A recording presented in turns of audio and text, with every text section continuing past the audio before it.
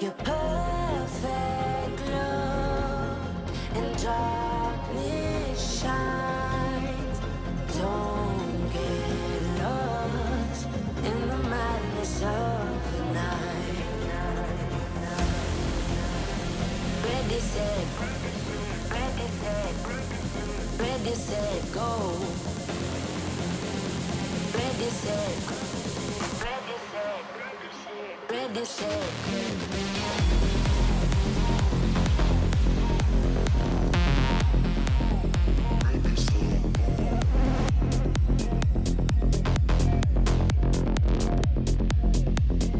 Ready, set, go. Ready, set, go.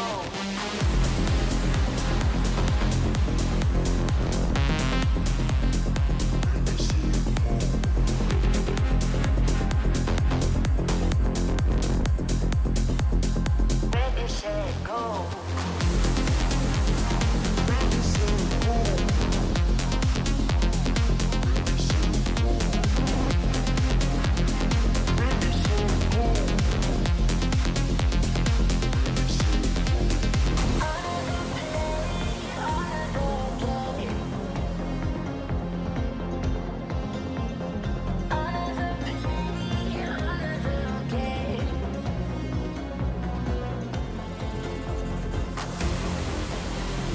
Ready, set, ready, set, ready, set, go. Ready, set, ready, set, ready, set, ready, set.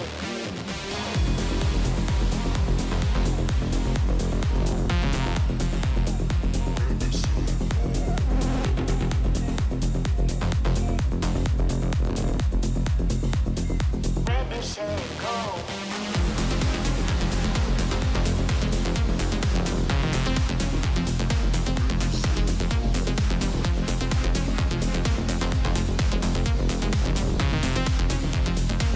Ready, set, go. Ready, set, go.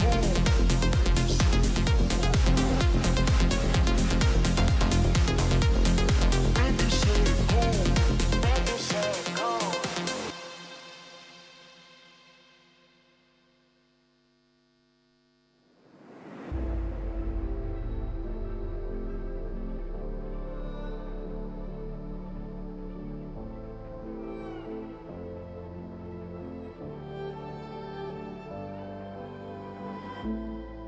We're no strangers to the fallout. It's what got us here. Ever changing, some chameleon. Blood, sweat, and tears. We'll never make it if we fall to everything that brings us down. With the comeback is now. Blood, sweat, and tears. Fight for what we want. Doesn't matter the cost. Every day, put in work. Blood, sweat, and tears.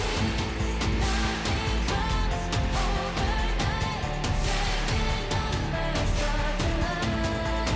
We don't bow to fear. Blood, sweat, and tears.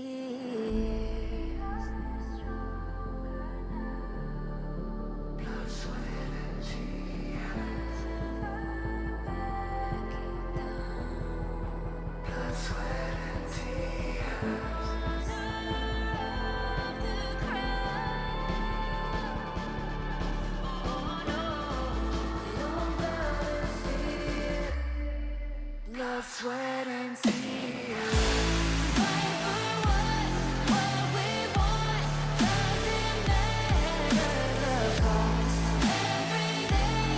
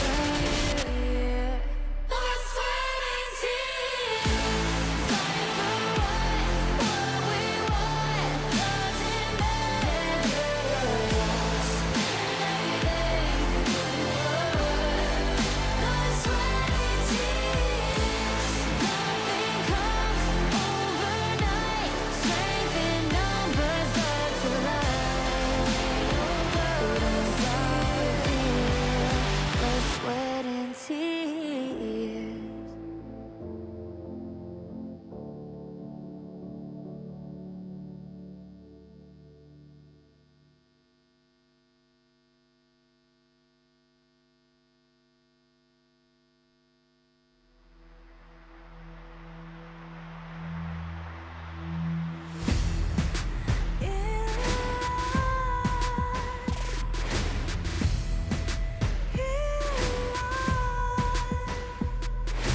What's a life without its worth? Compromising with what hurts inside. When you let fear decide your fate, you don't choose which path to take in life.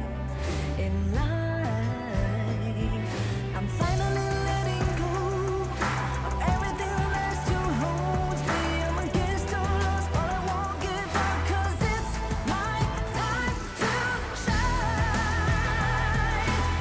Standing in the spotlight, can no one back me down. Destiny is calling high. I'm not afraid to fight for everything I love. Victory is on my side.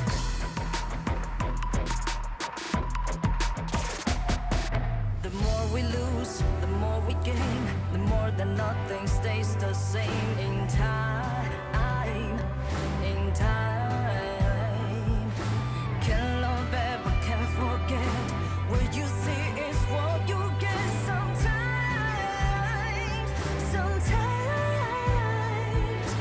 gonna show the world tonight the light that shines inside us. We're against the odds, but we won't give up, 'cause it's our time to shine. Standing in the spotlight.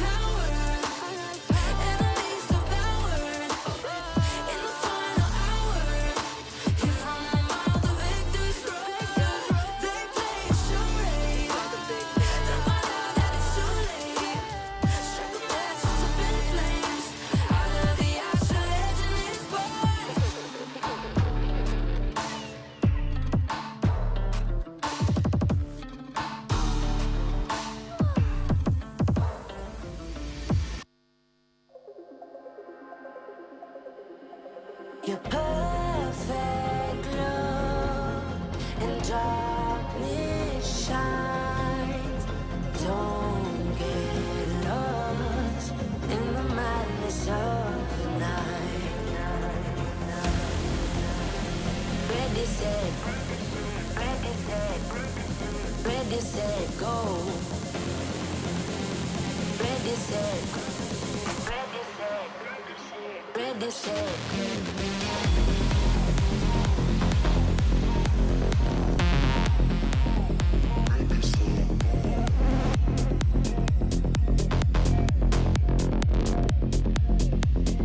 Ready, set, go.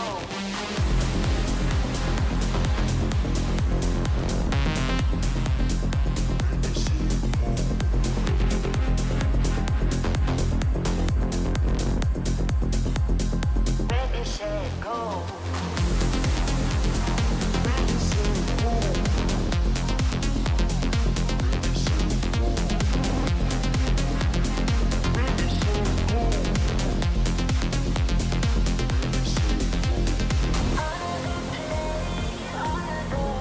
Ready, set, go.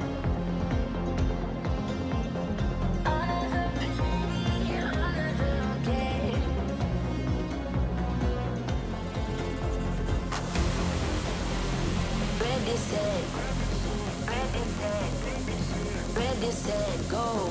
Ready, set, ready, set, ready, set, ready, set.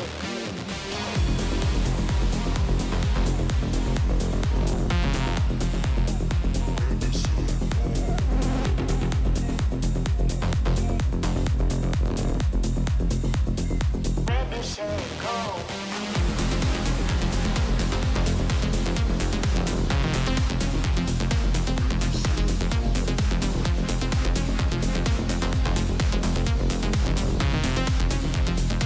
Ready, set, go. Ready, set, go.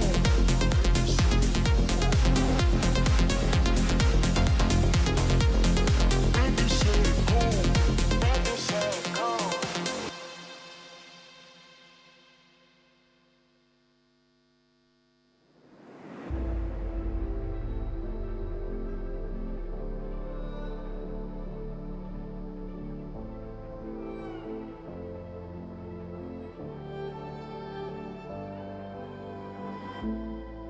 We're no strangers to the fallout. It's what got us here. Ever changing, some chameleon. Blood, sweat, and tears. We'll never make it if we fall to everything that brings us down. With a comeback is now. Blood, sweat, and tears. Fight for what we want. Doesn't matter the cost. Every day, put in work. Blood, sweat, and tears. Nothing comes overnight.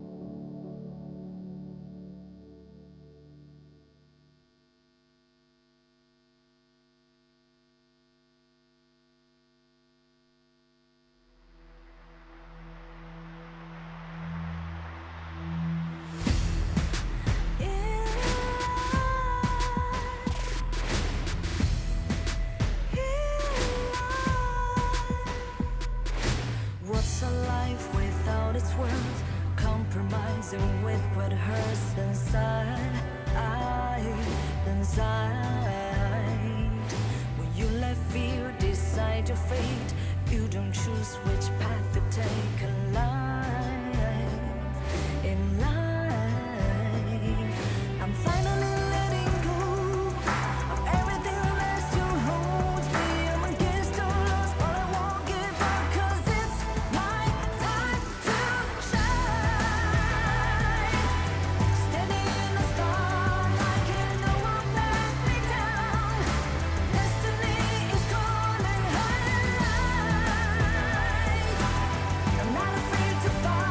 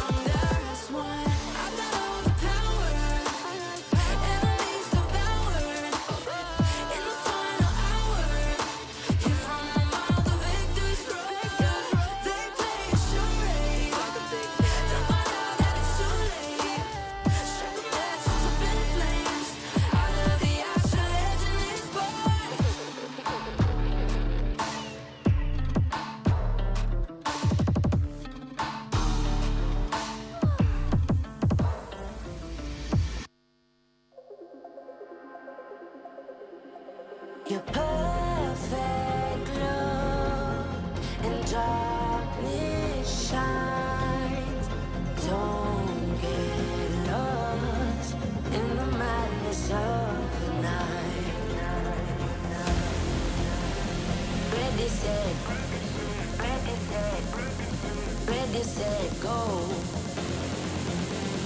Ready, set. Ready, set. Ready, set, go.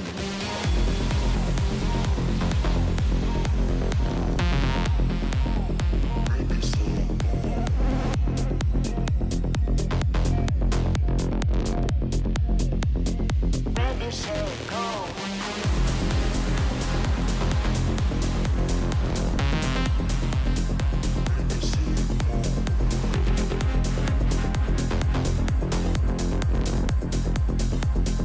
Ready, set, go.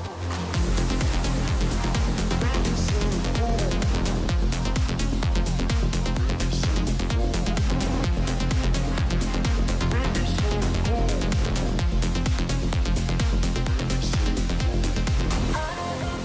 go.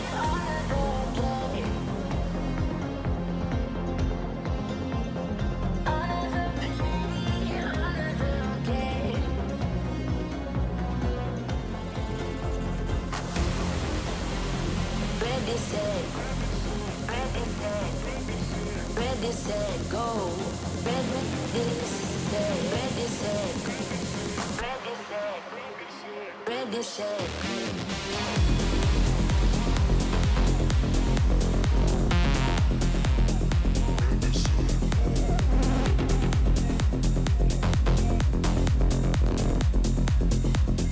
Ready, set, go.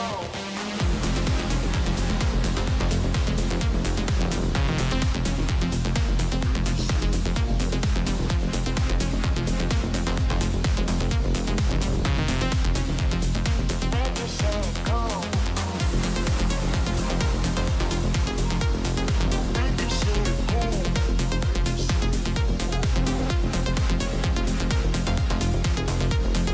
Ready, set, go. Ready, set, go.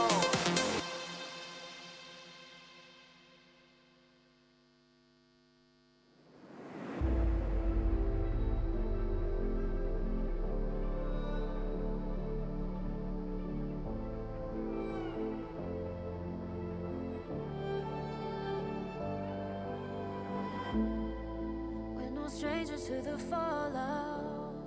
It's what got us here. Ever changing, some chameleon. Blood, sweat, and tears. We'll never make it if we fall to everything that brings us down. With a comeback is now. Blood, sweat, and tears. Fight for what we want. Doesn't matter the cost. Every day, put in work. Blood, sweat, and tears. Nothing comes overnight. Taking numbers, start to line. We don't bow to fear. Blood, sweat, and tears.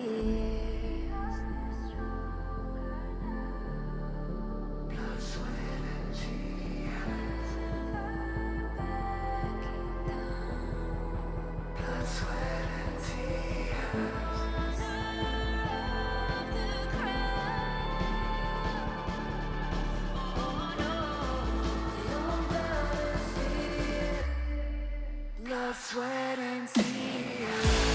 Fight for what we want. Doesn't matter the cost. Every day, put in work. Blood, sweat, and tears. Nothing comes overnight. Strength in numbers, stars align. We don't bow to fear. Blood, sweat, and tears. Fight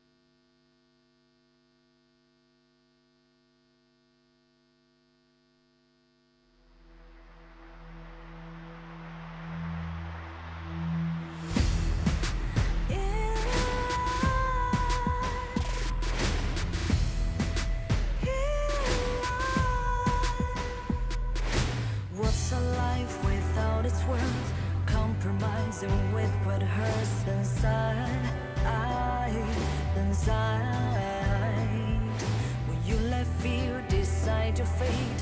You don't choose which path to take alive. In life, I'm finally letting go of everything that still holds me. I'm against all odds, but I won't give up, 'cause it's my time to shine. Standing in the spotlight, can no one back me down. Destiny is calling high. I'm not afraid to fall.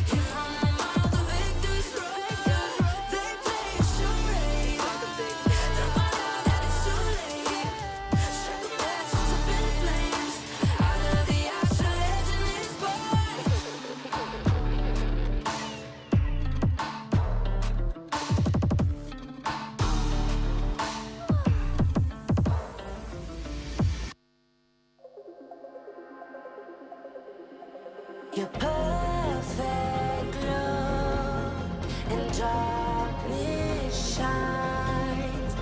Don't get lost in the madness of the night.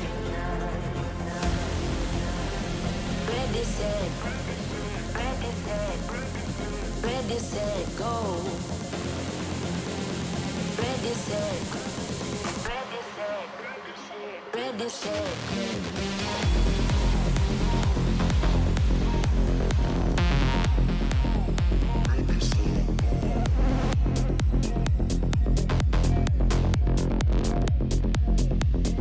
Ready, set, go. Ready, set, go.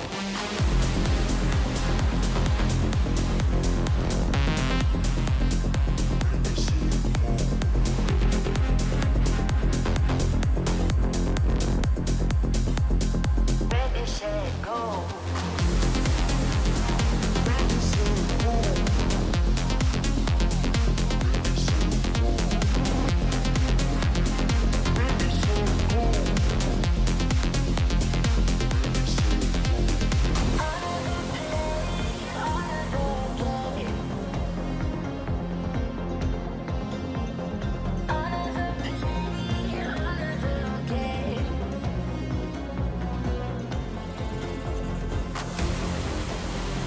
Ready, set, ready, set, ready, set, go. Ready, set, ready, set, ready, set, ready, set.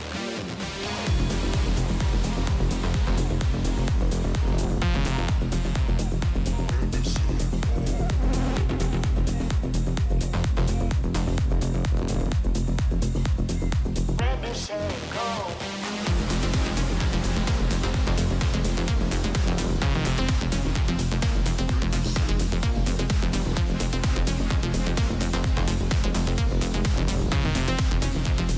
Ready, set, go. Ready, set, go.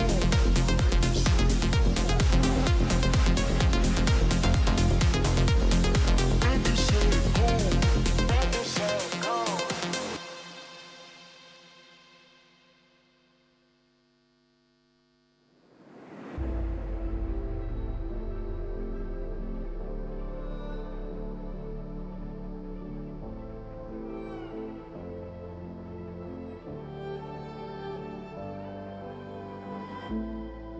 We're no strangers to the fallout.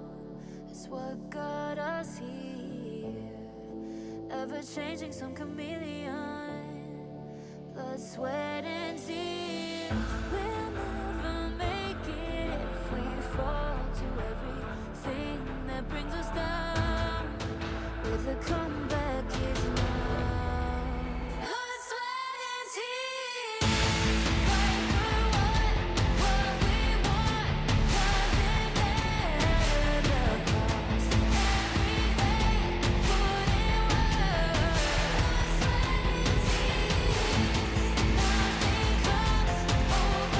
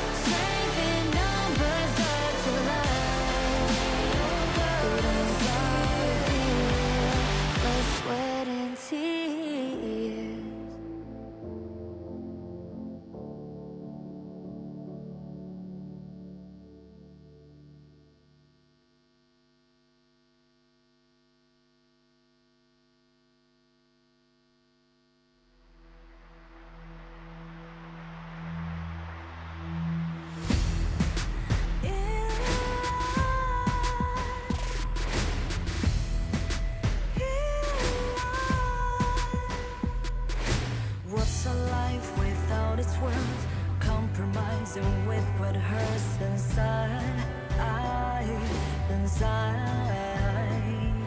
When you let fear decide your fate, you don't choose which path to take alive.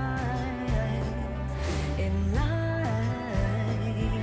I'm finally letting go of everything that still holds me. I'm against all odds, but I won't give up, 'cause it's my time to shine. Standing in the spotlight, and no one back me down. Destiny is calling high. I'm not afraid to fight for everything I love. Victory's on my side.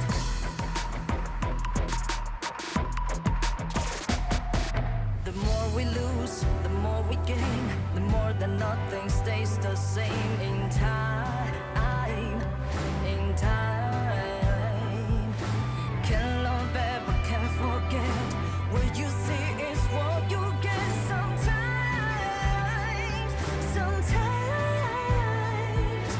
gonna show the world tonight the light that shines inside us. We're against all odds, but we won't give up, 'cause it's our time to shine.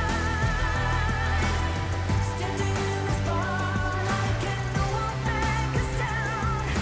Destiny is calling higher.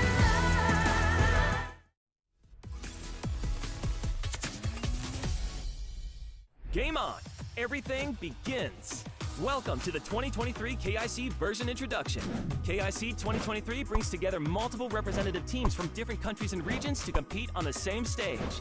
In order to provide a more diverse gaming experience and ensure fairness to the tournament while considering the players from various countries and regions, we have specially created the KIC 2023 tournament version. This KIC will use the standard Heroes Gorge 5v5 battlefield. By participating in operation and team fights, competing for resources, improving your level and equipment, destroying the enemy's crystal, and ultimately achieving victory in the match. In addition to hero confrontations, there are various monsters scattered on the battlefield that provide powerful buffs when killed. Among them, the Overlord and the Tyrant, which spawn at the 4-minute mark, are crucial resources that both sides must contest. Killing the Overlord assists the team's progress, while defeating the Tyrant significantly increases the chance of winning team fights. The Overlord and the Tyrant evolve at the 10-minute mark, making them tougher to kill, but the rewards are higher. When the match reaches 20 minutes, the Tempest Dragon will descend onto the battlefield, and a successful kill will grant the team the power to potentially end the match. While contesting resources, it's also crucial to pay attention to the impacts of special mechanics. The jungle sprite's protection and tower protection mechanisms in the area before the 4-minute mark are particularly important. Don't blindly attack and give the opposing team a chance to defend and counterattack. Moreover, utilizing teleportation mechanisms effectively can create situations where you have a numerical advantage, laying the foundation for winning the match. As for the hero pool, this KIC features a total of 94 distinct heroes, which includes 72 heroes from Honor of Kings and 22 heroes from Arena of Valor. There are popular heroes from Honor of Kings like Mei and Jing, as well as representative heroes from Arena of Valor like Butterfly and Zip. In upcoming episodes, we'll continue to introduce more, so please stay tuned. On other aspects, Arcana and Common Skill can be customized before the match starts to enhance hero attributes and diversify gameplay. Equipment, on the other hand, needs to be purchased in-game to strengthen the hero's abilities and help the team secure victory in the match. That's the special edition of the Hero Moments version introduction for this issue. Let's look forward to the performances of various heroes on the KIC battlefield this time.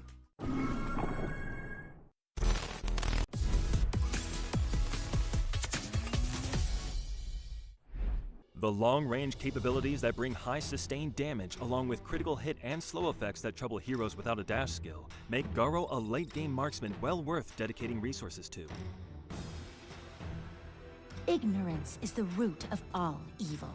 Garo's passive skill, Piercing Arrow, allows her to deal extra damage to shields, making her a nemesis for Byron and Zhang Fei. Garo's Skill 1, Enchanted Arrows. The enhanced basic attack extends the range and damage of Skill 1. However, it will increase the basic attack interval and consume mana. When turned off, the basic attack will restore mana, so timing is crucial. Garo's Skill 2, Silent Arrow, fires an arrow in the target direction, dealing damage, silencing, and slowing enemies along the path. The area the arrow passed through will explode after 1 second, causing extra damage.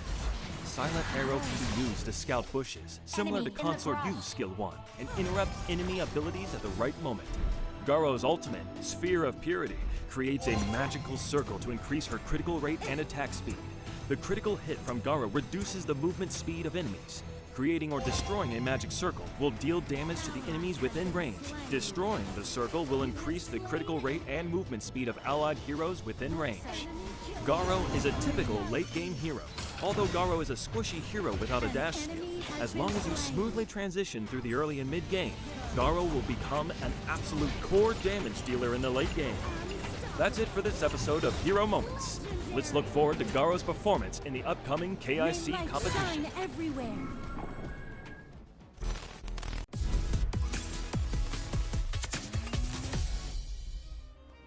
Alessio is a scaling marksman with a unique basic attack AoE damage and some self-preservation capabilities. Hey, I'm over here. Alessio's passive skill, the Rebellious Little Hawk, allows his basic attacks to cause area of effect damage, dealing an additional damage. Utilizing his passive skill well can help him siege turrets from outside their range. Alessio's Skill 1, Upgraded Shell. The enhanced missiles developed by Alessio are partially funded by Byron. Alessio switches to enhanced missiles and enhances his next 3 basic attacks, dealing more AoE damage and extra damage. Alessio's Skill 2, Legendary Hero Debut, throws a smoke bomb to grant invisibility to himself and allied heroes. At the same time, he propels himself into the air. Using basic attacks and the ultimate in the air will extend the airborne duration. Alessio's ultimate is Sunset Fireworks Show. Alessio leaps into the sky, gaining a brief moment of immunity, and locks onto an enemy hero, firing 5 missiles that deal damage to targets within the explosion range with each missile. In practical gameplay, Alessio tends to scale better in the late game. During the early laning phase, he excels at controlling the range and using basic attacks to pressure opponents. In the mid to late game, he leverages the jungle terrain to create opportunities for himself. Once fully developed, he can provide consistent and substantial damage in team fights. That's it for this episode of Hero Moments. Let's look forward to Alessio's performance in the upcoming KIC competition.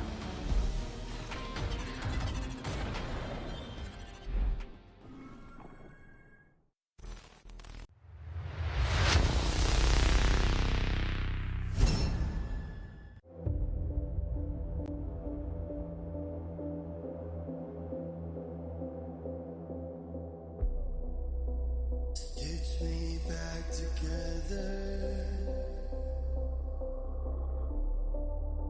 and mend my soul to there.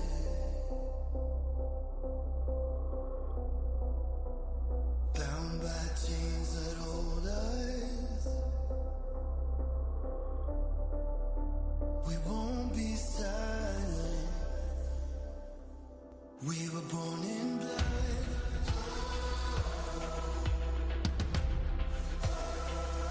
We were born in blood. 张飞守得不错，是的，全部给你控在这个地方。打上去。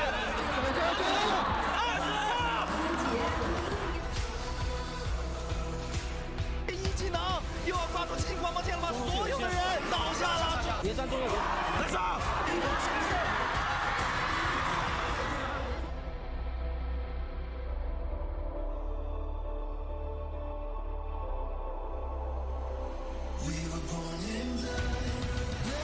差不多回头给个一球，再踢一下又飞到，直接带走了凯恩，翻回家口条口头说。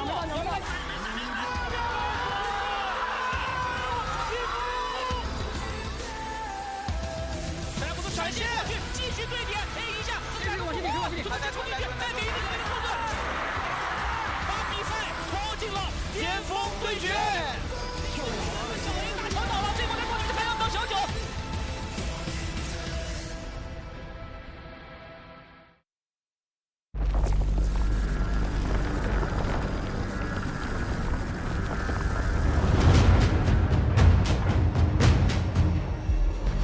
Now it seems like it's time to come face to face with your fear. I'ma come out swinging when they open the gate. Go ahead, call passion, I'm calling it rage. I'm taking what's mine like I already own it. Watch but don't blink, going here's to the moment. Here's to the moment, the surrender. Here's to the madness that's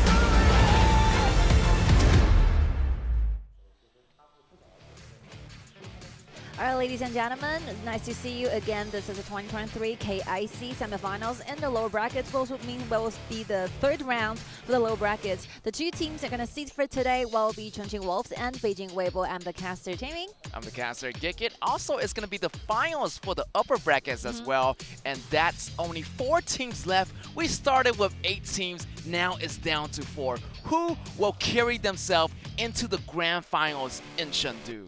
I think no matter what happens, eventually at the very end of today, still we're watching at the top 4 teams ever in 2023 KIC. They're going to be Chengdu AG and Nanjing here on the top side, not to mention it. And those 2 remaining is going to be Chongqing.Wolves and Beijing.WB, which are going to be the 2 winners like yesterday, coming through so far from that very fierce battle in the BO7. Definitely. We've seen a lot of BO7, a lot of ultimate battle. 4 ultimate battle to be exact.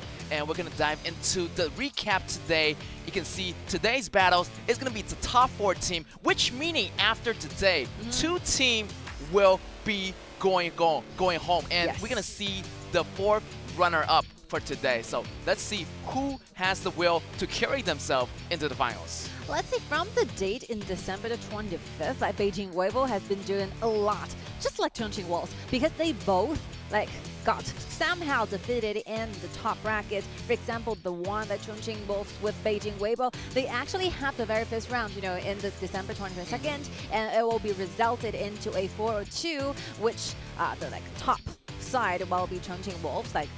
So it comes down Beijing.WB got defeated to the lower brackets, waiting for the first round of the battle with Guangzhou TDG in the 25th, and they're keep doing it for 2 times in one row. Yesterday they defeated the Suzhou KIC to make it that far in the very last ultimate battle, and today you're gonna see one more time Beijing.WB standing on the blue side facing Chongqing.Wolves one time more. This is so interesting because these 2 teams both went to the bottom bracket. Yes. And for the recaps, Wolves defeated the RW, the dark horse in this KIC. Also, KSC got defeated by Weibo, and Weibo came a long way too. And they defeated TDG 4-1. I mean, they are being unstoppable right now in the bottom bracket. Even though the Wolves defeated them in the the first battle, the first round. 4-2, but I feel like Weibo are getting more prepared for this match as well, because they have the rematch, so we're gonna see how that's gonna turn out. And there's a lot of audiences and a lot of fans for both teams coming to the stadium trying to support their teams, and we have a very short interview with Andy. Let's see what we got here. Right, ladies and gentlemen, once again, we are here at the Shenzhen Arena, and now today we have 2 of the fans with us just for today, and this is why we want to interview some of our fans to see what they actually say to us. And the very first question is for you guys to be in Shenzhen Arena, what is your overall feeling here? 就第一个问题就是在来到深圳的场馆，具体的感受是怎么样的呢？因为也是再次来到深圳嘛，还是一如既往的现场氛围特别好，然后观众也很热情。Yep, and we believe the overall atmosphere is brilliant, sensational, because it's the second time for KIC to be in Shenzhen.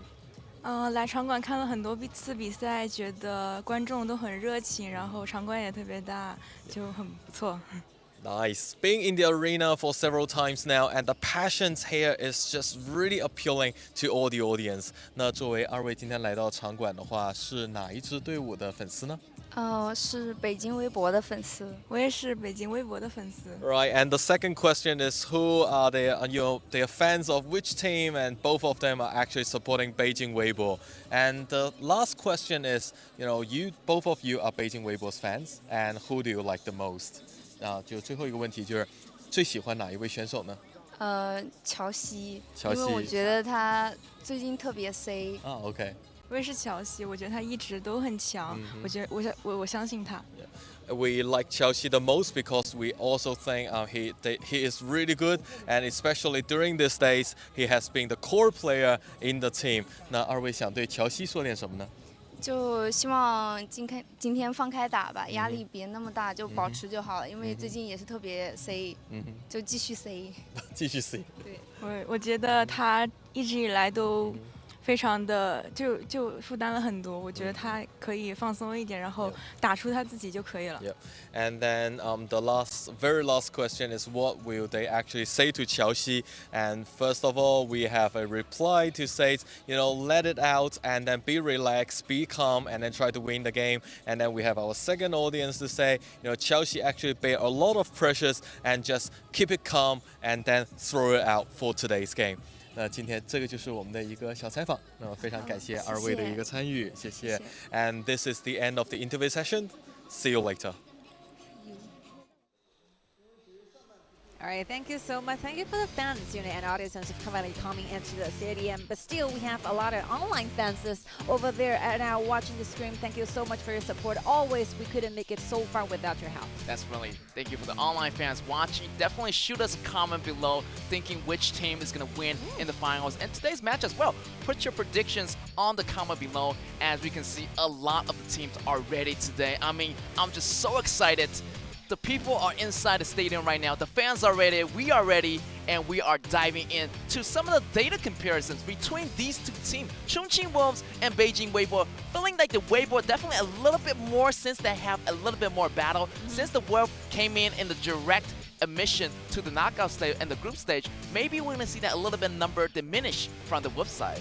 I think, yeah, this is a very good sign of the good information, right? The good sense it's into Beijing.WB, because speaking of their earlier and previous battles, I think definitely Chongqing.Wolves have too much win going against Beijing.WB. They actually Chongqing.Wolves finished everything off for Beijing.WB in the spring season finals, right? The very first tournament throughout the entire year, the 2023, actually Chongqing.Wolves will be the champion at that very season. So speaking of a lot of former plays, I still think Chongqing.Wolves stands higher than Beijing.WB. That the one they have for the first round in the knockout stage, they actually win again, with a 4-2. So basically, I think we're looking forward to see some moves from Beijing.WB trying to take a revenge against Chongqing.Wolves. Yeah, definitely. I mean, the Wolves already defeated them once. Can they do it again? Can WB make the revenge in today's game? And we're going to see some of the predictions by this team, by you. Oh, okay, Forbes. 4-2, and Isaac Pena 4-2, Nora 3-4. This is really interesting. I have to go with Tingy as well. We both are just feeling the Wolves today. I think the ultimate battle might not be there because I think Beijing.WB suffers really a lot. Yesterday they finished everything off around 11 o'clock at the night, and just imagine Chongqing.Wolves basically have a better rest than Beijing.WB. And this is a very tension, a very stressful schedule for both teams. And yeah, whoever got the best condition, I think will probably going to be the upper side for today. Definitely, the condition of the body is going to be needed for today's battle. If they want a long battle, definitely they need to rest up. And I feel like Chongqing.Wolves definitely had the better rest since last night. The battle went almost forever till the last ultimate battle. As you can see, the starting lists for both sides are the remaining same.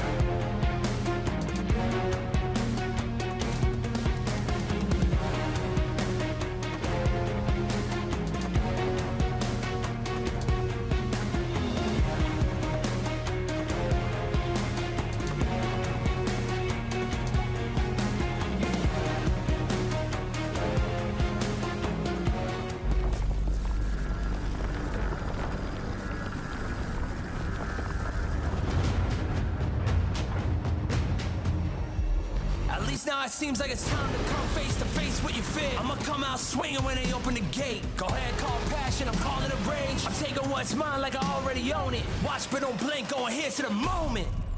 Here's to the moment.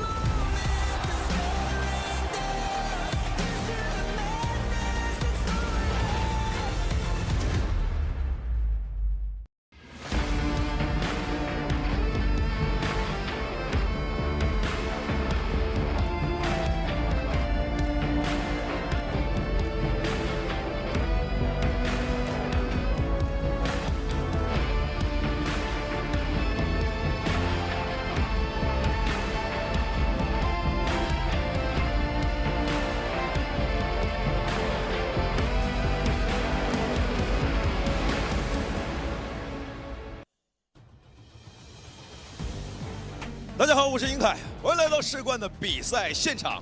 他们是宿命的对手，他们是彼此竞技路上必须攻克的难关。但是今天能够继续荧光前行的队伍只有一支，到底会是谁呢？首先，让我们欢迎重庆狼队。 And welcome back, ladies and gentlemen, and let's welcome the Chongqing.Wolves as they are walking out of their pathway right now. There's a lot of fans inside the stadium today in the Shenzhen arena, and we are waiting for them to come out, showing a lot of respect. I mean, they are a really top stake team. I mean, high standard competition. I mean, definitely they're gonna having the best chances to win in this KIC. Like, Allianz to conclude, they have 9 trophies in total as they joined into the KPL, joined into the KIC. 9 trophies in total. They're still looking for the 10th, make it a double digits, you know. But still, you know, if they got eliminated today, definitely they should be considered this as a failure for them because they are setting up too high of the standards for them, trying to make a very successful goal in this year's KIC. And let's see the entrance of Beijing.WB getting ready for today's very amazing battles. I strongly believe that you're going to be giving like better performances than yesterday because, you know, facing Chongqing.Wolves, they are facing more familiar opponents than ever. Yeah, they already faced them once already, so definitely they got something prepared just in this game just for them as the crowd saying hello to the Beijing.WB. And I feel like there's a lot of Beijing.WB fans in the crowd tonight. Yes. Also the Wolves fans as well. I mean, you know, WB defeated KSG in the ultimate battle, got their revenge. Can they get their revenge on the Chongqing.Wolves here? Revenge battle it is. We've been waiting for this for so long, and yesterday I think Huajun have such a confidence, you know, after they got that win in the ultimate battle versus KSG. In the interview, he's like, I was kind of worried, you know, asking whether the rest time for them is going to be enough, is going to be sufficient for them to prepare like fully, like 100% ready for today. But the answer is really amazing. He's like, Chongqing.Wolves, they can't have enough rest at the same time because they are watching our doing the plays, and yeah, I think they're definitely going to be intimidated by us. Yeah, I feel like they are watching the game last night, watching this game, knowing which team they're going to face tomorrow. So this is the day. This is going to be right now here. 2 teams going at it. I'm feeling like the Wolves definitely going to prioritize Yao Dao on the blue side. Yes. But let's see which side are they on today. I feel like the Chongqing.Wolves definitely have a higher percentage win on the blue side versus Beijing.WB, who does have a little bit higher winning percentage on the red side as well. So, you know, we might see those comparisons going on right now. Sometimes they prioritize the AoE hero to Yao Dao a little bit more, but I feel like for Beijing.WB, they're more well-rounded, you know. Yes. Compared to the stats we saw yesterday, they kind of like, you know, got the rhythm a little bit faster. So we might see a different strategy here by Beijing.WB today. I think what's really important is that whether the teams who are on the blue side manage to win that game, I think winning on the blue side really is a must-have for both teams because we all understand, we all know why like being on the blue side are so good in this current meta. So I think it's going to be switching side always, right? Because the loser got the pick side, they're definitely going to the blue. So if you round yourself in the blue side, you do better rush for a complete victory. Or otherwise, if you find yourself one more time again on the red side, but still have to turn entirely over, it's super difficult. And for the very first one, I believe it will be Beijing.WB on the blue side, while Chongqing.Wolves is on the red, right? Yes. So for the very first one, we're gonna see those very good composition coming out from Beijing.WB. I think they need to grab some meta answers. Yeah. Do not hide anything more. Being on the blue side, you have to take it for the future rounds here. Yeah, I feel like also Chongqing.Wolves has to bring it too. I feel like they need to use some of the strong card suits in the red side because if they don't use a really strong composition right off the bat, I feel like definitely on the red side, they're going to have a lower chance of winning right now. I feel like definitely prioritize on those junglers or prioritize on Yao Dao. Maybe they're losing a lot of ban spaces as well. They're losing the ban space for Butterfly or maybe Da Chao, and maybe, you know, Jing is going to be letting out, but I'm not really sure. Maybe the Wolves definitely not going to let Jing out because, you know, Ling Han is so good with it. Like, remember that one they have in the very first round in the knockout stage where Beijing.WB have 6 battles with Chongqing.Wolves. Yes. The Sting stay on the bans place for 6 times. There's no Jin for Pan to for Ling Hen to use anymore. And yeah, I think it might be still the same for this one. I was totally like considered this Jin being eliminated all the time. I wasn't even thinking about the possibility we're gonna be seeing like the Jin out there just like Butterfly did. And yeah, I think yesterday we saw a lot of very good comprehension from Beijing.WB. They have a lot of things prepared. For example, in game 1 with versus KSG, where KSG is using that Dachao Fuzi pair, right? It's a very good one. And they're answering with Eclipse and Angela. So somehow I think they have formed already a very deep understanding towards a lot of very good countering strategies when it comes to those very meta pairs. Yeah, I feel like they have really counter strategy yesterday using Eclipse and Fang and you know, use those really less dependable heroes that you need to rely on, so you can just be really independent on your own. So using those suppression, they're allowed to counter those Dachao strategies. So I'm pretty sure walking into this game, they're fully prepared. I mean, I feel like they stayed up the whole night to prepare for this game. Definitely a lot of toes is going to be on their body and their mentality and this physicality. But today is going to be the day. Both teams wanting to go a little bit further into the finals, so it's gonna be it. Who is gonna be the one leaving the stage? They have to try their best. It's all or nothing here. Yes. Let's get away and see what's gonna be their very first choice. I still believe that like the BP, the competition they actually got themselves will be quite difficult than the one they have early on in the very first round of battles in the knockout stage in the upper bracket. Since that in the upper bracket you have some room to relax because considering the like a double elimination, but this is the very last time for both teams. I think they are wishing for more. Definitely their goal is going to be the champion always, instead of make it to the top 6, make it to the top 4. They are not that satisfied enough with the place of only top 4. Both teams have won the trophy a lot. They have a lot of very deep foundation. They have a lot of history going on. I've mentioned this one more time, like Wolves adding together starting from the year 2016. Adding together, they have already got themselves 9 trophies in total. Definitely are looking for the 10th one. Yeah, definitely making those double-digit numbers happening. I mean, telling you, maybe we're gonna see a really nice match. Definitely one of the top contender match. I mean, everyone wants themselves to be crowned as some kind of championship. Of course. Weibo definitely win the championship before.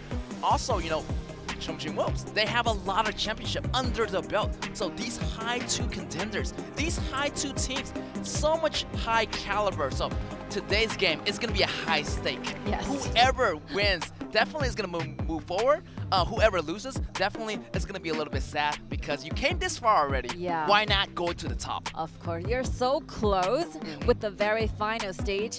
Both teams wanted to buy that tickets to Chengdu. Definitely the finish line in Shenzhen is not what they're wishing for at all. And for Beijing.WB, because you know, we've talked about early on the previous battles here. Definitely they're not winning a lot because like they have been defeated by Chongqing for a lot of cases. But today it's going to be completely different because you're watching as like Chongqing-Wolves being really exhausted with the schedule. You're seeing Beijing.WB are somehow, you know, like bursting out after they won into the ultimate battle yesterday. So maybe the momentum are still there for Beijing.WB trying to fire themselves up. And here we go, the very first battle between Beijing.WB and Chongqing-Wolves. Like we mentioned, Beijing.WB is on the blue side while Chongqing-Wolves have to figure something out trying to counter back in the red. Yes, I wonder if Beijing.WB this round, maybe Changxi is going to be the main core. Yes. The shooter, definitely. I see him use the Zhuangzi and the Slim together as a combo, and they tend to do really, really well. We might see that in the early game. I mean,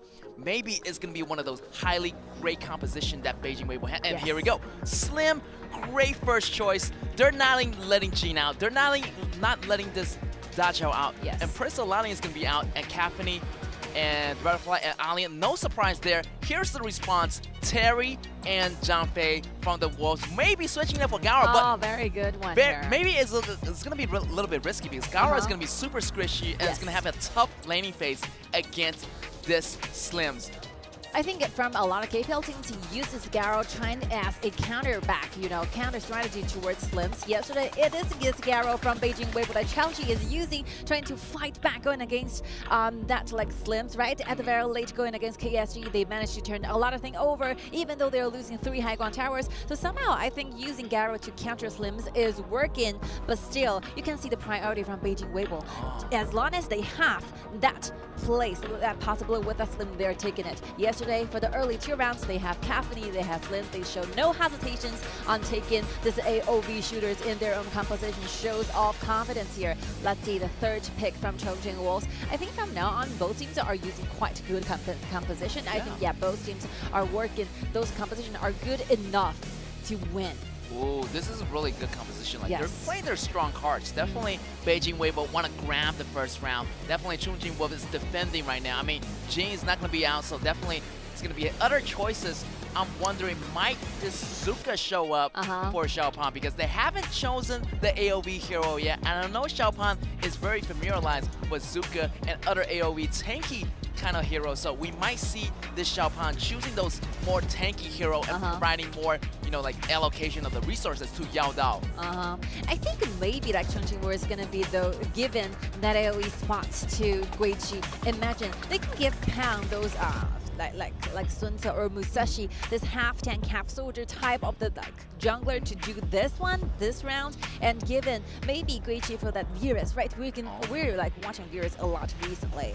Let's see the bans here. Zuka is already gone. I think this is somehow predicted by the side of Chongqing.Wolves. They can still make a lot of swingies because it's only round 1 with this.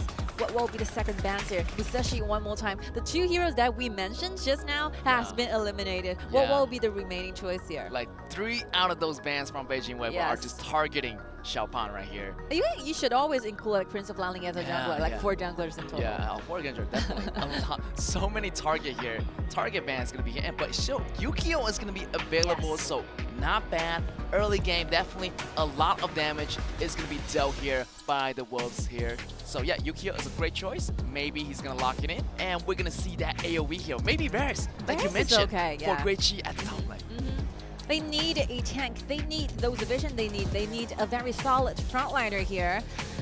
Maybe Beijing.WB is looking at the Guanyu with the Kaiser. This is a very traditional type in KPL, but because you're somehow getting really like troublesome on the top if you're using Guanyu during the laning here. So Beijing.WB are still finding answers for Zimbabwe, but I see no reason why you're giving up the idea of giving Zimbabwe this Guanyu, because his Guanyu always brings everything to the team. Oh, he's switching it back and forth. Guanyu, Dharma, Mai, what's gonna be his choices? I mean, he just playing with us right now, teasing us. But definitely, maybe going Mai, because Guanyu, we've seen his Guanyu is gonna be really good, but going against this team, this composition, definitely you need someone to go into the back lanes a little bit better, like dashing in, using the immunity. So this Mai is gonna be better. So yeah, a little bit great here. Also, Irie is going to be picked up by Guiqi. We haven't seen Guiqi plays a lot of those AoV heroes, so this is going to be one of the time. Yeah, this is the time. So I'm really looking forward to what can he provide for the Chongqing.Wolves. I think definitely, I think this Irie is better than Virus, because looking at the support like from the Weibo, like the Sunbeam and this Mai is making the entire composition like really sustainable, really flexible here. So if I think Virus is going to be very hard trying to catch, trying to chase for Beijing.WB, because they're going to be there and they're like shifting places a lot, very often. So yeah, I think they need Irie, this kind of hero with a lot of dashes, to make more things happen in the team fights. Both teams rounded up with a very good, very deep, and very well-rounded composition in Game 1. I think they're getting those very confident hero for themselves. Zimbo using the mid-E, not to mention Chelsea with the Slims. He got an MVP a lot of times in early games. And Chongqing.Wolves has using a very solid, they have like 2 tanks as a frontliner. They have very solid damage dealer in the very late game with this very squishy, but still very scaling heroes as Garo, as backline. I think everything is all there. Yeah, there's no mistake. I like the mid games and the late game that Chongqing.Wolves, because they have double smite, which meaning they do have the priority on those, jungle monsters. Of course. Maybe using those double smites to make those crucial deaths, that's going to be really crucial, because those 10 minutes point are really much pivot battles. Like the turn of the battle is decided on that Tyrant. Who can get that Tyrant buff definitely is going to have that advantage in those crucial, critical fights. Yeah, I think definitely you'll be granted with a lot of rooms and possibilities because you have Sun Bin in your own side. You can always try to kite away, during the team fight, try and use a kiting strategy better than Chongqing.Wolves. But looking at Chongqing.Wolves, they have Zhang Fei, they have like Ari, they have Princess Frost. This ultimate, the winter is here, is definitely helping Chongqing.Wolves a lot, trying to give Yao Dao a better stance when it comes to environment, when it comes to what kind of the damage that this Gary is going to be given to the entire team at the very late. And yeah, I think Chongqing.Wolves can deal this really safely.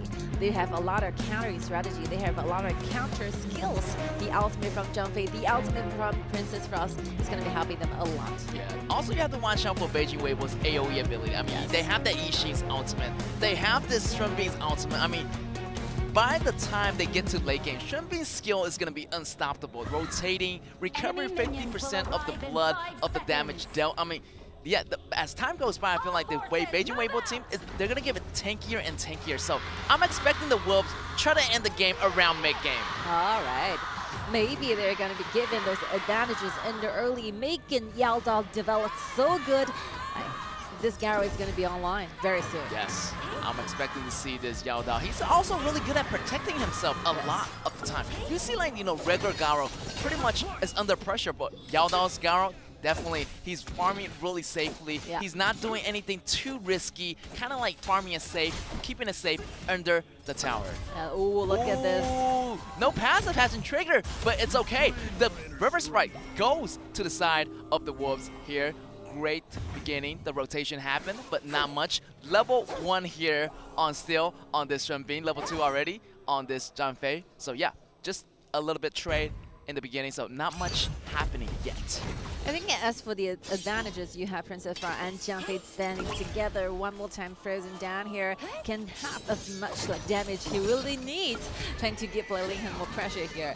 He is doing amazing, being really aggressive, even though it does not have a first kill. It does not have a kill happen, but winning at this kind of very details is going to be helping Chongqing.Wolves a lot by making the ranking and making the gank in here. Let's see, Pound is already here taking those minor things away from Beijing.WB. Right here, Xiaoxi doing some trains, too. Great harassment on Yu, but look at the top side, Irie versus this Mai, Zimo versus Great Chi. What's it gonna be? He still had that flash available on Zimo, but he's not attempting to do it yet. Level 4 already, it might be a little bit risky for Great Chi to step out, but look at here, Zimo still scouting around, looking for the perfect opportunity, but they might back off because the top lane, definitely, we're gonna see that 1-to-1 combat.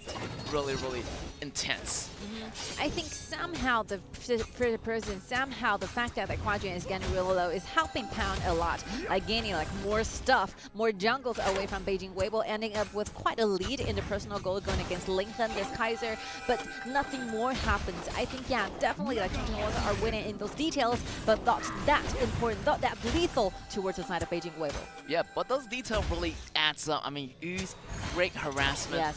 Where's this Kaiser down? Slowing him down, actually, using the Frigid Prison. So definitely you can see that the goal difference between Lincoln and Pan. Pan's a little bit further, and also he's a little bit more mobile. He can jump over the walls. I mean, Kaiser can jump over the wall, but he has to use that second ability to lunge on into the monsters. But right now here, definitely the Wolves are having the better details. And we won here, knocking back one more time.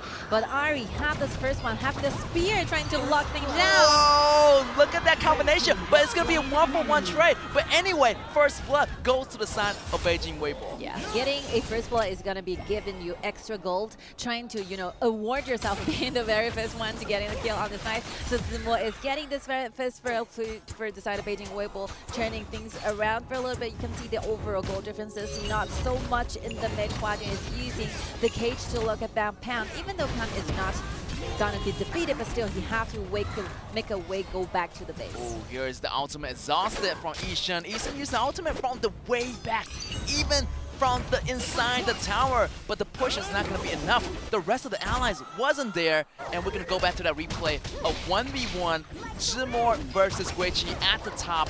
And you can see that a lot of combo has been thrown out of Zimo. And Guiqi knows that, and he has to get away. The flash was there, but here is Yixin coming to the help. He might get taken down one more time, but definitely Guiqi has to watch out. He's behind in those goals right now, as Zimo and Huajin are just focusing on this Irie. I think Guiqi really tried a lot. He has been dodging one pulling back from like even his standing point. He rotates slightly so that he can like avoid being, being like initiated by this Zimo. But once you have Mai with the ultimate, you're gonna be having like extra energy bars to do more things. So speaking of the cooldown, speaking of the skills available for this 1v1, I think Zimo will be standing at the winning side. That's right, you can see that intense fight. Maybe back on the bottom here is Garo and Zhangfei. Maybe trying to rotate in the river, giving some vision to the whole Wolves team. But right now, Xiaoxi is farming up fairly well Shadow Rippers on both sides of the ADC. So yeah, both sides are not slowing down at all. The support is always on the bottom, guarding their ADC.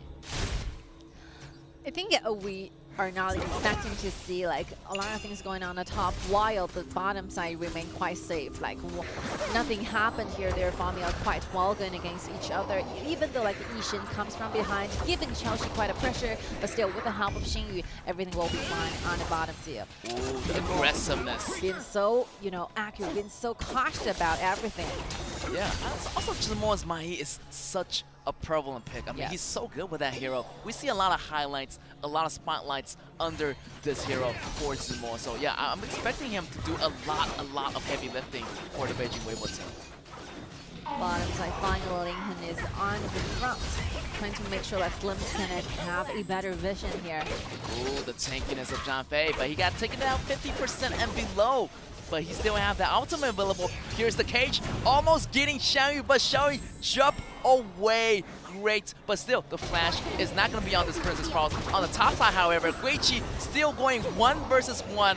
But it's pretty much even right now, Zimo versus Guiqi, but Guiqi has the heal underneath the tower. He's coming back to the battlefield, still an even fight at the top side. And this is quite interesting because like Guiqi is losing with that 1v1 even though he like turned this entire thing over by exchanging life with Zimo, but Zimo is the one getting the first blood. But on their personal goals here, actually Guiqi is leading quite a lot kind of like in comparison with Zimo. I think like Jiojing, like Ukyo touched on it, like Xiaopan is given quite a lot of resources towards Guiqi, so that Guiqi can finally have a win with Zimo. The Pierce Sky is going to be the very first item. With this item in his pocket, I think Guiqi can like perform like even more aggressive. Yeah, I feel like Guiqi definitely is going to be having the better laning right now. Right now, it's going to be trouble with Zimo. Zimo has to run away using that second ability, and that's going to be good. But the top lane is getting slaughtered. The tower drops. Definitely Guiqi have that high sustainability. Irie's passive recovers HP on hit. So every single time he gets the hit after every single stack, he does have that high mentality of the recovery, but Zimo also have those healing abilities too. But compared to Irie, definitely Zimo is going to be a little bit behind in that sustainable department.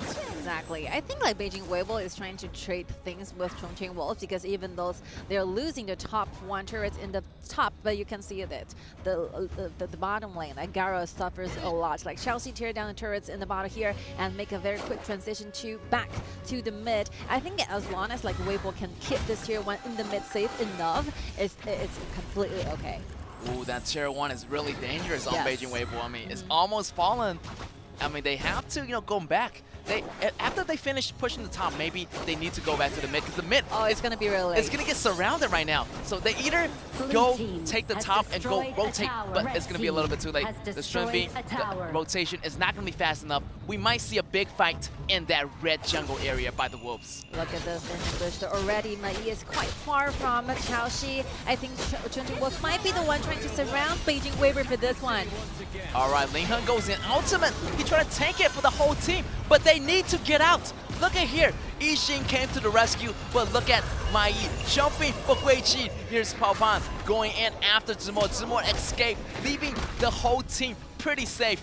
and Linghan was there to tank in the front line. This is really dangerous because like Beijing.WB is trying to push, further on the top, managed to get like tier 2 very low in the HP, but still the turrets remains up there. It's a quite good news from Chongqing.Wolves. And on contrary, you can see they got the tier 1 in the mid in return. I think it'll be favored the side of Chongqing.Wolves more because definitely I think mid turrets are going to be more important like the side lanes. Yeah, the mid turn definitely is going to be opening up your jungles. It's going to be dangerous, but his Tyrant, who is going to take it? Here's going to be the double smite. It's advantage. And here's the Garo taking down Linghan. Great job and great engagement on Wolves. I think, yeah, let's see. He found Ari on the side. Bushes here, but he's traveling through the walls. I think Zemo will be safe enough to go back. I think just now, like Beijing.WB does not have enough vision to fight for this like Tyrant. You might as well just give the Tyrants up, or otherwise, with this kind of overstepping, you might be really dangerous by this fifth person. Oh, it's ready for you by Xiang Yu. Get you frozen down there, and there goes the die. There goes the fitness of Linghan. Yeah, Linghan is like, I don't know, like once he get frozen, he just can't do anything, like unless he has an ultimate, but not all the time. I mean, if he uses ultimate a little bit earlier, and when he doesn't have it, he's gonna be like really much like a super minion, like just getting hit by the frigid person, then getting hit by the whole team with the wolf. He goes down, and who is going to be the tank for Xiaoxi? Yeah, I think for this game, it's all about the choices that the two teams are made in that particular time. For example, the one that Beijing.WB is ready for the tier 2 on the top, while Chongqing.Wolves is looking for the like tier 1 in the mid. And we're watching at different consequences when you're making different decisions here. And I think definitely Chongqing.Wolves has been made like better decisions than Beijing.WB. That's the reason why they're leading a lot when it comes to the gold, when it comes to the whole like mastery, the whole control of the map here. Yeah, they have the better detailed trade here.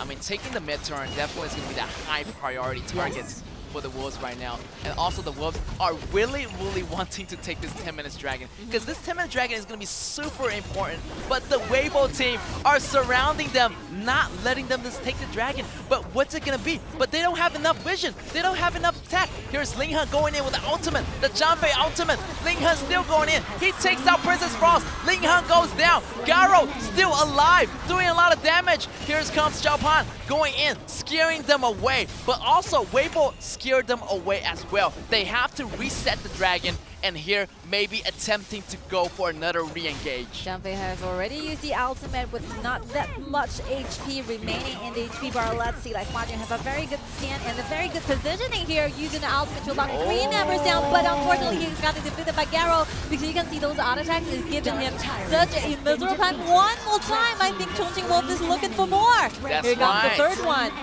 After they got that buff, this Xiao Dao's basic attack goes crazy, and I should feel like they need to back it up because Linghan was down. I mean, they didn't have a smite. So basically, this dragon was pretty much in the hands of the Chongqing.Wolves. Here's Linghan jumping in, using the ultimate, but gets taken out. Rampage on Xiao Dao. Zemo is going to be the only member who's alive at this very point. They can wait for the resurrection of Huajun and Xiaoxi. That's good enough. And I think as long as Zemo can have a touch here with the vision, with the high ground, but still, wow, that goes to the mid lane. The high ground is going to be going away at the around 12 minutes here. This is not looking good on the side of Beijing.WB. Xiaopan jumping in with the ultimate, clearing 2 enemies. Irie took the kill. Here's gonna be Mai Yi, but the enemies are already inside the base. He's taken out. Irie goes in, and here it's gonna be Yao Dao going crazy right now. The minions, congratulations to Chongqing.Wolves in the game 1. Very quick game 1, but you think that the details are completely the same. That definitely every single second, like Chongqing.Wolves is making a better trade with Beijing.WB. I think Beijing.WB is corresponding with the answering quite a lot, with getting the first kill on the top and trying to take down the turrets, make a very quick transition rotation from the bottom to the mid. Let Slims take control of the game. But you're see like the answers from Chongqing.Wolves. Ari is being given a lot of goals here. Those resource allocation is really amazing, so that Ari can turn things back on the top, and not to mention that Princess Frost, those frigid prison every single time, managed to froze Kaiser right there, started everything.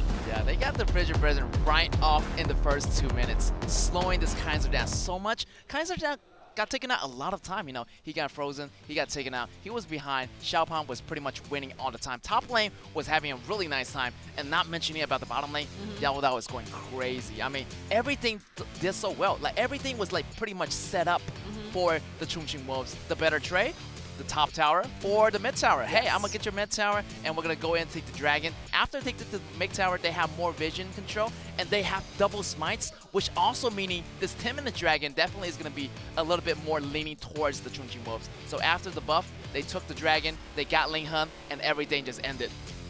I think like Chongqing.Wolves is using this Tyrant as a distraction, you know. They're trying to like lure Beijing.WB in this very dangerous zone where they're fully prepared for what's going on the place. And actually, I think, yeah, Beijing.WB sees kind of signal, sees kind of an opportunity here because Zhang Fei is very low. Zhang Fei is without the ultimate. There's nothing for them trying to fight back. And that will be the opportunity. That will be the reason why Hua Jian goes for more, trying to initiate for more. But on the contrary, you can see with that EQ touch, but now ready for everything. With that Garo so safe at the very back. I mean, only coming up from the front, I think it's not enough to finish Chongqing.Wolves in that particular area. Yeah, definitely do not find an open. Definitely you're behind and go. Also, you're one man down. They don't have the advantage. And definitely, Zhang Fei did a really, really good job. Giving the, you know, the false impression like, hey, my HP is not really healthy, but you can't attack me, but my teammates is always around, thinking that they are not around. So, you know, they're giving the false impression to the Beijing.WB, and Beijing.WB just fall for that trap. So, yeah, great job on the Chongqing.Wolves. And Chongqing.Wolves was on the red side this time. So, even though on the red side, they still got W. So, this is awesome. Taking the first win in the game 1. I think as for Ari, like Guichi did amazing with this Ari, even though he kind of got to a little bit like in the lower brackets here with, in the very starting like a beginning of that 1v1 on the top. But you can see every like standing for every position when it comes to team fights. This Ari have a better like control of the waves here. He's like watching where this Mai is going, because I think in this kind of composition, Mai is the only threat towards Yao Dao. So as long as you can have a full vision on this Mai, I think it will be safe enough, you know, for Yao Dao trying to deal those damage for the team. Yeah, definitely Guichi really kept an eye on this Jimo, like wherever he is. Like he's giving the signal to his partners, like, hey, this assassin is still at the top side, so don't worry about it. You can push the top lane, you can push the mid lane, and you're not gonna worry about this assassin flanking in the back. So Irie, super mobile. He can use his speed to travel, you know, to catch up with Mai. I mean, Mai is super fast, but with the multiple movement ability coming from this Irie, definitely we're gonna give more of those safety, the feeling of sense of security to Yao Dao. So in this game, Yao Dao has 4-0. No death at all. Definitely a sense of comfort coming in from Guichi.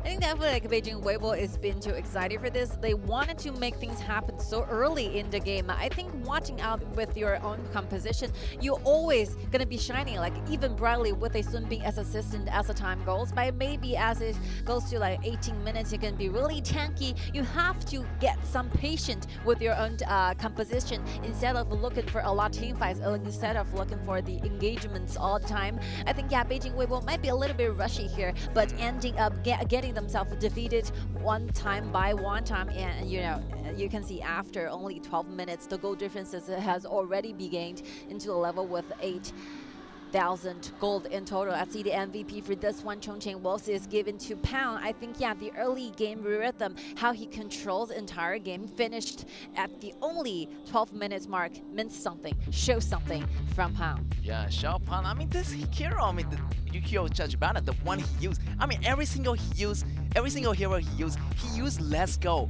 but he do the most.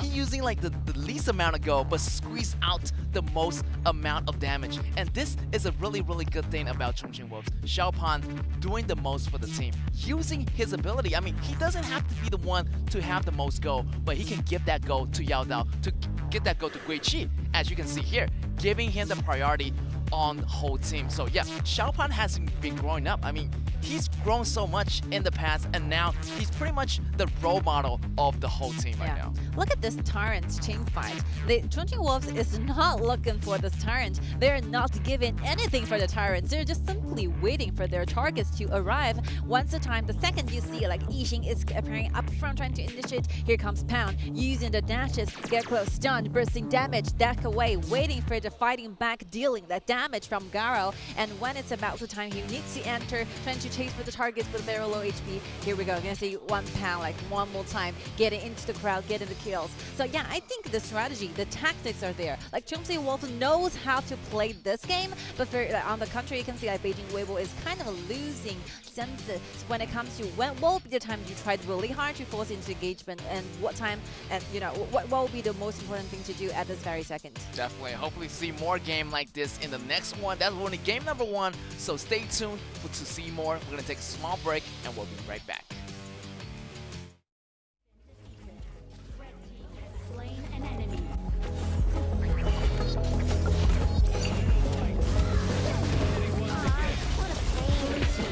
Slain an enemy.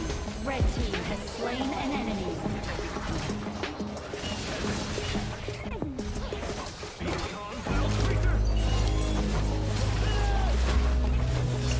Red team has slain an enemy. Dark Tyrant has been defeated. Red team has slain an enemy. Red team has slain an enemy. Red team has slain an enemy. Blue team has slain an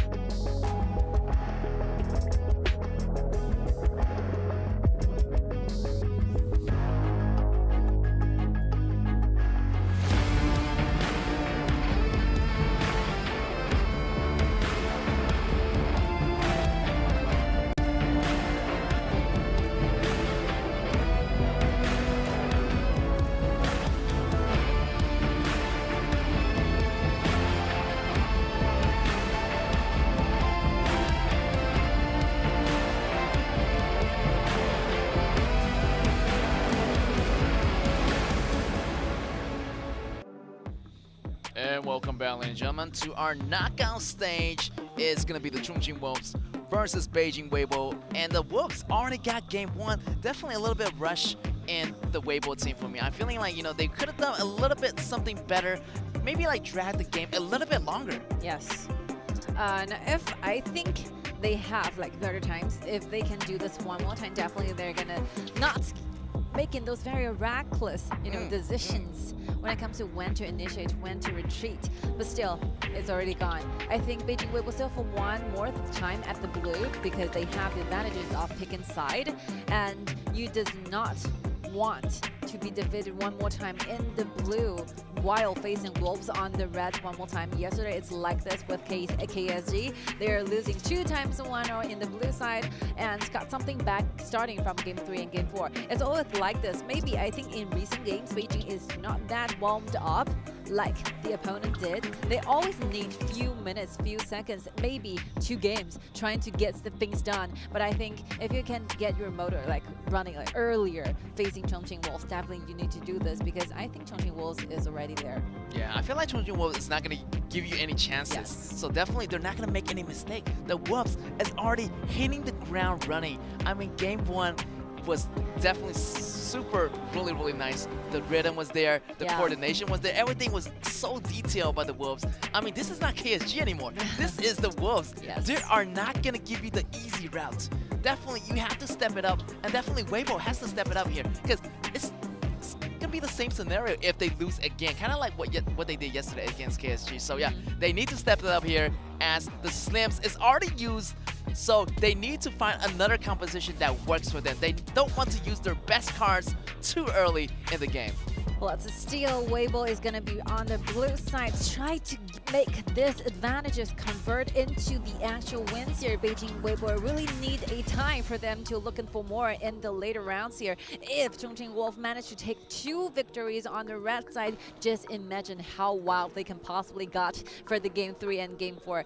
Everything is going to be happening. They still have a lot of cards here in their pool, and the first round advances really quickly, but Beijing Weibo actually got this Prince of Liaoning, and I think, yeah, this is such a good lead here. And Iggy and Dunpig, very good candidates. Yes, because you do not want to have Iggy and Prince of Liaoning on the same team. Yes. That would have been super devastating for either side. But here, they're going to rotate the AoV hero to Liliana, which is going to be Huajin's playing. Definitely doing a lot for the team. Definitely this is going to be that mid laner. You got to maintain that tempo. You have to maintain this tempo in order to have that burst damage to counter against this Iggy. I mean, you cannot let either side of the mid to get out of control. It's going to be devastating.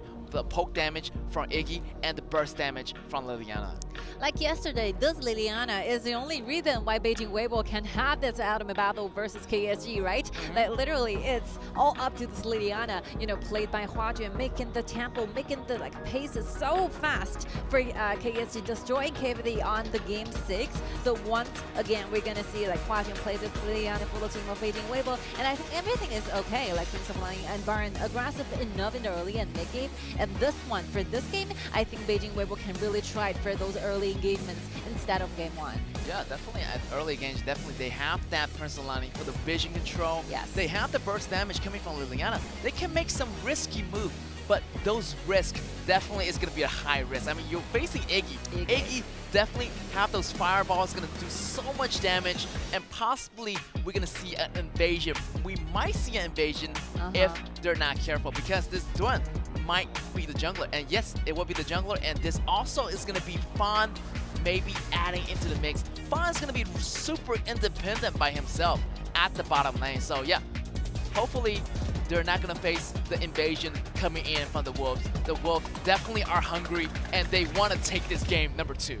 Like, who can slow things down on the remaining hero pools for Chongqing.Wolves as a roamer here? Because you can see Little Loot and Jiren, this kind of bringing back those HP recovery type of the heroes are already done. It's very clear from the side of Beijing Weibo, they want to go for those instant kill, right? With any possibility for you trying to revive back is going to be cancelled out. It's something denied from the side of Beijing Weibo. So who's going to be the very last choice when it comes to support? Yeah, I have a lot of things in mind. I think maybe Anya. Oh no, never mind. Liliana already been picked up. Maybe there's Zhangfei's, there's Morzu is being really popular. Jenner is getting out. The Tulu is taken out.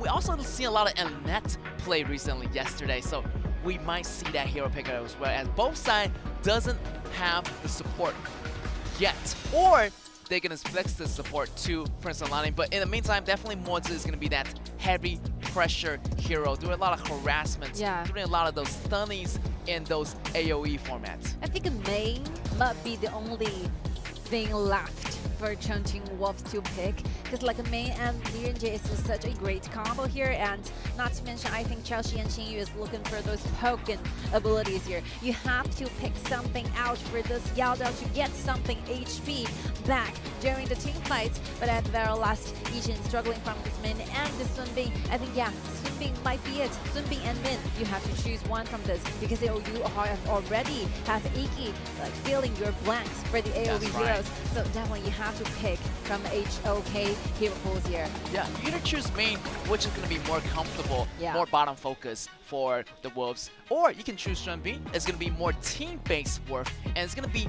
bringing up Xiaopan's HP a lot of times. So yeah, you want your jungler to feel more comfortable, or you want your ADC lane to feel more comfortable, and the Wolves went with a more well-rounded choice. As you can see, that Shenbin's ability is going to be granted the benefit to the whole team instead of those, main, just, using that link to grant the attack power on one hero. I think Marco Polo is great when it comes to how to actually chip, how to actually deal those poking damage to the frontliners. They have Guichi, they have Pound, you have Elian doing it as a very solid and very stable frontliners standing side by side trying to get you away from the picture here. So definitely Marco Polo's true damage is going to be strictly needed from the side of Beijing.WB. I think Beijing.WB have a very good composition if they're feeling confident enough, but just to make sure to not go too far. I think they have enough aggression in them today. You see the action, the decisions they made is super good, but just do not go too far. This will be one thing that Beijing.WB really need to be cautious about.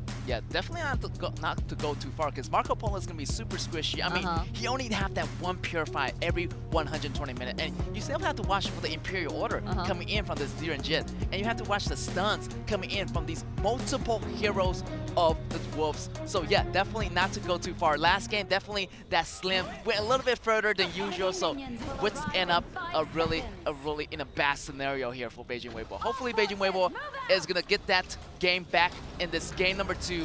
Beijing.WB on the blue, Wolves on the red.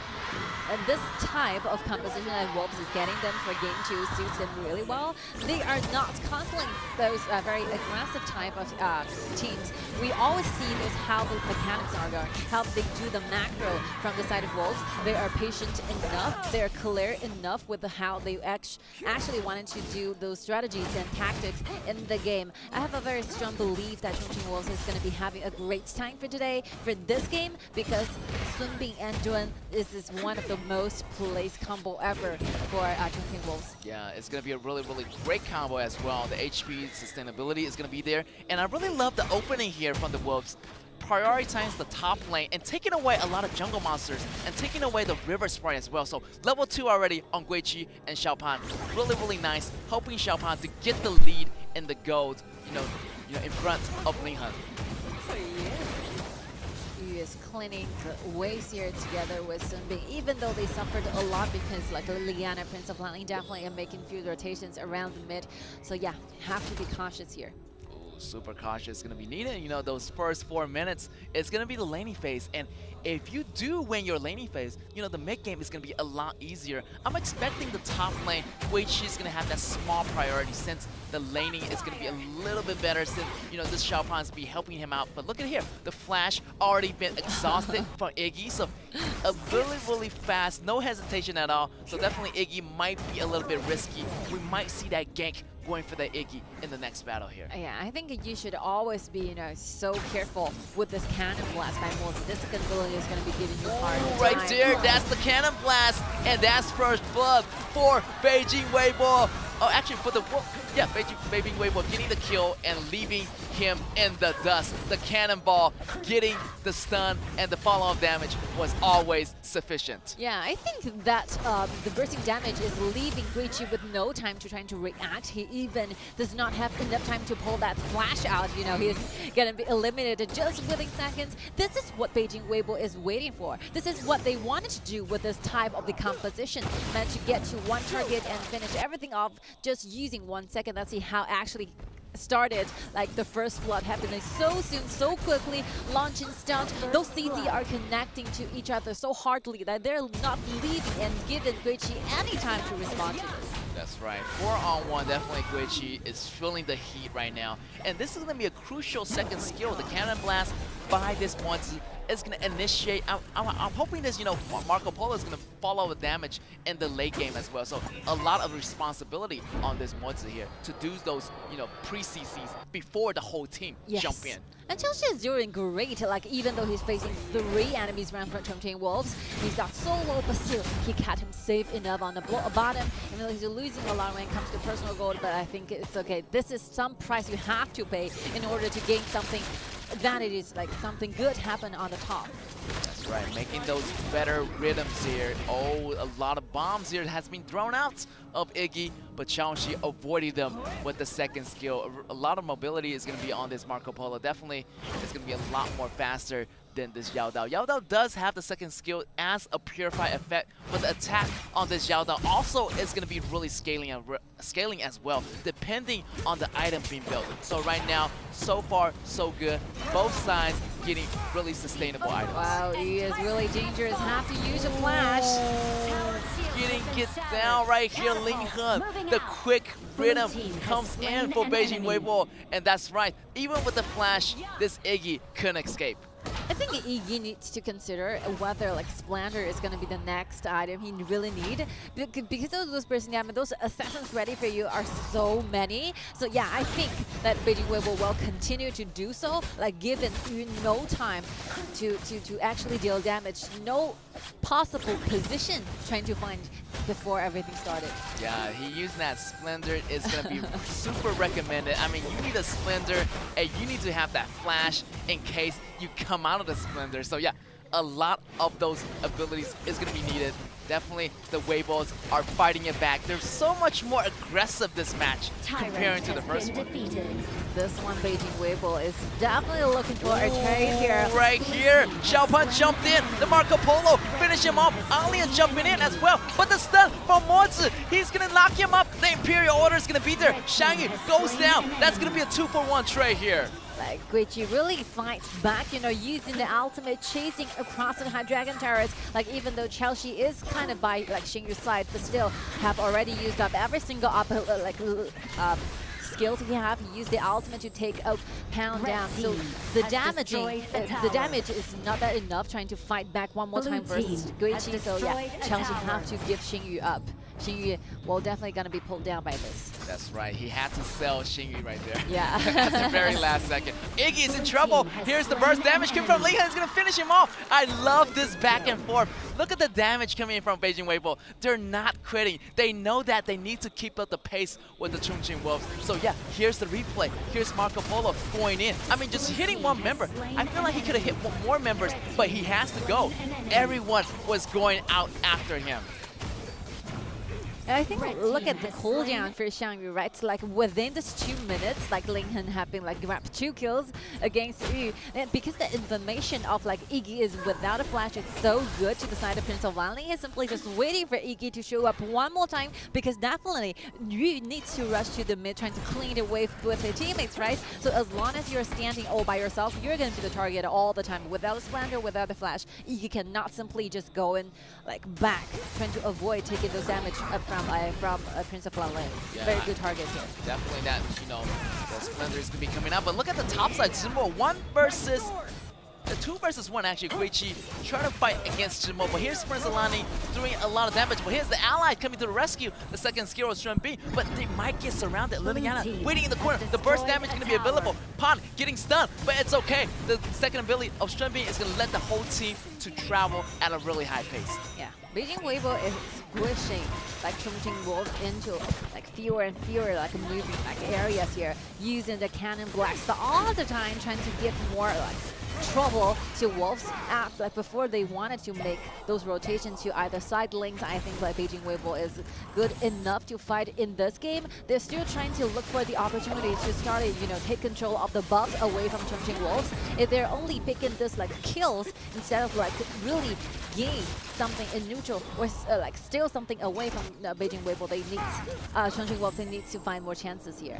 That's right. Chongqing.Wolves are getting pulled into their own corners right now. They have to defend this mid tower definitely really well. If they keep this mid tower alive, definitely they're gonna have a higher chance of getting this Tyrant later on. This Tyrant is gonna be another 60 more seconds, so hold on tight. Definitely also Beijing.WB also want this Dragon really, really badly, and this Tyrant is probably gonna change the whole rhythm of the game here.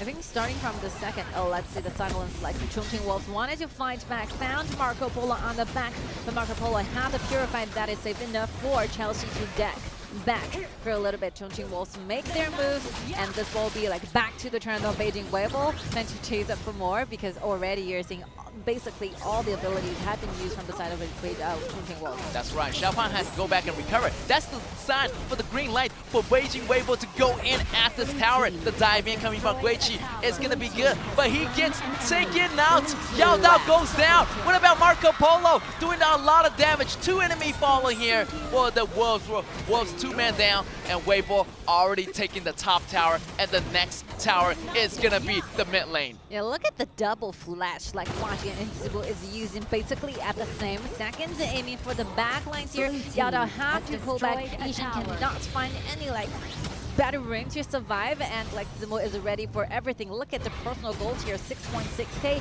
enough for Baron to do a lot of things. Look at the entrance, it's almost like monster, like with the entrance of Zimo. By the time that we see Baron at the back lines, everyone falls apart. So yeah, this will be the time that Beijing.WB has been waiting for so long.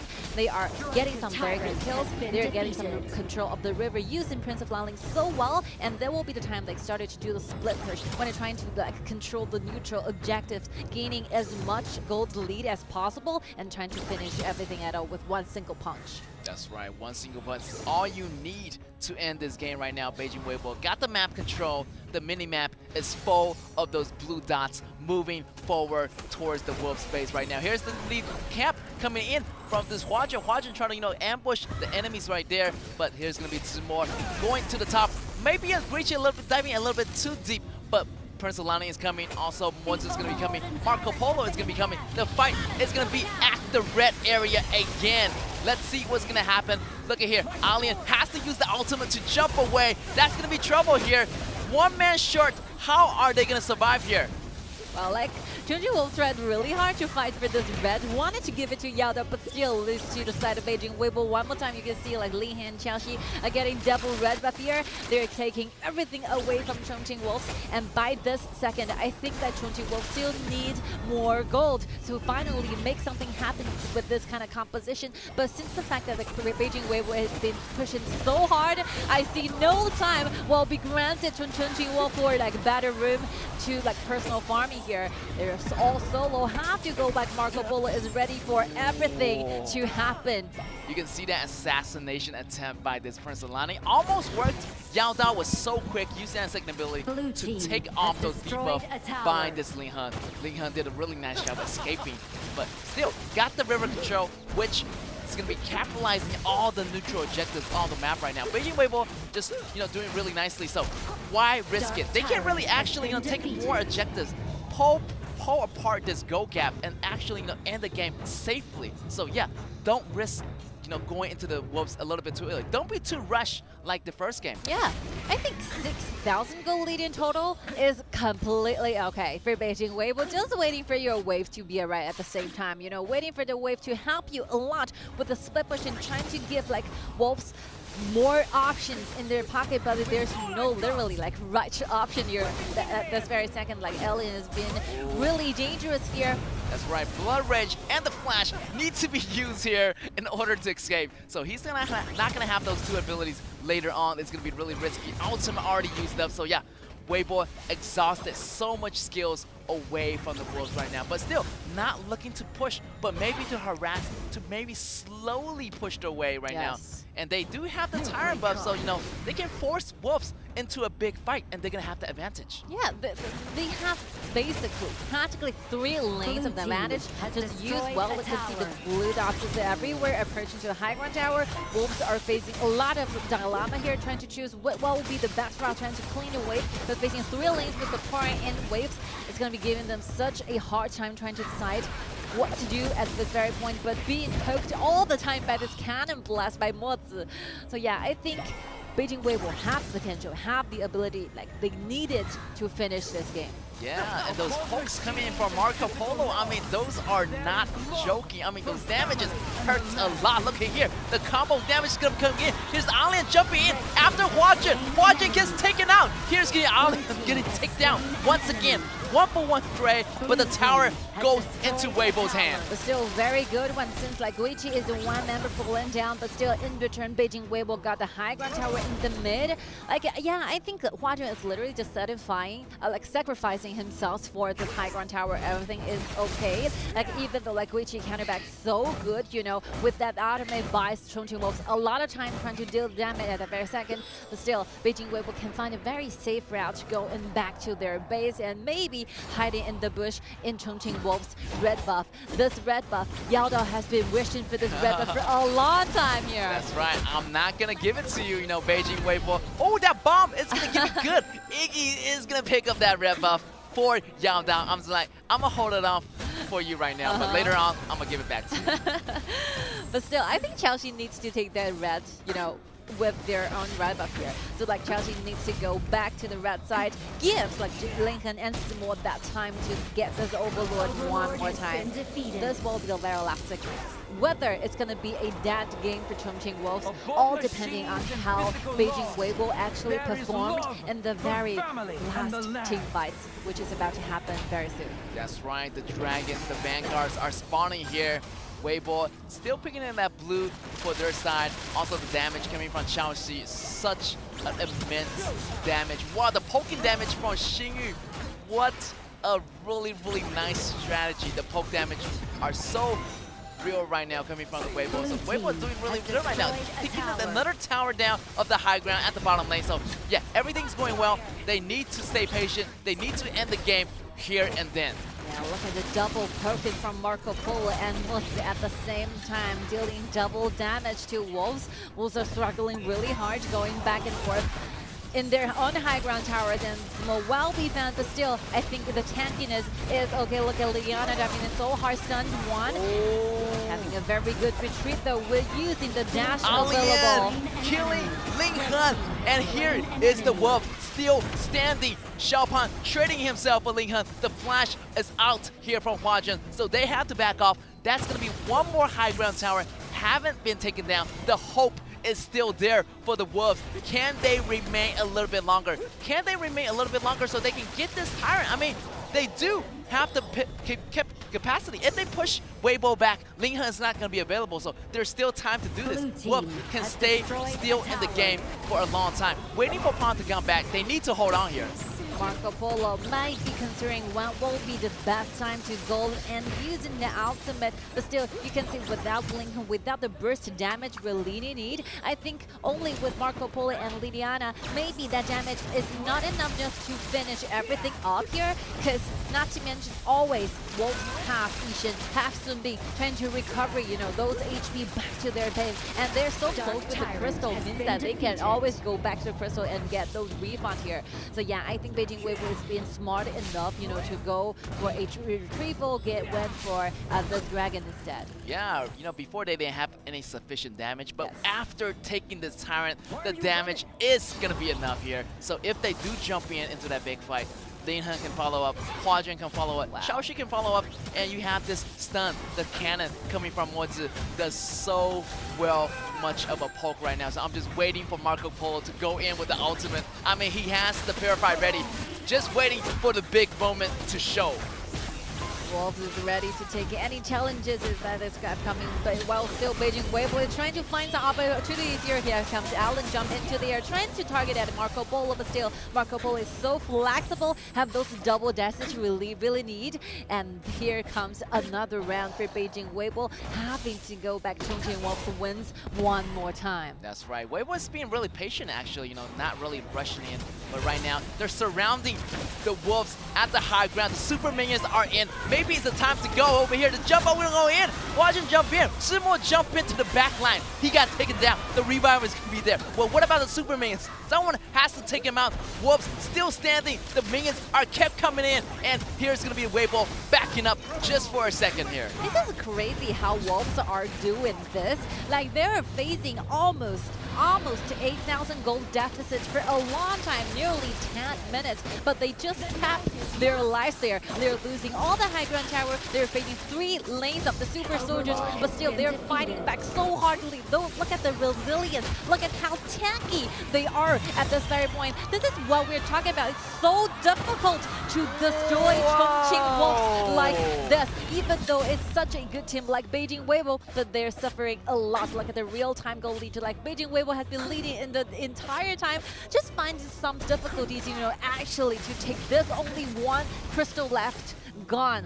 Now look at Zimo. Zimo have a very perfect position here. Mozi is doing amazingly, using that extra shielding will be granted after the minor dash. That was a super detail. Every spell he does does those super shields. Every spell he casts actually accumulates more shields. So he used that ultimate in order to gain that last shield, in order to dodge that damage coming in from the first ability of Shenbin. What a nice detail here by Weibo. Weibo definitely does a lot better job than the first game. And right now, they try to seal the deal. Right now, can they do it? They have the go advantage. They have the damage. They have the 10k go lead. Now it's going to be the time. Can they jump in and finish Wolf off? Look at Marco Polo go back one more time again, having even more vision here. Wolves has been taking this one more time. They finished 3 lanes of the Vanguards here. And Beijing.WB is literally waiting for the 3rd one to come, but Alien going very deeply for that Vanguards on the bottom side. They wanted to take those Vanguards away before they actually arrive at the high ground tower.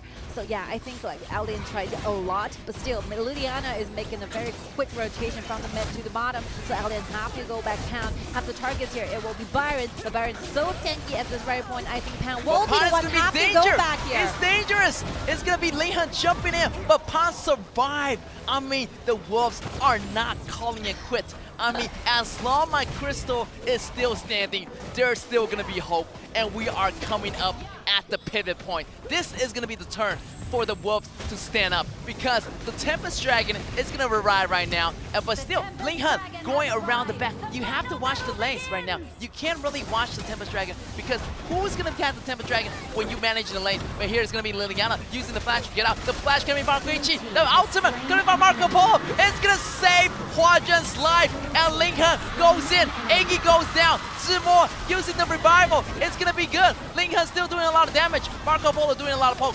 5-on-3. I feel like it's gonna be over here. Xiaopan using that mute, using those passive to get back those HP, but the damage is too much coming in by Beijing.WB. Killing spree on Weibo, and Weibo is going to the 2nd game, taking their victory. Finally, Weibo have been nothing but patience with Chongqing.Wolves, and finally, just by the very second we see that it got to 20 minutes, Chongqing.Wolves cannot simply just hold it for any longer. They wanted to go back. They wanted to go outside of their own territory, looking for the opportunities to fight back, and that will be the hope for Beijing.WB, finally getting their targets away from the safety zone, and that will be the time where they're going to be diving in for the entire crew. There's a lot of amazing things from Marco Polo, helping Liliana a lot. Liliana is under super pressure here because being chased by Alien, right? Yeah. But that ultimate is just there ready to save Liliana away from that danger, and everything falls apart from the side of Chongqing.Wolves. Chongqing.Wolves did amazingly, but it will be the one for Beijing.WB to make it a tie. 1-1 tie here. We might be looking at the ultimate battle, because this is about to seem like this. Yeah. You know, this is the very similar, very familiar scenes that we have been casting days before. Yeah, both teams are tied. Definitely a deja vu moment, because we see both teams are tied right now. Since the Wolves lost, likelihood they're gonna be on the blue side, so they're gonna probably use their strong card suit, try to get that point back. But still, in that last fight, great save there on Huajin, the Marco Polo ultimate. Yeah. Everything was so precise here for the Weibo. I feel like, definitely they got the groove back from the game number 1. They're not really warmed up, but now they're warmed up, so I'm feeling like you know, both sides are already warmed up. It's going to be another intense fight in this game number 3. Weibo did amazing at this one because like how fast they gained the gold lead to themselves, how accurate each poke and like each skirmish is there. Like Prince of Leling did great for the early 10 minutes. He aimed at like that Iggy so hard that every single time he's back from the base, he got taken down one more time before he actually wanted to clean the wave for the Chongqing.Wolves. And yeah, I think the reason why Chongqing.Wolves is failing that much is because like Ling Hen is performing so good, have a lot of impacts on their backliners. And I think as the time goes by to the late in the mid game, finally Wolves are like getting around, you know, fighting back so hard, like the resilience, the stability is there. Like it's so hard to keep this game still in the game with a Beijing Weibo leading almost 8K, like 8,000 gold, right? Yeah, the gap is too far, man. Like I mean, telling you like Beijing Weibo did so well in the very beginning that really caused that resource gap to be so significant. And I feel like, you know, in the end, the Chongqing.Wolves couldn't really fight back. They stand for a very, very long time until the Tempest Dragon. But there was some minor, you know, Wei Qi jumping a little bit too far. The other teammates couldn't really catch up. I mean, if he get the kill, if they get the trade on Huajin, it's going to be good. But Marco Polo, the save, then you're going to have that number disadvantage, the 5-on-4. And Iggy's get taken out. Pretty much in the end was like a 5v3 fight. So yeah, Weibo takes the game in game number 2. And game number 3, we're going to see what happens because, you know, now the Wolves is going to be on the blue side and they're going to choose the higher winning percentage for the Wolves, definitely. So yeah, we're going to take another look at the numbers here in that last game, game number 2.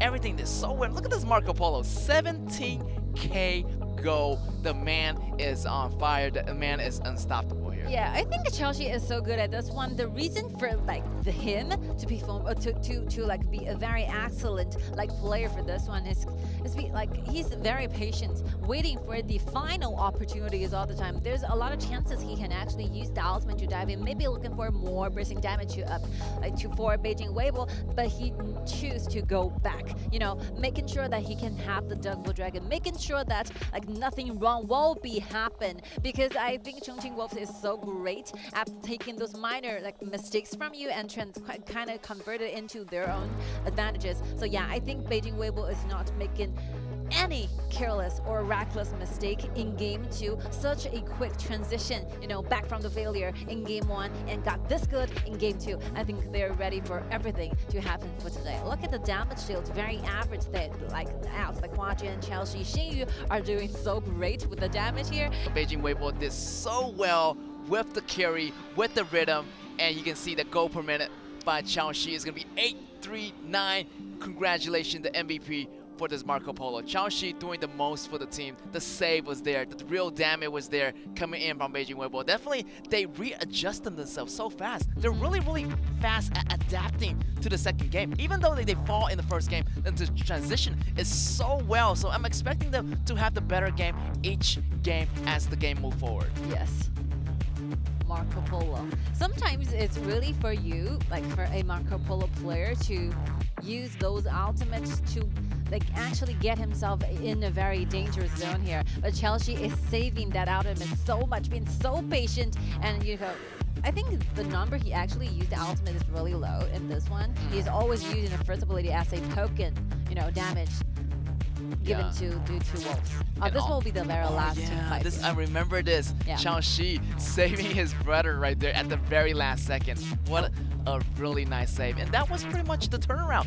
And also Ling Hen did so well that he flanks around the back, knowing that every focus is going to be on this Huajin. So yeah, I feel like the Wolves just having a tunnel vision for this Huajin, and they forgot about Ling Hen at that last second. They're being really excited with this. Like they wanted to chase for this win, they wanted to chase for this kill so much, and they're actually making some like expression when it comes to where this Yu is, right at the very back line. There's no one here trying to protect the backliners. Very vulnerable like character, very vulnerable role in their own composition, and given Ling Hen that kind of opportunity to end everything. Yeah, definitely. Beijing Weibo doing it so well.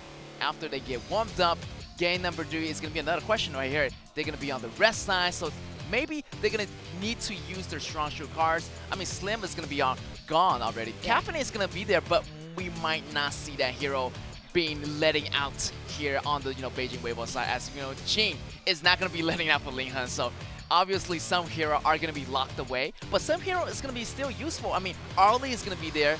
I mean, Anya still be there. So a lot of AoE heroes still available right now. We only in game 3, so the pool is still there. The hero pool is still sufficient on both sides. The question is how the BP phase is going to go. So both coaches need to think a little bit hard about the next game. Game number 3 need to be a win here for both sides. I think Da Chao is going to be a quite good pick when it comes to whether the two teams wanted to put Da Chao in the bans here for game 3. Because in the past games, maybe Da Chao will be like released somehow for one game, and for this only game 3, I think a lot of things are remaining here for those teams trying to make a comeback, trying to make a countering composition going against Da Chao. So whether Da Chao is going to be still on the bench or otherwise going to be released out, available for the two teams to choose, will be stayed as an answer, as a question.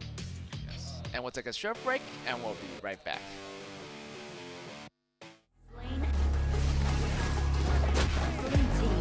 Destroyed a tower. Blue team has slain an enemy. Blue team double kill.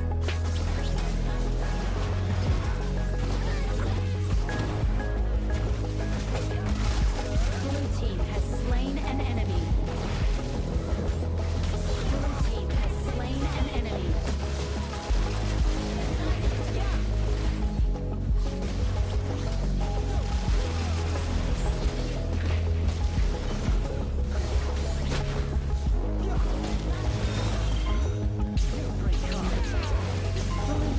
Killing spree. Blue team has slain an enemy. Blue team rampage.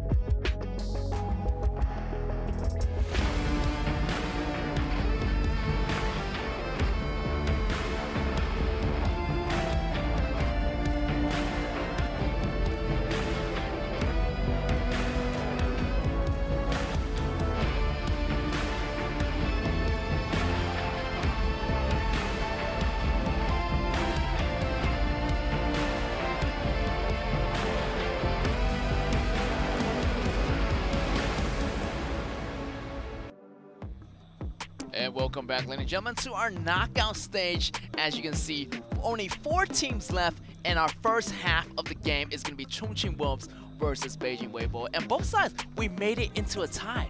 Look at this. Both sides doing a really nice job with the composition. Definitely first round, the Wolves took it away. Second round, this Beijing.WB bounced back so fast. Yes. The way they adjusted themselves. Definitely this game number 3 is going to be super intense because we got to see that the Chongqing.Wolves is going to be on the blue side, really high winning rate, but also Beijing.WB on the red side also have a really like similar high winning rate as well. So we might see a big clash of these two teams. Both teams are ready, definitely. I think, yeah, we're gonna see one team, you know, going further to the finals in the lower bracket, and one team is gonna be say goodbye to us. I feel so sad for the fact that we have to say goodbye. We have to win our hands towards one of these two very great teams. And yeah, I think this is how cruel that esports it really is. There's only one spot left for the final trophies. Nobody wants to get eliminated after today. So yeah, I think Chongqing.Wolves and Beijing.WB will really need to make every second count. I think from now on, we're gonna see this game as a complete new BO5, like in total, because like every score is so crucial, and not to mention, I think this is the very first time Chongqing.Wolves to be in the blue side ever. Like game 1, game 2, they're always in the red. Yeah. Finally, blue side. Yeah, blue side meaning gaining the priority on the bottom lane. Hopefully, you know, maybe they're gonna give the red to Yao Dao. This Yao Dao is gonna be, you know, be on the farm's lane. Maybe that red gonna be rotated to him as the allocation of the resources. But let's see, maybe Jing is gonna be let out, but most likely not, because Linghan is going to be on the red side. So yeah, let's see what's going to happen here in this third game. Yeah, we've been talking a lot about the possible answer, the possible heroes being set out free, available for them to choose from. Maybe Wolves, maybe Beijing.WB will have something, some strategy hiding in their own like storage tanks here, right? They're ready for the dacha. They're ready to use different type of the composition, ready for game 3. And I think it's really fixed up. The butterfly needs to be taken care of from the red side, right? And Catholic or Slims, because Weibo have been using the Slims in game 1. So yeah, I think the 3 possible answers from Beijing.WB is going to be butterfly, Catholic, and Slims, and that's it. Yeah, definitely. They need to ban away Butterfly. That's an auto ban right there. Caffeine is going to be another great ban. And maybe Slim. Yeah, definitely. Because they already use Slim. So yeah, not giving it to Chongqing.Wolves. But Chongqing.Wolves right now still have a lot of inventory. They have a lot of, you know, different combos. They need to pull it out here. They need to grab this third win. So yeah, first ban phase, those bans are coming out. My Shinui getting banned instead of Slim. So Slim is going to be out here.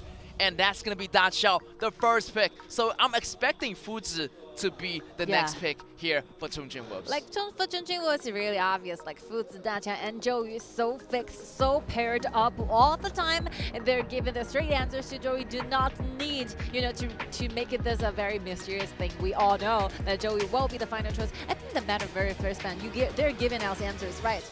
All right, the zip is going away. This is such a counter pick. Look at Florentino. Might be it. Florentino.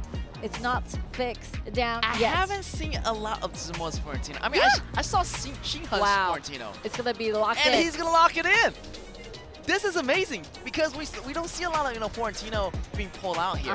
But the confidence of this top laner, Zimo, he's going to show us Florentino. I mean, the last impression of me of Florentino is, you know, Xinghan's Florentino. They're really, really nice in those battles, but now we're going to see Zimo's Florentino. I'm so excited for this. I think the group stages, the qualifiers is way too far, so we didn't really need to take those statistics in line. This is the very first time for Zimo to play at the Florentino in the knockout stage. And yeah, somehow, you can see that the last time like Xinghan used it is to form that composition well together with Dacha in their own run. We never see a chance where like Florentino is on the other side of the composition, right? The Florentino goes so well with Dacha for hero.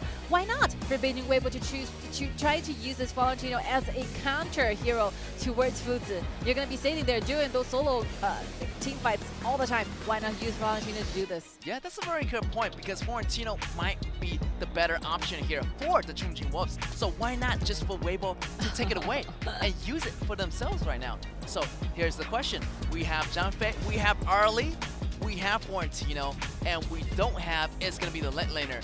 Will they choose someone that's going to be a little bit more team-oriented, or it's going to be more assassin-like? I know that they have used a lot of those heroes already, like Princess Frost, but so what is going to be the option? They need to have someone to clear the lane as fast as this Zhou Yu, or else the rotations is going to be a little bit slower on Beijing.WB. Definitely need to balance out those lane clearing. And yes, Ziyan might be the answer here because those abilities actually are really similar. Ziyan's first skill and second skill does AoE damage, and that area can really clean up the wave a little bit faster than other heroes. So yeah, it's going to be really, really nice to see Ziyan. Also that Ziyan is going to give a lot of slow and slowing this Da Chao composition down.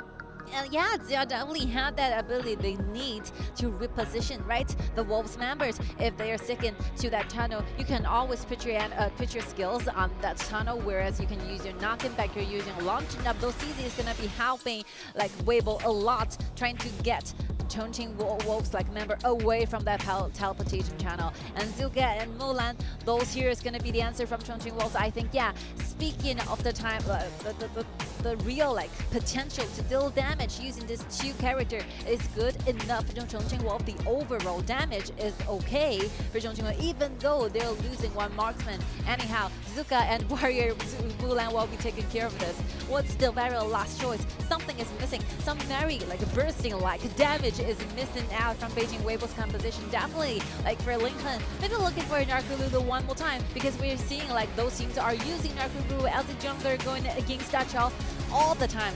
Yeah, why not? Yeah, it's going to be a really nice counter. Those burst damage is going to be able to finish this Da Chao composition off before they even get into the teleportation circle. So yeah, burst damage is well much needed here on the side of Beijing Weibo, and he's going to lock it in with that well-rounded composition with Florentino as a pick on the top side. I'm expecting that top side to be full of action. I mean, I just can't wait to see Wei Qi and Zimo going at it.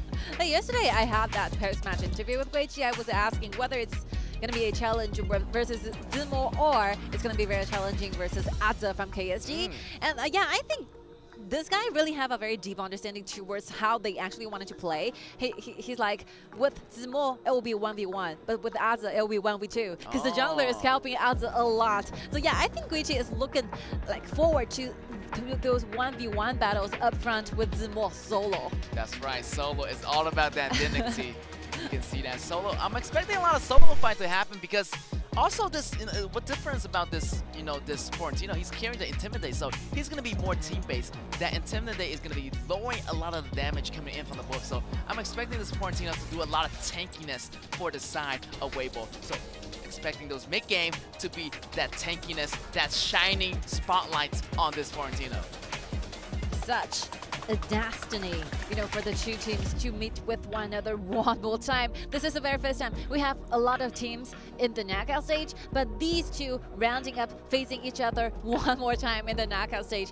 The last time they're in the upper brackets. This time they're in the lower brackets. They're so familiar with their own style. They're so familiar with how the opponents is going to be actually performing in the real time. I think adding together the numbers, these two teams are like having the battles with each other 10 times for this year. This is the very last tournaments ever finish the year of 2023. So who is going to be the game 3 winner? Who's going to be given this very upper hand advantages in this BO7? Still so hard trying to decide who's going to be the winner. We just don't know. We just don't know. We have no idea. We have no idea. So yeah, lower bracket semifinals. Here we go. Chongqing.Wolves on the blue versus Beijing Weibo on the blue. And yeah, it's really funny because they met each other in the upper bracket. Yeah. And like, hey, Weibo, I went down to the bottom bracket, but I'll see you later, the Wolves. And now here we are, the bottom bracket semifinals. They are destined to face each other. That's right. Ooh. The fire is going to be there. Oh, Xiaoxi getting blown back here, but it's okay. The umbrella is going to reposition himself. It's going to be Ziyan doing a lot of harassment as well, but the fire is going to be there. But here, still, the smite is going to be there. So yeah, Weibo is going to gain that River Sprite in the mid lane. Yeah, very good position of the fire though by Xiangyu, because like Xiangyu, Zhou himself can always get those HP back standing on the fires. Instead of pushing this fire up front, he's pushing this at the back so that he can go back and gain those HP back at the same time. That's right. It's going to be really sustainable right there. Even though Ziyan, have those abilities to lower those HPs of Xiangyu in the very beginning, but he's going to remain in that lane a little bit longer. That's meaning he doesn't have to go back to the fountains as often. He's going to farm up and making sure those rotations is going to be happening for the Wolves. Early started, everything happened in the mid, taking that first wave priority for the team of Beijing.WB and quickly transferred to the bottom, getting ahead. But at this Fuzi have no win before he gets to level 4. They only have to soak it up. You know, those upcoming bursting damage, like Chelsea have a frenzy here. Yao needs to be patient. Oh, Yao is in trouble right here. The frenzy gonna come out. He has that second ability. Looking for the clutch moment, waiting for that umbrella. But here it's gonna be, you know, Chelsea running away. Guiqi use the flash to get away on the top side as the enemies are just surrounding him, giving a lot of pressure to the top laner, this Mulan. Yeah, Chongqing is so ready for everything, like stalling the parasol at the back, or like something happened on the top, first blood already. The fire by Xiangyu, also Guiqi pushing this Zimo back, allowing getting the first blood for the Wolves. A great start for the Wolves. I think maybe like Xiangyu is given a false signal for Zimo. He's trying to act like he's going down to the mid, but still he remained on the top and surprised Zimo by the very second appearance on the top and using the fires to help Guiqi a lot get into first blood. Maybe he's hiding the bush somehow. This here, Zimo has no vision of this Xiangyu. Yeah, I really love that push. Yeah. I mean, he used that flash and used the reverse second ability of the heavy sword, pushing back Zimo, and the fire really complements his attack as well, finishing off. But look at here on the bottom side, you know, this Dachao definitely is gonna keep coming into the rescue here. Level 4 already on Yao Dao, so I'm you know, expecting a lot of, you know, those ultimate coming in from Yao Dao, binding this Chao-Shi down. So this Chao-Shi is gonna be super mobile. It's a little bit challenging, difficult to use this ultimate to lock on this target, but hopefully Yao Dao can do his job. I think the item choice, the boots, like Zimo is having this boost of fortitude instead of a resistant boost, which means that if you got silenced up, there's no way for you trying to go back from the silent state. If Guiqi have his hands on you, you might be really dangerous. Look at this, something happened on the bottom here. Right here, the teleportation is going to be available, so everyone's going to be ganging up on this Xingyu. Xingyu is going to get taken out as the squishiness is not going to be there for this Zhangfei. Zhangfei is still a little bit low HP in the very beginning. Need those items to be tanky. Here's going to be Guiqi coming in. Right now, looking really good from the Wolves. Here's Guiqi diving in so closely. Almost got Ziya, but Ziya able to run away. But have to use a flash instead. Florentino are taking control on the top, meeting Fulan on his way back. Everything seems quite fine for Zimo, having a great time, having quite a deficit in their personal goal, but still chasing up quite tightly with Guiqi. Guiqi has already got the boots of fortitude, so looking at a axe of tournament, everything is about to happen on the side of Guiqi. I think Guiqi performed so good with this Mulan. With the one they have in the first round, right? That one they're facing Weibo, Guiqi's Mulan stands out one more time for the team. He had the MVP for this. Oh, yes, I remember that. MVP, definitely, he plays Mulan pretty well. I mean, another hero he plays well is going to be Ma Chao. Yeah. So maybe we might see Ma Chao today as well. Also, that's going to be a confidence pick for Guiqi. On the other hand, Zimo using that boot of fortitude. I mean, he has the immunity. Maybe that's why he chose that boot to begin with. So less damage, but against Mulan, it might be a little bit difficult in the beginning because of those stuns. I mean, once you get stunned with the boot of fortitude, you're not gonna get those resistance back. Yes. But Chelsea have a very carefully, choose boots here. Yeah. Resistance as a backline, as a very vulnerable hero, you have to make sure that you can go back from this. Oh, Chelsea in trouble, but Zhangfei is gonna push him away. But Chelsea still getting jumped by Xiaopan. Goes in, takes down Chelsea, and here's Zhangfei just remaining by himself underneath the tower. 4-on-1 and the teleportation from Dachao. You can see that advantage of Dachao coming in, using the teleportation, having that numbers advantage at the bottom lane. Yeah, I think Yao Dao is waiting for this moment for a long time, using the flash, but the ultimate Sage's Mind is going to be binding with Chao-Shi, and once that's done, everybody is going to be going from the top, from the mid, from the jungle to the bottom and getting the kill for Chongqing.Wolves. That needs to get something started in this game. You have the Fuzi and Dachao. You need those initiations happen on the bottom. You need to target at Chao-Shi solely, trying to make sure you can open this game starting from this angle. Oh, here's Fortino jumping in. Dachao goes down. Whoa, 2 kills in the pocket of Beijing.WB. Really nice engagement. Simon has no hesitation. He jumped in knowing that Dachao wants to use those moves to go back, but it didn't happen. The damage was sufficient there to take down. How did Zimo being on the bottom so quickly. I think the last time he's still on the top, you know, dealing those laning with Guiji, and all of a sudden, once like Linghan got bind here with the Sage's Might, like here comes Zimo, like at the very back, traveling a lot, using the ultimate, using the blossoms a lot, trying to get close. 5 members around. I think somehow like Wolves is not expecting to see this at all. Look at Guiji, look at Fire, like Yu, they're standing in the mid, you know, trying to clear the wave, not getting ready, and like Beijing.WB is trying to, you know, somehow like making predictions at this very point. Oh, great. The Howling Emblem. Xiang Yu's going to be trouble. He has to use the flash to escape. Really, really high ranks of burst damage coming in from Beijing.WB, using those rush mechanics. You know, catching the Wolves off guard there. That's what happened in that last battle. Xiang Yu has to go away here. Ultimate is going to be available, but will he use it? He has to gain some immunity. But here's going to be the Pond jumping in. But he can't go home. He's not going to go home, and he's going to get taken out. Speaking of the burst damage, this countering strategy is what we're talking about in the VP. Phasing of the burst damage, you might not be given that much of a time trying to go back to your base. Look at Ferentino, it's so dangerous, but on the counter he's fighting back one more time. Look at Musa using the flash. Look at the busting damage. Here comes another dive by Linghan. Linghan found a perfect position to dive in one more time. He used 2 ultimate for this one.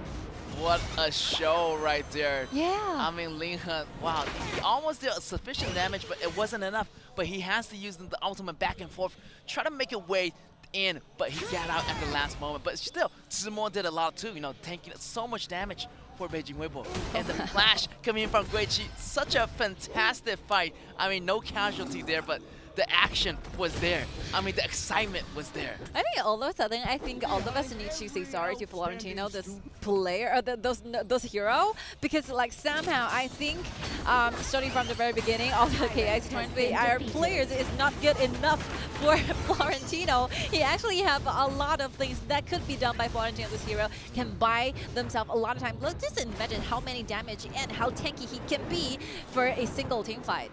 That's right. With those blossoms he picked up, he does gain more immunity durations using that ultimate. So yeah, here's Weibo maybe camping in the grass, showing them the positioning, but not forcing out the fight just yet.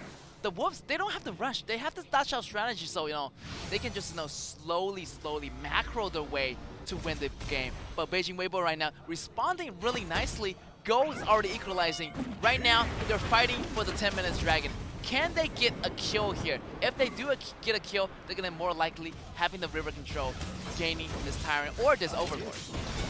Let's see here, mid-wave crashing in one more time. Wishing you have the ultimate ready for a lot of things. Yao Dao needs to pick who's going to be the target. And I think starting from this very second, Chelsea will be extra careful. Definitely does not want to give those opportunities back to Yao Dao's hands. Yao Dao has such a good mastery with Fuzi, right?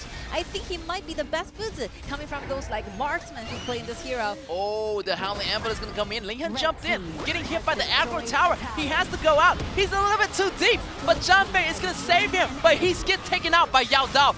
Great job by the Wolves. Linghan getting hit by the tower 3 times. He cannot get out. A little bit too deep here for Beijing.WB. Just look at the aggression, you know, Howling Emblem, Zhang Fei's ultimate together, trying to give like Linghan a better shot, a better entrance. But in total, I think the overall damage is not that sufficient, you know, only by Nakalulu himself, even though he's leading so much, you know, 7.1k, like, comparing to other heroes in the side of like Chongqing.Wolves. But still, you have to like keep things in your own hands, like do not go too far. This is what we have been talking about a lot for Beijing.WB, never going too deeply. That's right, 10 minutes dragon in the hands of Chongqing.Wolves. Pretty much an easy dragon here as they take out Linghan already. So yeah, the control there is going to be in the hands of the Chongqing.Wolves. Right now, the Weibo is still finding a way to bounce back, but they might not want to rush into a fight right now because they do have the buff, and maybe the Wolves are looking for a double dragon here, but maybe not just yet because the enemies are probably hiding in the grass right now. They want to take this mid-turn first. Let's see what happens. Linghan is already available for this, but see, let's see the fires here. So you can always put down those turrets with the fire with Fuzi's help, Beijing.WB needs to find another chance.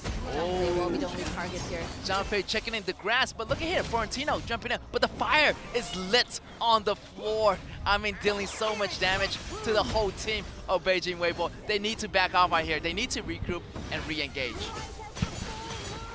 Chongqing.Wolves has granted with almost 1.5 cold lead in total. I think that's completely okay for Weibo trying to accept, and this red buff will be the very next target. I think, yeah, for Xiaoxi it's super dangerous, and it's even like impossible for Xiaoxi to go back that at this very like area trying to get this red back to his side. 7.8k will be the personal goal here. Shadow Ripper Doomsday already done. You still have like one more armory, little armory here, trying to give extra physical defense. That's right. Oh, here's gonna be Xingyu using the ultimate to bring it out in case he can survive those damage coming in. So no ultimate is gonna be available on this Zhang Fei. But however, the Howling Ambulance is gonna be ready. They can do the snap engagement, but right now they're kind of lagging behind right now. They're a little bit behind in those goals, and right now the control is gonna be in the Wolf's hand. So right now, Beijing.WB using his Howling Ambulance to gain on one member. Guiqi is in trouble. He does get defeated.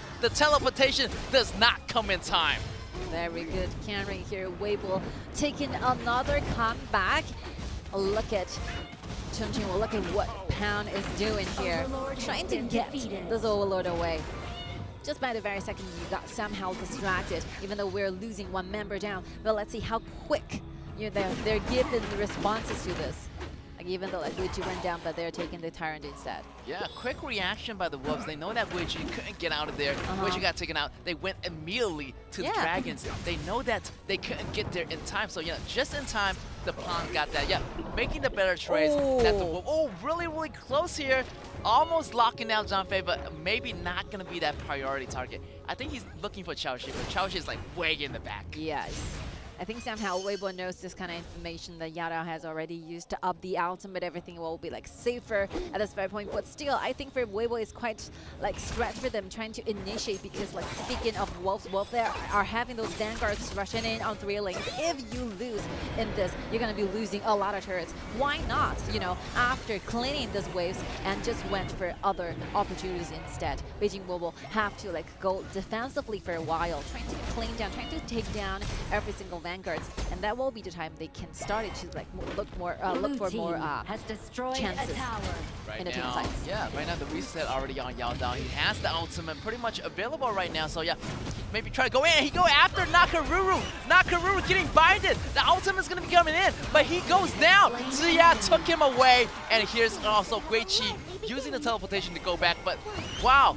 The engagement from the Wolf, the damage, but it's not enough to take out Ling Han. I think somehow like Nakaruru, this kind of hero, is not that afraid, being blinded over there, because he can always use the ultimate to dashing from the sky one more time, giving you instead those kind of very pretty damage to like Fuzi. And since I think the rest of the teams have such a good standing point here, helping Ling Han a lot. So even though like Yada gets a very good targets here, but cannot be simply followed with Pound, with Guiqi. Yeah, I was wondering, like, does he have an idea, like, who's in the grass at that moment? Maybe not. He's like, wait a minute, I'm expecting to be Xiaoxi, but it was Ling Han. Yeah. So yeah, the burst damage coming from Ling Han was really sustainable. Also, the second skill coming from Nakaruru. If you hit the enemy, he does get that HP back. So, once he do some damage, he gets some, a little bit of HP back. That's how he able to survive those hits coming in from the Wolves.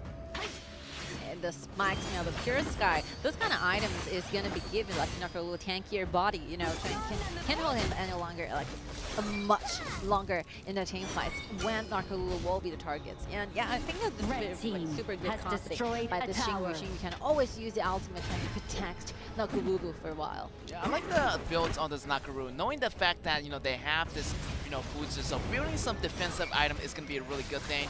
Having that spike mail, having that Pure Sky, does a lot of great defense on this Nakaruru. So Nakaruru is not going to be going for that full damage. You can see that most Nakaruru go for the Siege Breaker. This player, however, Ling Han, is actually thinking about more defensively, because he knows that Yao Dao probably is going to use that ultimate on him or Xiaoxi. So using those defensive items, Nakaruru is going to survive longer in those battles.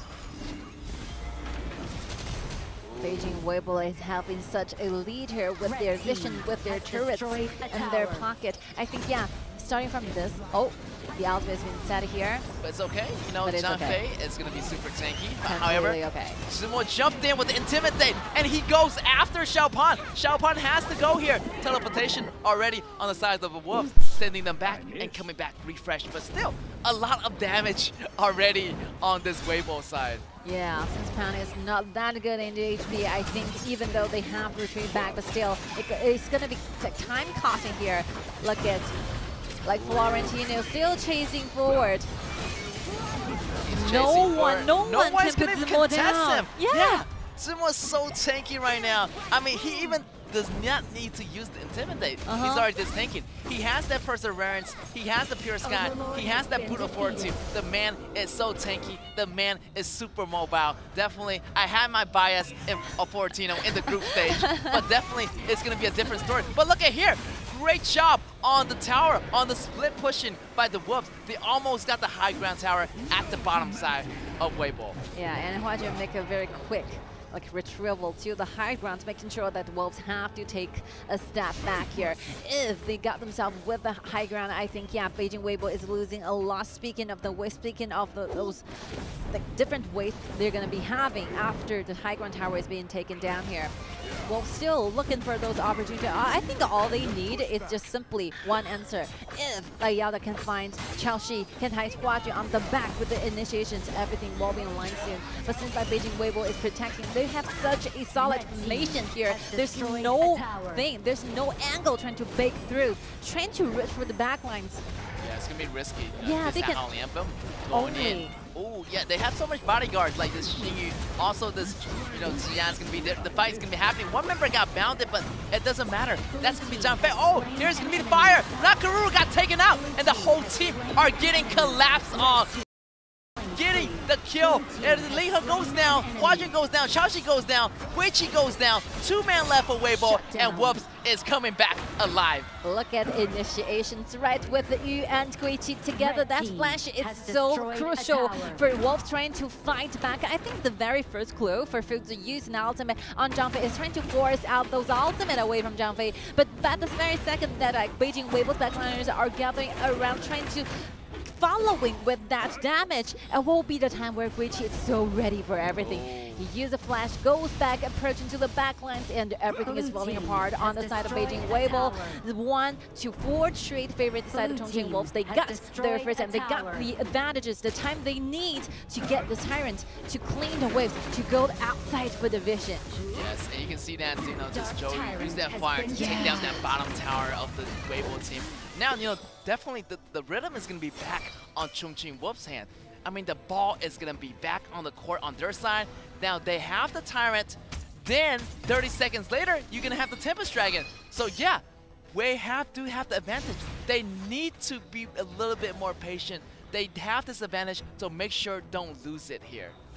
It's a very good news for the Weibo because the one that are failing that failure from the very last team fights, it's happened around like 18 minutes, which means that they can all be back fighting for the Tempest Dragon. Or otherwise, I think if the Tempest Dragon belongs to the side of Chongqing.Wolves, Weibo is not coming back anymore. That's right. Yeah, this is one good news out of those bad situations. Right here, Zimo has to check out the grass, but he's going to get punished by the binding, but it's okay. Zimo is super tanky. Suka may be flanking around the back. Look at Weiqi. Weiqi also might want to clear out that bottom lane, because that bottom lane tower is not looking too healthy here for the Chongqing.Wolves. Look at the ups and downs here for both teams. They tried so hard. It's a strategy combat, I would say. It's not about team fight. It's not about the skirmish. It's not about the CC or actually how they perform in the team fight. It's about, fighting for the vision, waiting for the best answer. Xiao Dao is in trouble. Flash is going to be used to get away.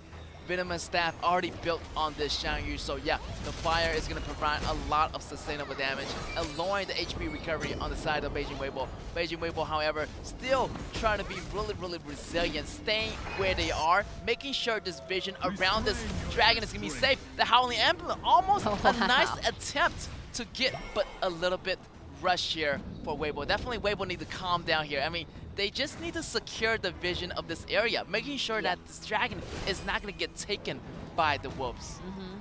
But still, like Wolves have the wave advantages on the bottom. They can always send Guichi to push their waves on the bottom while sending him back using the teleportation. They have that shot on their side. This will be a lot of merits they have at this very second, because like Beijing.WB is the one have to make decisions, right? They have to like send Florentino back to the bottom, being so far away from the Tempest Dragon, which means that there will be like one member missing if everything got like initiated that soon. So Wolves still stand a higher chance here, taking control of the river vision while fighting for more, while letting Yao Dao have like more vision, trying to pick who's gonna be the very last target.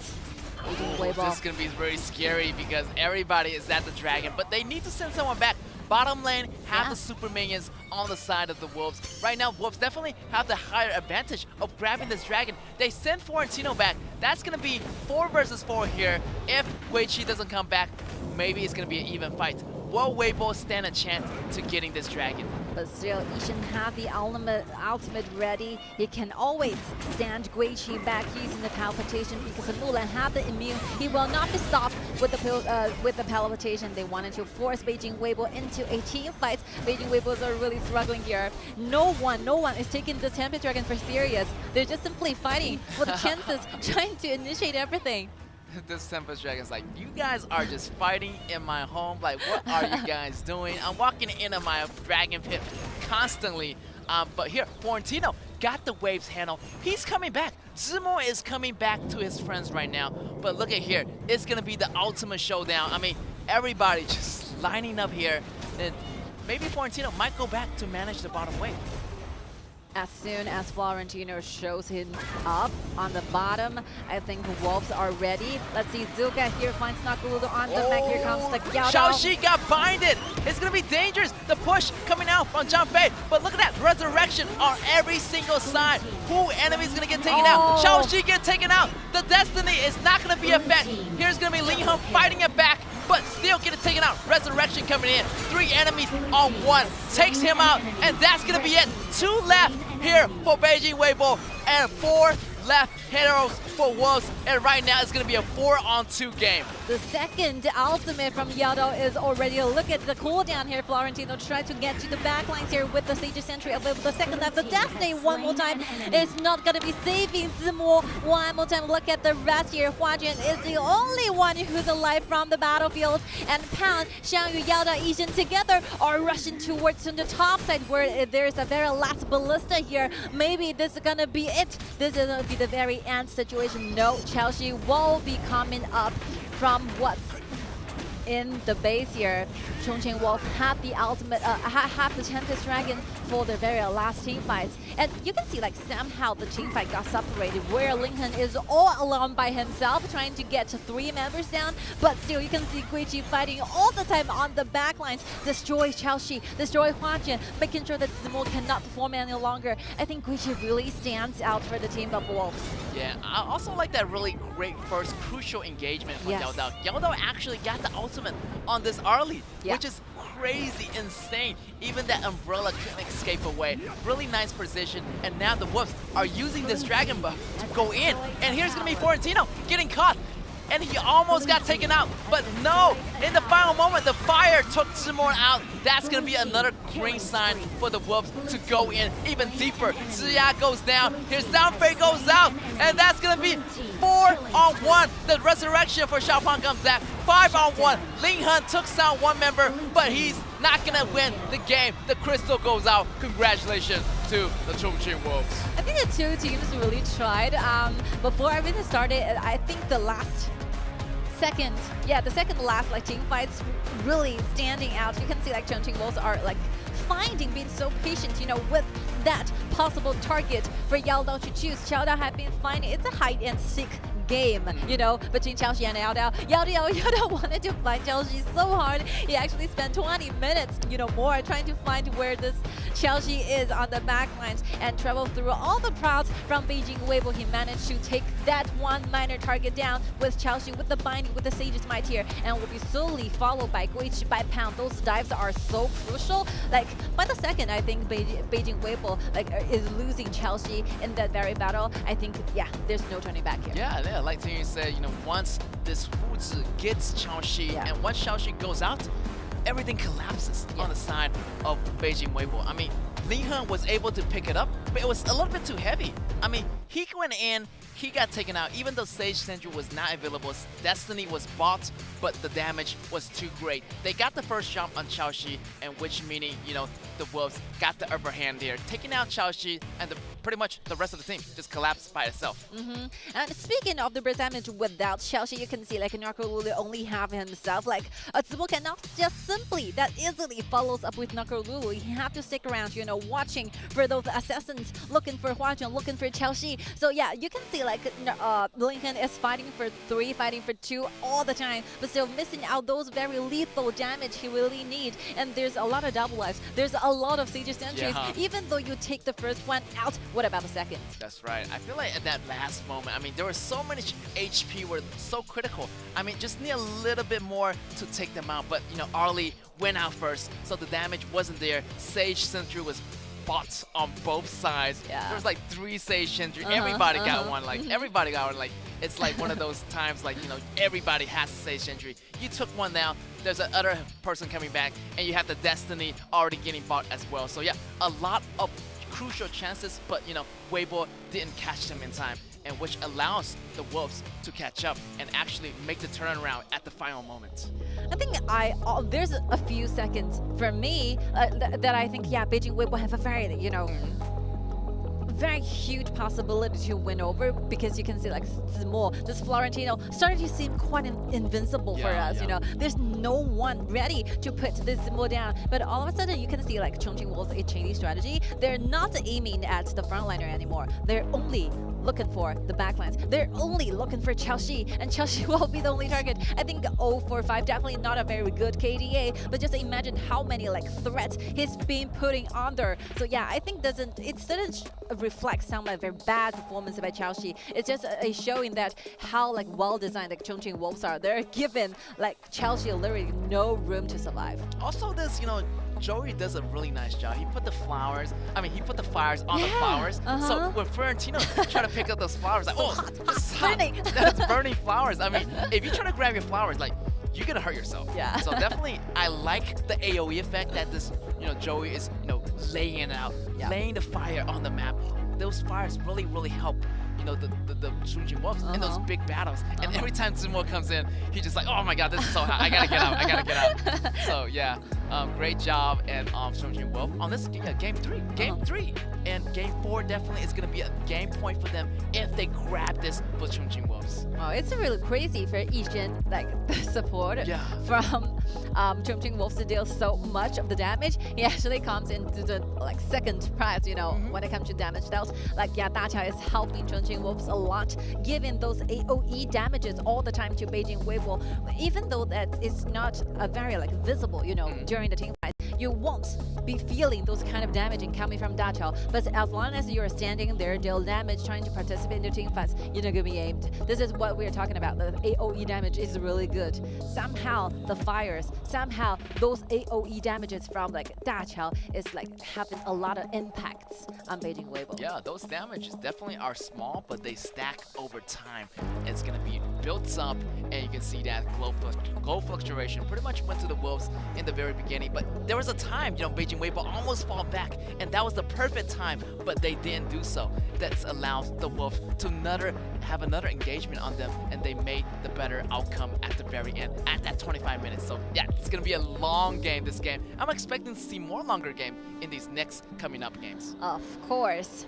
I think every time that we see Dacha Fuzi pair from Chongqing.Wolves, as long as they wins it, I think the MVP will always be Yao Dao. Yeah, Yao Dao. He's so crucial every single time. Yeah, you can see that Yao Dao's goals per minute, definitely. It's going to be a little bit less than, the ghost percentage of Chaoxi, because he's going to be more team-oriented, using this Fuzi. Look at the binding from the very, very beginning. Versus Chaoxi, he has a little bit more, 24.82% of the goal acquired by the whole team. So yeah, more focus on Chaoxi if you're on Beijing.WB, but less focus on Yao Dao. You can actually using Yao Dao as a more team-oriented player, like this Fuzi. Just use him to lock down Chaoxi and have the rest of the allies finish him off. this game actually ran so long, and even for us, I think it's really tension up. It's a really exhausting game for both teams. Of course, because you need to stay concentrated all the time for almost half an hour, for like 30 minutes for this game. Yeah, it's a little bit overtime for us. Yeah. I mean, we need a drink of water right now after that game. Yeah, and like for us, watching and casting at the same time is this much of the energy, like cost game, and just imagine those pressure to the players. I mean, especially for Beijing.WB, because like lastly, like yesterday, they got in the second BO7 right, the schedule. I mean, they finished everything up around 11 o'clock at night, and just one night they have literally no time granted for them trying to do those reflections, right? Trying to like gather around, figure out what really went wrong, what can we do better for tomorrow. They have to at least making sure that they got those rest they need to be fully prepared for today. And yeah, even though they're losing 1-2, but still I think it's okay. Beijing.WB have a very solid preparation. You can see they are not tired at all. I think still they can have those potential trying to chase the scores and this deficit back. Definitely, they have to chase their dreams. They have to get the revenge back on Chongqing.Wolves. I mean, they faced them countless times in the past. They know how they operate. So yeah, definitely after yesterday's game, they are a little bit tired, but definitely they have their ground back. They have their minds back in the game, and hopefully they can have a strategy here for this game number 4. And we're going to take a small break, and we'll see you right back here.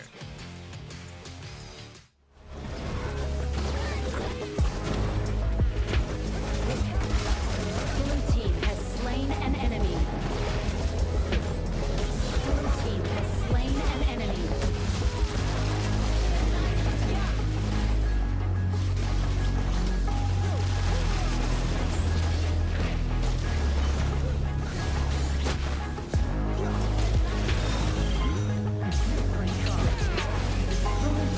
Killing spree. Blue team has slain an enemy. Blue team rampage.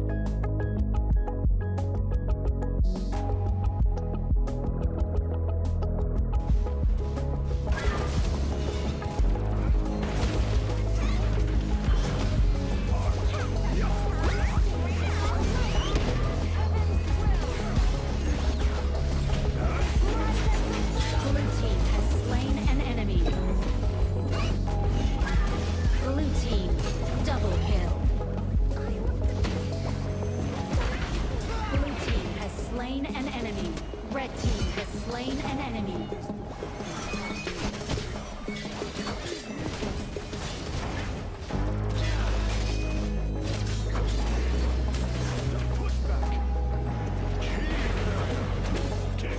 Blue team has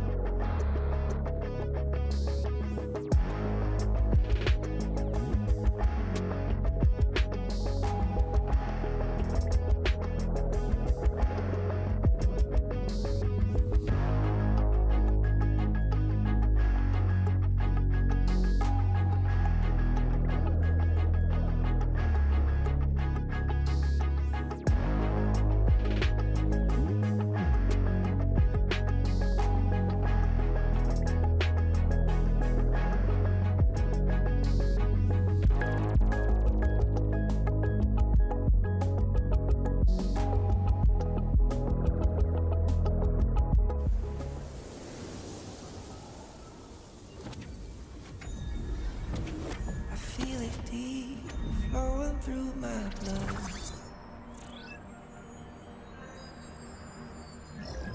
Rising up to become someone. Taking it all on my own. What a sweet victory. Taking all of my control. Awaken something deep in me. Like flames, feel the burning inside.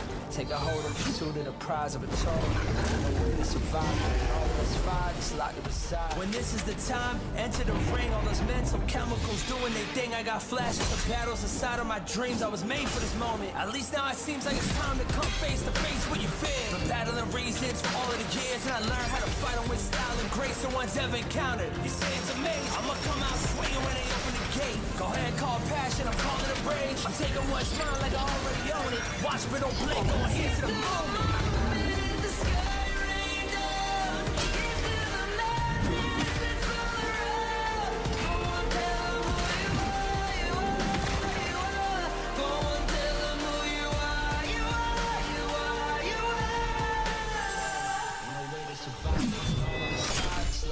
When this is the time, enter the ring. All those mental chemicals doing their thing. I got flashes of battles inside of my dreams. I was made for this moment. At least I see the moment. The sky rained down. Here's to the madness that's all around. So tell them who you are, you are, you are.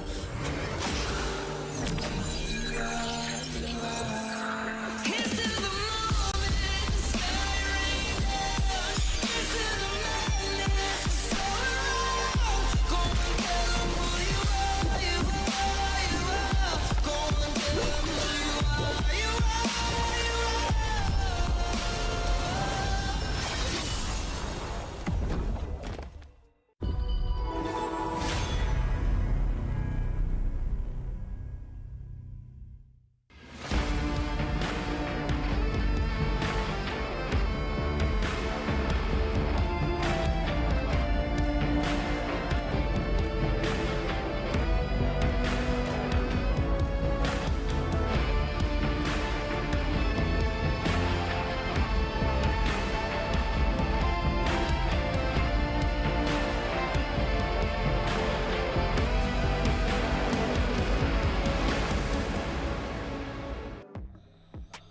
And welcome back, ladies and gentlemen. And you are watching KIC2023 International Championship as we are moving into our Game 4. Actually, the Wolves doing a really nice job with that Da Chao and Fuzi combination, locking down the win in Game 3 and putting, Weibo in a really tough position. But Weibo is going to be on the blue side this time. Can they make the comeback? Most likely, definitely. I feel like it's going to be another time. How about you, Tingy? Yeah, I think it's just gonna be another tie here, maybe 2-2. Yeah, I don't really think that Weibo did so bad, for Game 3. It's a matter of time before we see Tempest Dragon. I think, yeah, whoever got the upper hand when it comes to the bottom, Super Soldiers and the Da Chao available for the whole crowd, I think, yeah, Chongqing.Wolves have a better chance, to win for Game 3. Push into the Tempest Dragon 20 minutes mark. But this is a new game ever. And I think for these two teams, not so much to worry about in the Hero Pool and the BP because they still have a lot of things to go. For example, for Beijing Weibo, they're in the blue side. They still have, as to the top lane, Alien and Charlotte will be all available here. And not to mention jungler, they have Murad, they have Dun and Zuka. Yeah, that's just a lot of things to be choose from. They just to set a very clear target as to what will be the AoE hero they really wanted to have. I think Iggy is good enough, and yeah, it should be coming after Chongqing.Wolves. They need to find out who's going to be the third ban here. I think Caffeine maybe still stay in their bans here, and not to mention Butterfly is naturally taking one ban at their side. Da Chao is out. Ooh, so a lot of heroes are available here. Yeah. Iggy might be it. Yeah, Iggy's gonna be there. Let's see if Caffeine gets banned here or not. Iggy gets banned. Caffeine is meaning out. Caffeine is gonna be letting out. Here's gonna be no reason. Yeah, no reason. Pick it up. Yeah. Why not? definitely rotating that AoV hero to the Beijing Weibo for that Xiaoxi. Xiaoxi definitely does a really nice job. Maybe, you know, they're going to pair up this hero with Ming. It's going to be the perfect duo. But if you get Caphony, Jing is also available, and Chongqing.Wolves is going to pick it up. And also this, you know, Xiangyu is going to be picking up the Mai Shinui. So much bursting damage. I mean, the damage coming from Chongqing.Wolves are not a joke right now. It's going to be really tough for Caphony and Ming to survive this combo if they're not too careful. I think Huanjuan really needs to stand out, even though he's a utility mage like Princess Frost. But the ultimate is strongly needed, you know, trying to slow things down, trying to separate the battlefield, trying to make sure that after Yu and Pan get to the backline, they cannot just simply go back for the team. Kui won't be the choice from Chongqing.Wolves, so good. And we're like talking about Yishin's Kui. He used Kui a lot in the summer season, and that will be the countering strategy versus a Huanzhong and Luban Master. And yeah, Luban Master is not included in this KIC meta, but it's so good as hero. But Kui from Wolves, from Yishin, is always there, ready for the standing still, only like marksman ever on the backlines. I think Chelsea need to be careful with this. They have to be careful with this. Kui is a really nice pick, and also the BP on that round was really smart, banning out this Zhuangzi, because if without this Zhuangzi, it's going to be easier for this Kui to make the hook. If they don't have that Purify, definitely it's going to be easier. And also this ban on this Adina. They do not want this Adina to be harassing them in the early stages. So yeah, these two banned by the Chongqing.Wolves, really nice. On here, on Beijing Weibo side, Xeno getting banned out, Barry's getting banned out, because that's going to be one of those components that is going to be really nice to this Jing. And also the last pick for Chongqing.Wolves, the Solaris. Definitely, yeah, we can see a lot of Solaris countering this Caphony at the bottom lane. And with those two duos, I feel like Chongqing.Wolves is going to have the better time. Kui is going to be providing the pressure, and while this Solaris is pretty much going to be going head-to-head with Xiaoxi. Yeah, like speaking of the laning here, when it's level 2, you can always use a lot of like different like AoE spreading off the art attacks from Solaris, right?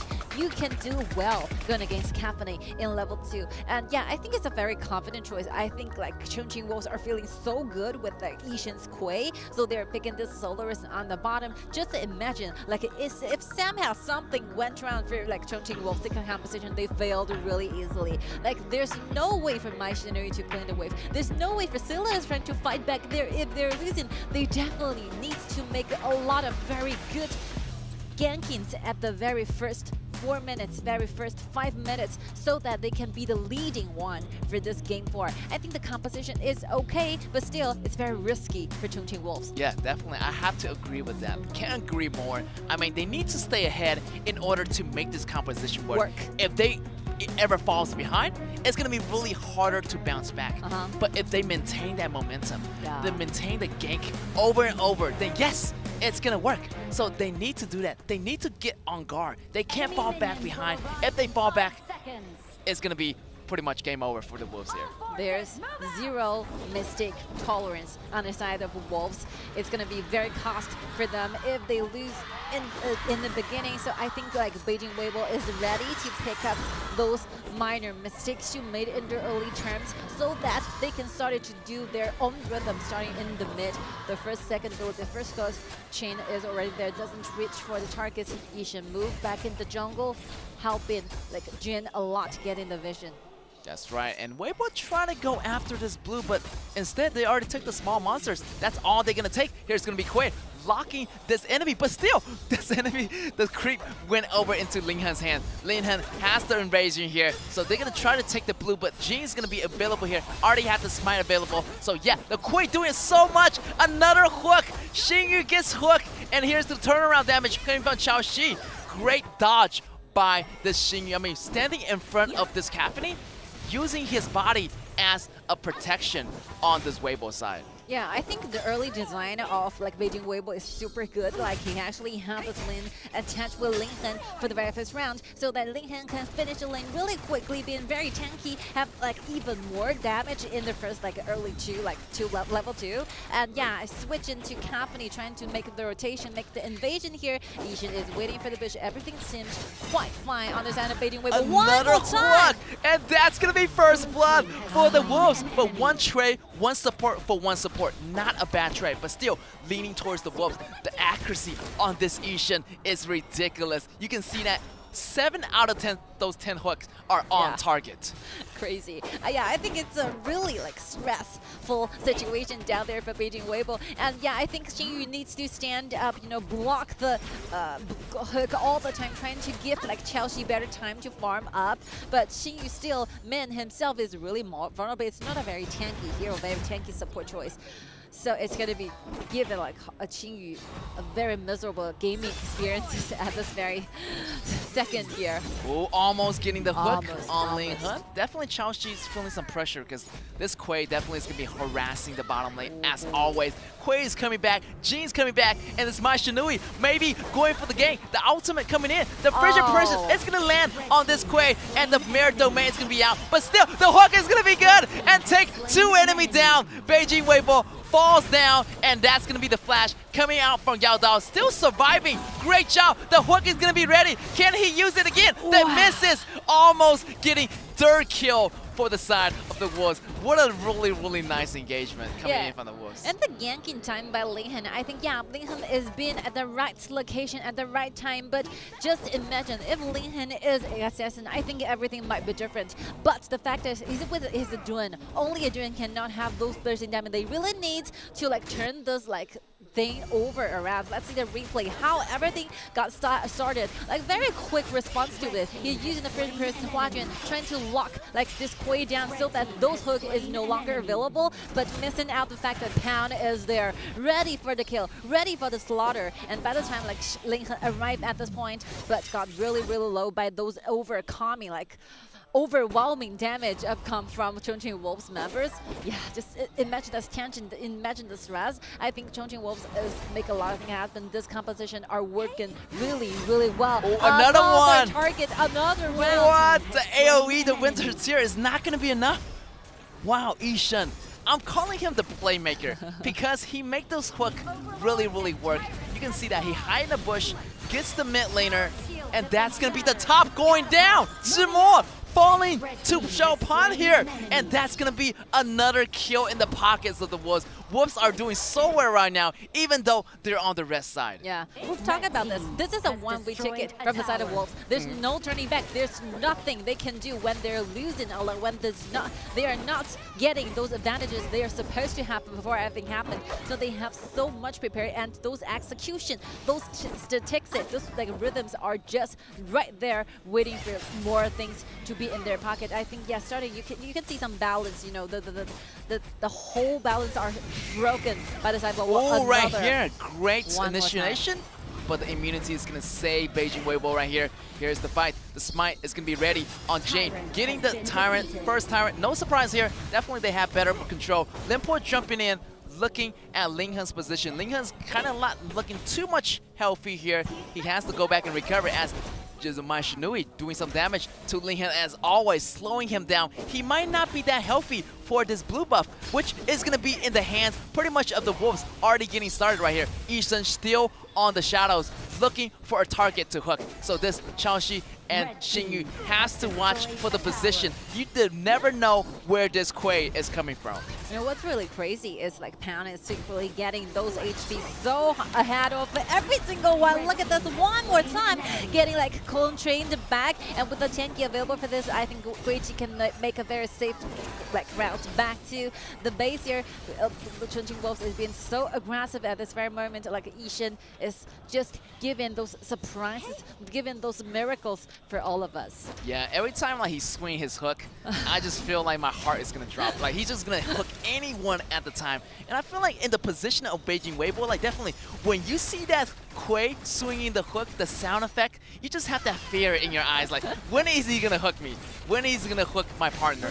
And again, almost getting the hook, but the ballista is gonna be there in the path of the Beijing.WB, saving this main at the same time. This main got hooked so many times, so definitely he's just like fearing for his life right now. And yeah, I think Chongqing has a very good hiding strategy, you know, always standing on the back of your waves. Your waves is going to be protecting you a lot when the hook is on his way. So yeah, very nice strategy, very nice positioning here, but something might be missing. Another round. Wow, the Sunburn arrow is so close. Actually reached for Chongqing. One more time. Almost hooked, Nanjing. but Bridger Poison is going to be there. AoE ability brings as far as protecting the bottom lane. I mean, that was a really, really close one. Yes. But look at here, Lincoln gets evaporated in seconds.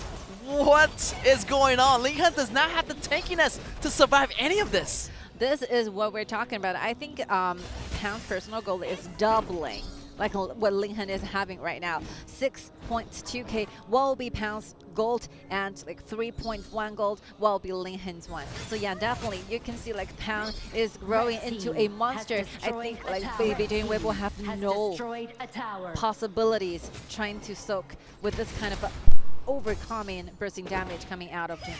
Yes, I do love this composition coming from Wolves because right now they're ahead, and this composition works with them while they're ahead. They have the advantage of the goal, they have the damage advantage, they have the level advantage, so why not just go in, go all out? Look at here, the level, the difference between Xiaopan and Lincoln. It's like 3 levels away. He's 3 levels behind, so he's definitely behind in those goals, behind in those items, and he's just not going to be that tanky enough for the Beijing Weibo team.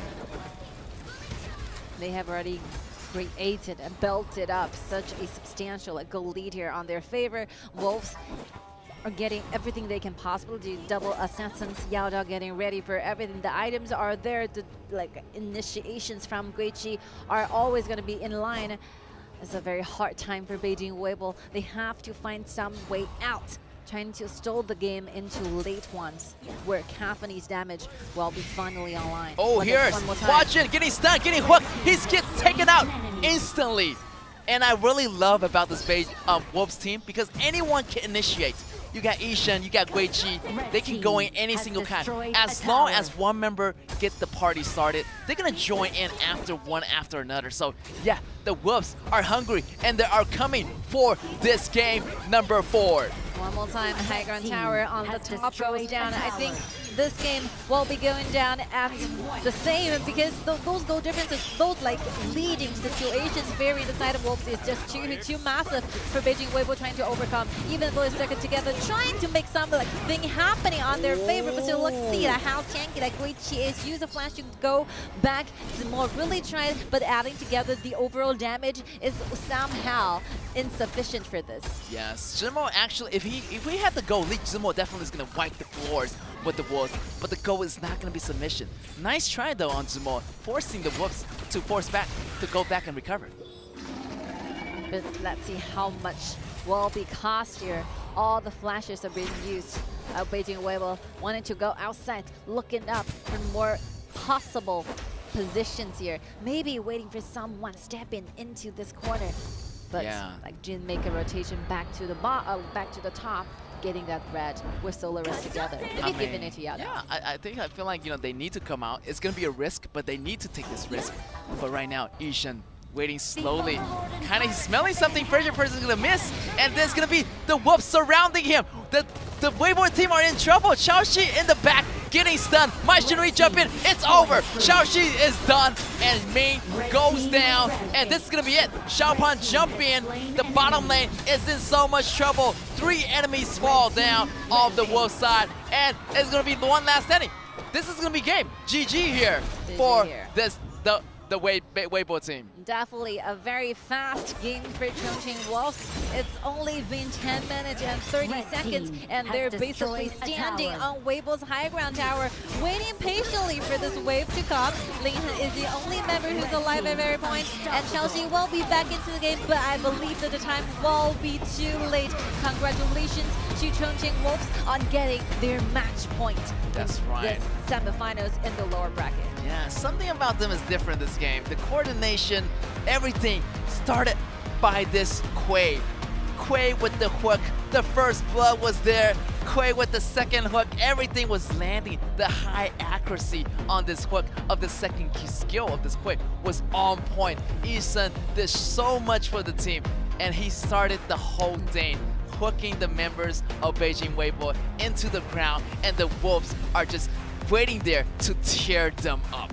Definitely, I think deeper hero pools will be giving you much confidence in the BP, right?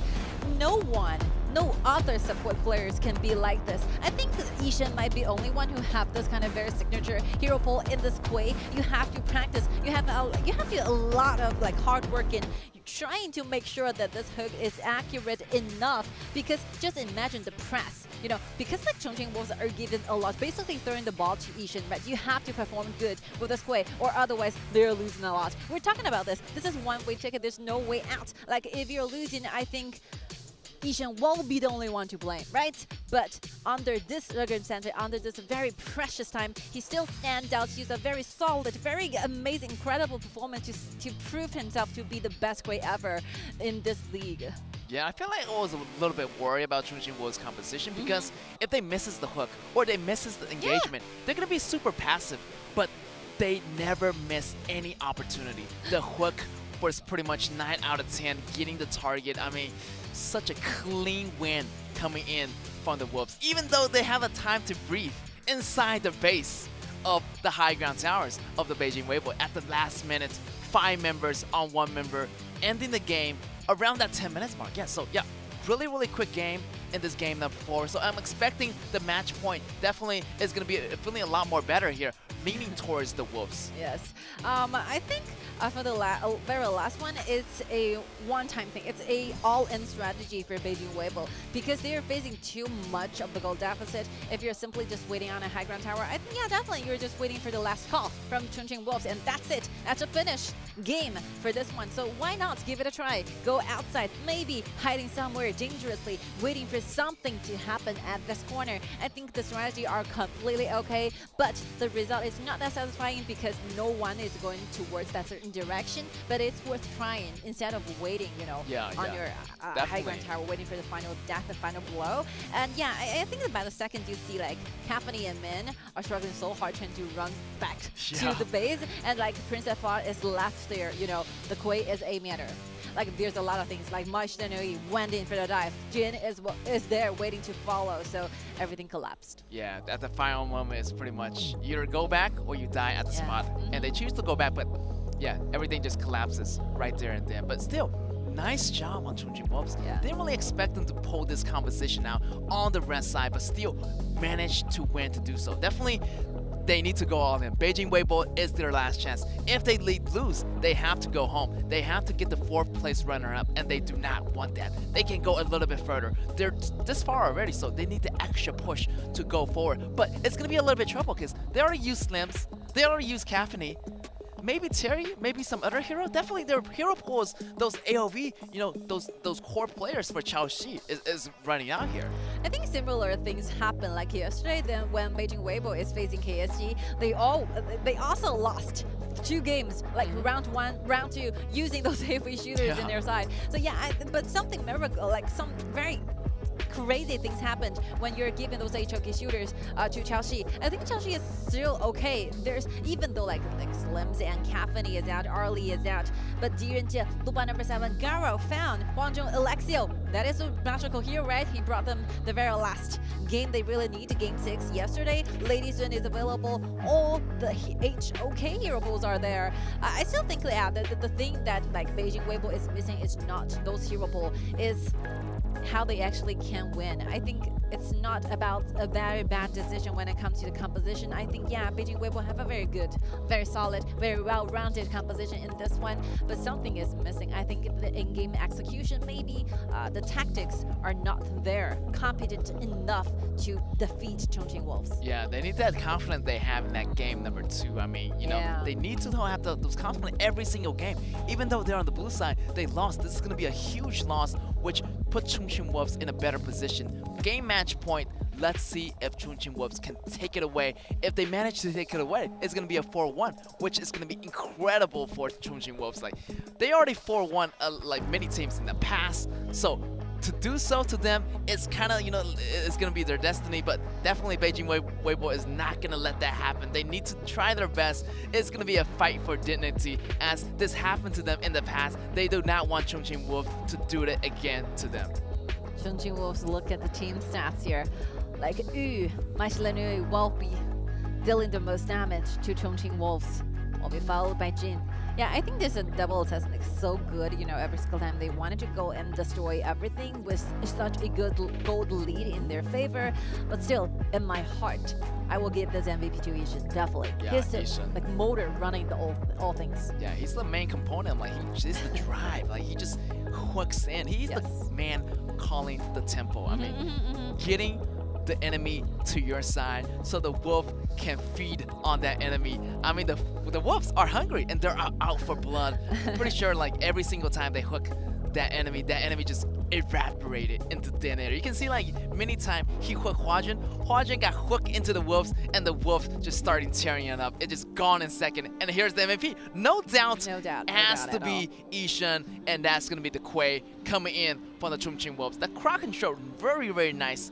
Hook him in using the ultimate to provide that CC control. 19 seconds, the KDA really, really outstanding. 2, 1, and 6. And yes, his positioning really, really matters. He has pretty much a lot of vision control. Like he was in the grass by himself and using the hook right here. Calculating the distance between him and the enemy, getting the hook, getting their first blood for my Shinui. Yeah, like you said, he's standing up front, he's hiding himself in the bush. He's using different strategies to make things happen in this game. He's not only like calculate the distance he really needs to hook something back, he's always responsible for a lot of things. He's the first-hand initiation. He can be the like second one following up with the sunburn arrow, right? This is another one, Princess Robin. The target, the sunburn arrow actually reaches for Huajin. So yeah, like he's performed so good, use a lot of different like strategies to make things happen, to initiate all the time. I think he's the gasoline that will be needed, you know, trying to like get this machine ready. Yeah, I can see that. Like also he's really brave. Like he's standing like in front of a lot of his allies, not worrying that, you know, he might get caught. But he's just showing that he has the confidence to make those hook happen and make those plays happen. And so yeah, I feel like this match, pretty much the Chongqing.Wolves outplayed the Weibo's team. So yeah, if they continue to be like this for the next game, it might be trouble because someone's going home pretty soon today. So who is it going to be? Is it going to be Weibo? So definitely Weibo is in a dangerous spot right now. Yeah, I think this is it. This is how Chongqing.Wolves gets to the match point and how Beijing Weibo is going to be suffering after this break. Maybe it's going to be the time they fight back, or otherwise Chongqing.Wolves is going to be putting a stop in this BO7. We'll be taking a short break before we come back.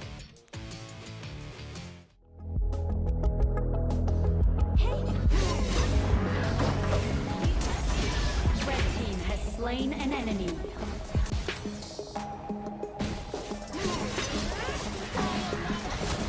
Red team has slain an enemy.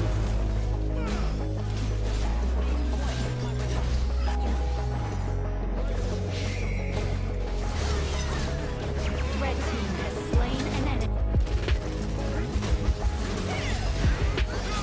Red team killing spree. Red team rampage.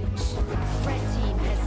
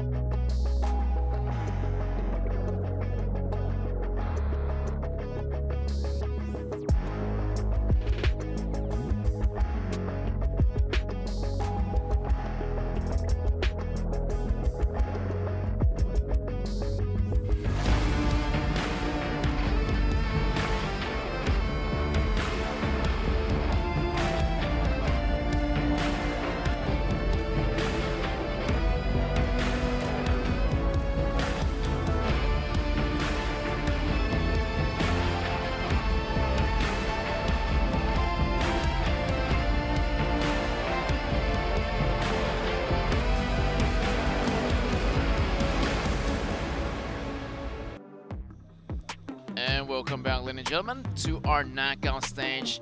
That was a really nice, great match by the Chongqing.Wolves. Who would have thought like Quay could be paired up so well with Solaris? Solaris and Quay goes really well together. I mean, Solaris with the initiation, Quay followed by the hook. Everything just, works so well once you have those composition available. And the Wolves did a really nice job in that last game.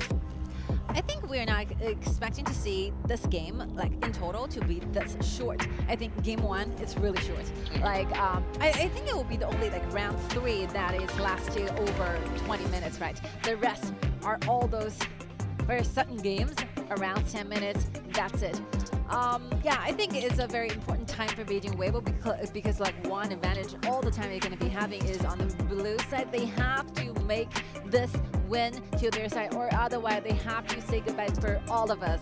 It's going to be a 4-1, the same score like the sprint final. This kind of nightmare cannot be happening one more time. That's right. I feel like the Beijing.WB are fighting their demons right now. I mean, this nightmare, hopefully it's not going to repeat itself. Definitely, they're going to be thinking about it over and over after they go home with the loss. But hopefully not. I feel like Beijing.WB, the fans are here. They are supporting him, supporting them all the way here. Definitely, they need the cheers. And look at that. You can see the fans are showing a lot of love for the team. Also, for the Wolves, they definitely are not going to lose. They came this far. They want to grab every single championship. They want to make those double digits happening. Let's jump into our game number 5, actually. Going into this game is going to be crucial because match point for the Wolves, and it's going to be really crucial because Weibo, if they don't win it, they have to go home. And for Wolves, at least they have already guaranteed to be the one to get to big side if there's going to be something into the ultimate battle, right?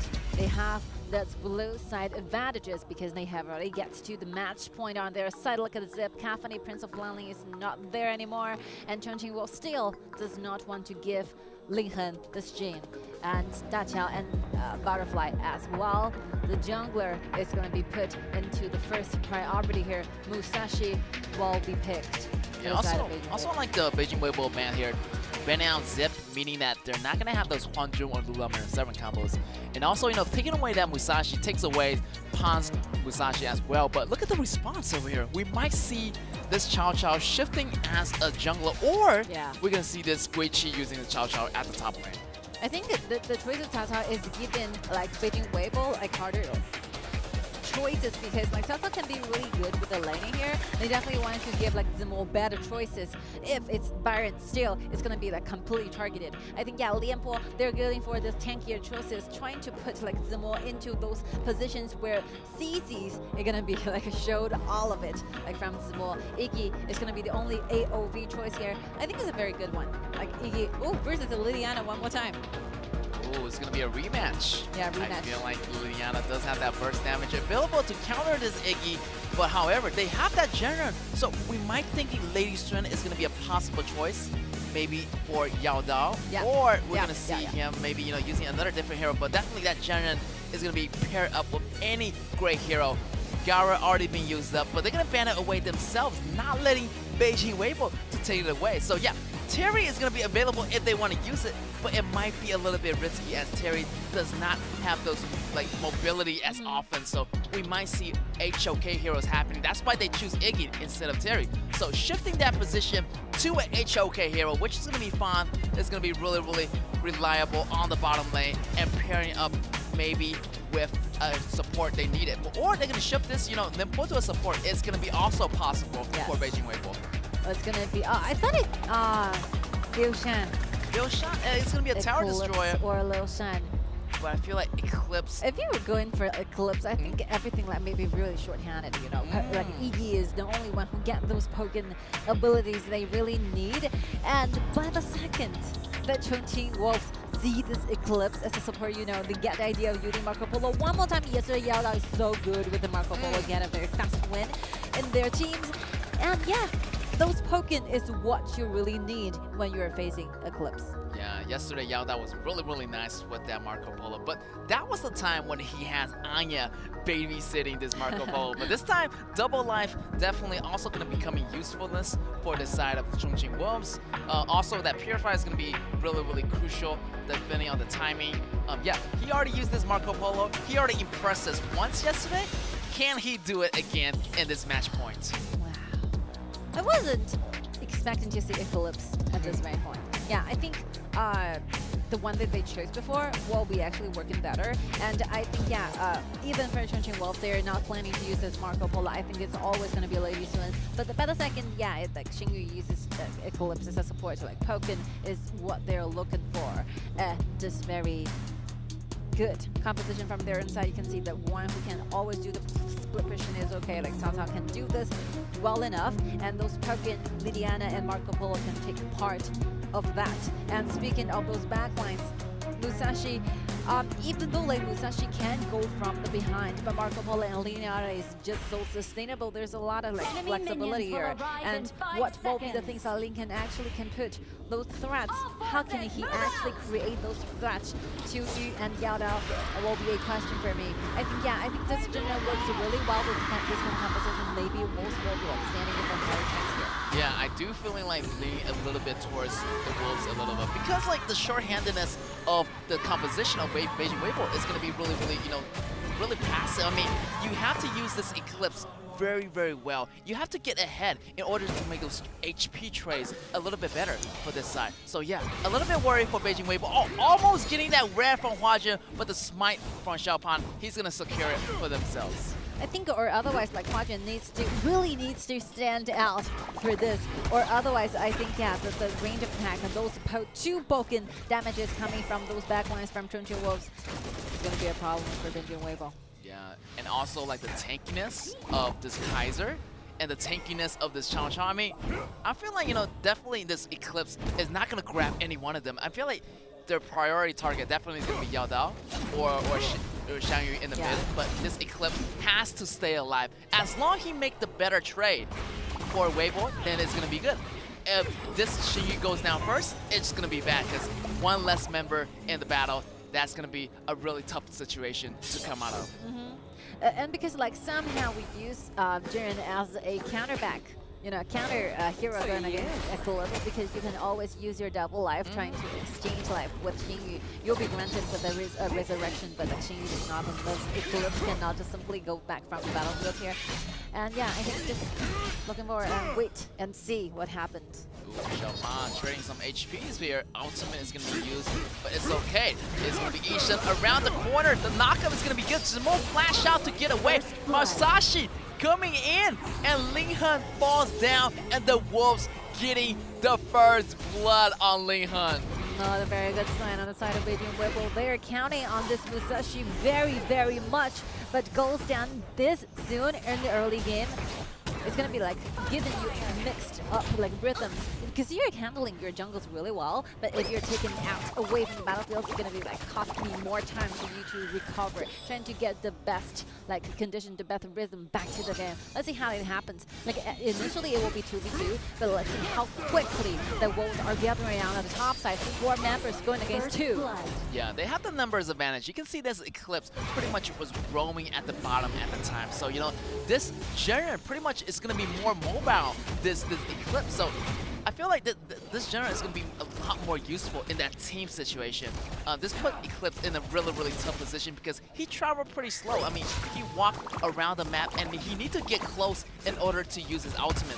And for this, you know, Jiren, he can use his ultimate in a really big AoE circle, providing that extra life for everyone. So, yeah, in terms of, you know, those usefulness, I would say definitely this Jiren has my pick on those ultimates. And I think now, like, Chongqing.Wolves are doing just fine, waiting for the next round of rhythm, maybe waiting for 4 minutes where they wanted to set something up for this Dragon White. They matter, will go to the Tyrant or the Overlord, but sometimes those statistics are showing that Chongqing.Wolves always favors the Tyrants, because extra damage will mean like extra potentials for you to fight, to win in the team fights. I feel like they do have that higher control of the Tyrant, like mostly, you know, overall on the team ranking scales. So yeah, also particularly I like this composition of Kaiser and Marco Polo together, because Kaiser can be the one to absorb all the damage. You know, he take the damage as a man, and then Marco Polo goes in for the cleanup. So yeah, the damage the damage dealer is going to be there, the damage taker is going to be there for the Wolves, so Yeah. that's going to be the perfect scenario. Let's see if this story plays out for the Wolves here. Marco Polo is doing well, like even though facing fan on the bottom, but since you can see like Chongqing.Wolves, it kind of distracts. Take a watch it happen on the top side store, like in return they managed to get a Yao Dao very safe and sound early game beginning in this game. It's a very good sign, you know, if you have Marco Polo, the best condition for you to wish for, it's your enemy will let you grow, let you farm so safely, so peacefully at the very bottom lane. That's right, Marco Polo already got his first core item, you know, Sparge for Dagger. Looking for the Doomsday to be built here. Oh, Zemo is a little bit in trouble here. Burst damage coming from the Wolf, but Zemo is going to be tanking up to survive those hits, but not for long. Not until when this Marco Polo get his damage online. The front tanks are pretty much going to be a piece of cake for this Yao Dao. Let's see, Kaiser been so tanky with invincible warriors, and I think no one can stand out at this very second to take this man down. Pound is so tanky. That's right, Pan also used that first skill to recover the HP over time. You know, once he leaves the battlefield, the passive for Kaiser is going to recover his HP, so that's how he stays so sustainable, and he can bounce back to the battle anytime. Look at Liliana actually chasing after Fawn. Fawn is probably retreating to the tower right now, but nobody's caring about Yao Dao. Yao Dao just having the best time of his life. You are leaving this man without any notice. You're gonna be really regretting this kind of things you made early on. Early 5 minutes, no one is taking care of the bottom. Like no one is actually caring about what's really going on the bottom. Like nearly 4,000 goals. I think Yao Dao is looking really good, and this won't be the time he started to like participate in the team fight. Those tokens is gonna be there, giving Lincoln extra like damage, extra difficulties when it wanted to engage. Look at those dashes, those the ultimate is also need. Chasing up, Pound, waiting for more, while she won't be killed on the very back. Look at the time, both the front lines, Marco Polo is finding the best opportunity and angle to win into a fight. Then to take down, look at them, getting back to the back lines here, exchanging lives with Wolves. This is so important. Double kill. Yes, I feel like the Wolf definitely went a little bit too greedy there, but the assault on Weibo, the initial assault coming from Weibo was kind of a little bit off there, because, you know, they went after Guiqi. Guiqi used the flash and the ultimate to secure himself, and the Wolves came in with the flank. But they got, you know, a little bit of kills there, but they went a little bit too deep. And also, you know, Chaoshi came in to pick up 2 kills, which is going to even the battlefield. We got to go back to that replay. Here is going to be the Wolves chasing Weibo. Weibo was back into this corner, but you can see Chaoshi. Chaoshi is going to be on his way over. The ultimate, the extra life already being used up. The dive for the tower. 3 members getting taken out, and only Chaoshi was available to salvage the situation there by the Weibo. Wow, back to like something happened on the bottom as well. Let's see, like Zemo being so tanky, still being ready, trying to counter back. Look at Musashi, have a very perfect landing points here. The resurrection having to trigger, but still, one more time, you need to be put it down because everyone from Weibo is getting ready for this. That's right, Weibo is bouncing back really strong. They took down 1 enemy so far, so yeah, they have the lead here. They can actually do more damage. They have to damage. They have to do some more damage because time's gonna be running out after this Marco Polo has been stacking up for so long. Since this Shaoxi is a little bit behind, once that battle happened on the top side, bring him back. Now it's going to be the time. They can actually step a little bit forward more, being a little bit more risky since they are in the lead after that last battle. I think Beijing Weibo is fighting like way much better than we expected. You know, they're getting the attention they need. Those upper hand they really need to try to counter back and think like it even needs to be careful with the ultimate. I think the second life is so important for Marco Polo or to the back lines. You have to make this recovery and this resurrection ready. And yeah, just before this, like you can see the previous team fights, not so many members are being brought back, you know, with the ultimate. And yeah, let's see who's going to be the first one to initiate. Still Pound fighting for the vision here. Nothing more. Pan really want to get this Tyrant. Tyrant's going to be available. Musashi is on his way, but Yao Dao is at the mid lane, so he has the vision. He jumps over. Purify is going to be good, but the no ultimate already being baited out. Ultimate still available on Ling Han. Let's see if he uses it at the last moment, but right now, great job on Weibo, scaring them away. not letting them to get the Tyrant at this moment. Yeah, look at without Jun's ultimate, without Yada's Purify, I think yeah, Weibo will be getting the Tyrant to their side very easily. I think Lincoln showed a lot of threats, you know, but even he's saving that ultimate to himself. Yeah. But by the showing Yoda, I'm standing like up front in front of you, you have to show your respect towards this Musashi. It's such a greater deal. Like Yada is basically using the Purify and Yijin giving out the ultimate at the same time. That's right, and you can see that Linhan is being so cautious about using his ultimate, saving it until the last second, saving it until those crucial moments that's available, and also Isha, you know, saving those ultimates just in case for the whole team. Definitely not saving it for himself. Definitely not to be too selfish with that ultimate of this extra life. The crucial point has been reached here at 10 minutes mark. Double Dragons will be upgraded into a better version here. Musashi still missing from all the map. Like Wolves is trying to figure out where this Musashi is hiding, where they're granted with no vision at all. They have no idea what's going on in the river. They have no idea who's standing in front of the Tyrant. That's right, no vision, meaning there are fear is going to be put in their eyes. Musashi is going to be missing from the map, but they have no idea. They might be, you know, next to him. Yeah. He might be, you know, hiding in that bush, hiding in this bush. So yeah, the Wolves are trying to scout him out, making sure. So he's making his appearance on the top side. Yeah. So yeah, they can actually go for the engage because they already have the vision of this Musashi. But Musashi is coming back into the battlefield. There's not a lot of time for the Wolves to do this. They only have a short window. Can they get this dragon? The dragon aggro already been pulled out. He has to go back, resetting the dragon. Yeah, this is like the time they're doing with the Tempest Dragon. Completely the same. No one is taking the Tyrant seriously. They're using the Tyrant as a bait, you know, trying to force into team fights. And whoever lost their patience might be the party who really lost it. You have to be patient at this very point. Someone is missing. Guichi is missing from the map. Very nice location here. Here comes Quan, wants to dive in, making sure they have the AP. Won't be gone from Quadrant. Weibo needs to take a little bit step back. Wow, I feel like Guichi being really patient. Yeah. He knows when it's the time to go, and that was not the time. He is so cautious, so vigilant, knowing that fact if he dives in, the rest of the members are not going to follow because his positioning pretty much was to the left, and the Wolves already chased them off, and that's the main thing. They already got what they wished for. They chased away Weibo, but Weibo came back knowing the fact that the Wolves are not going to be there.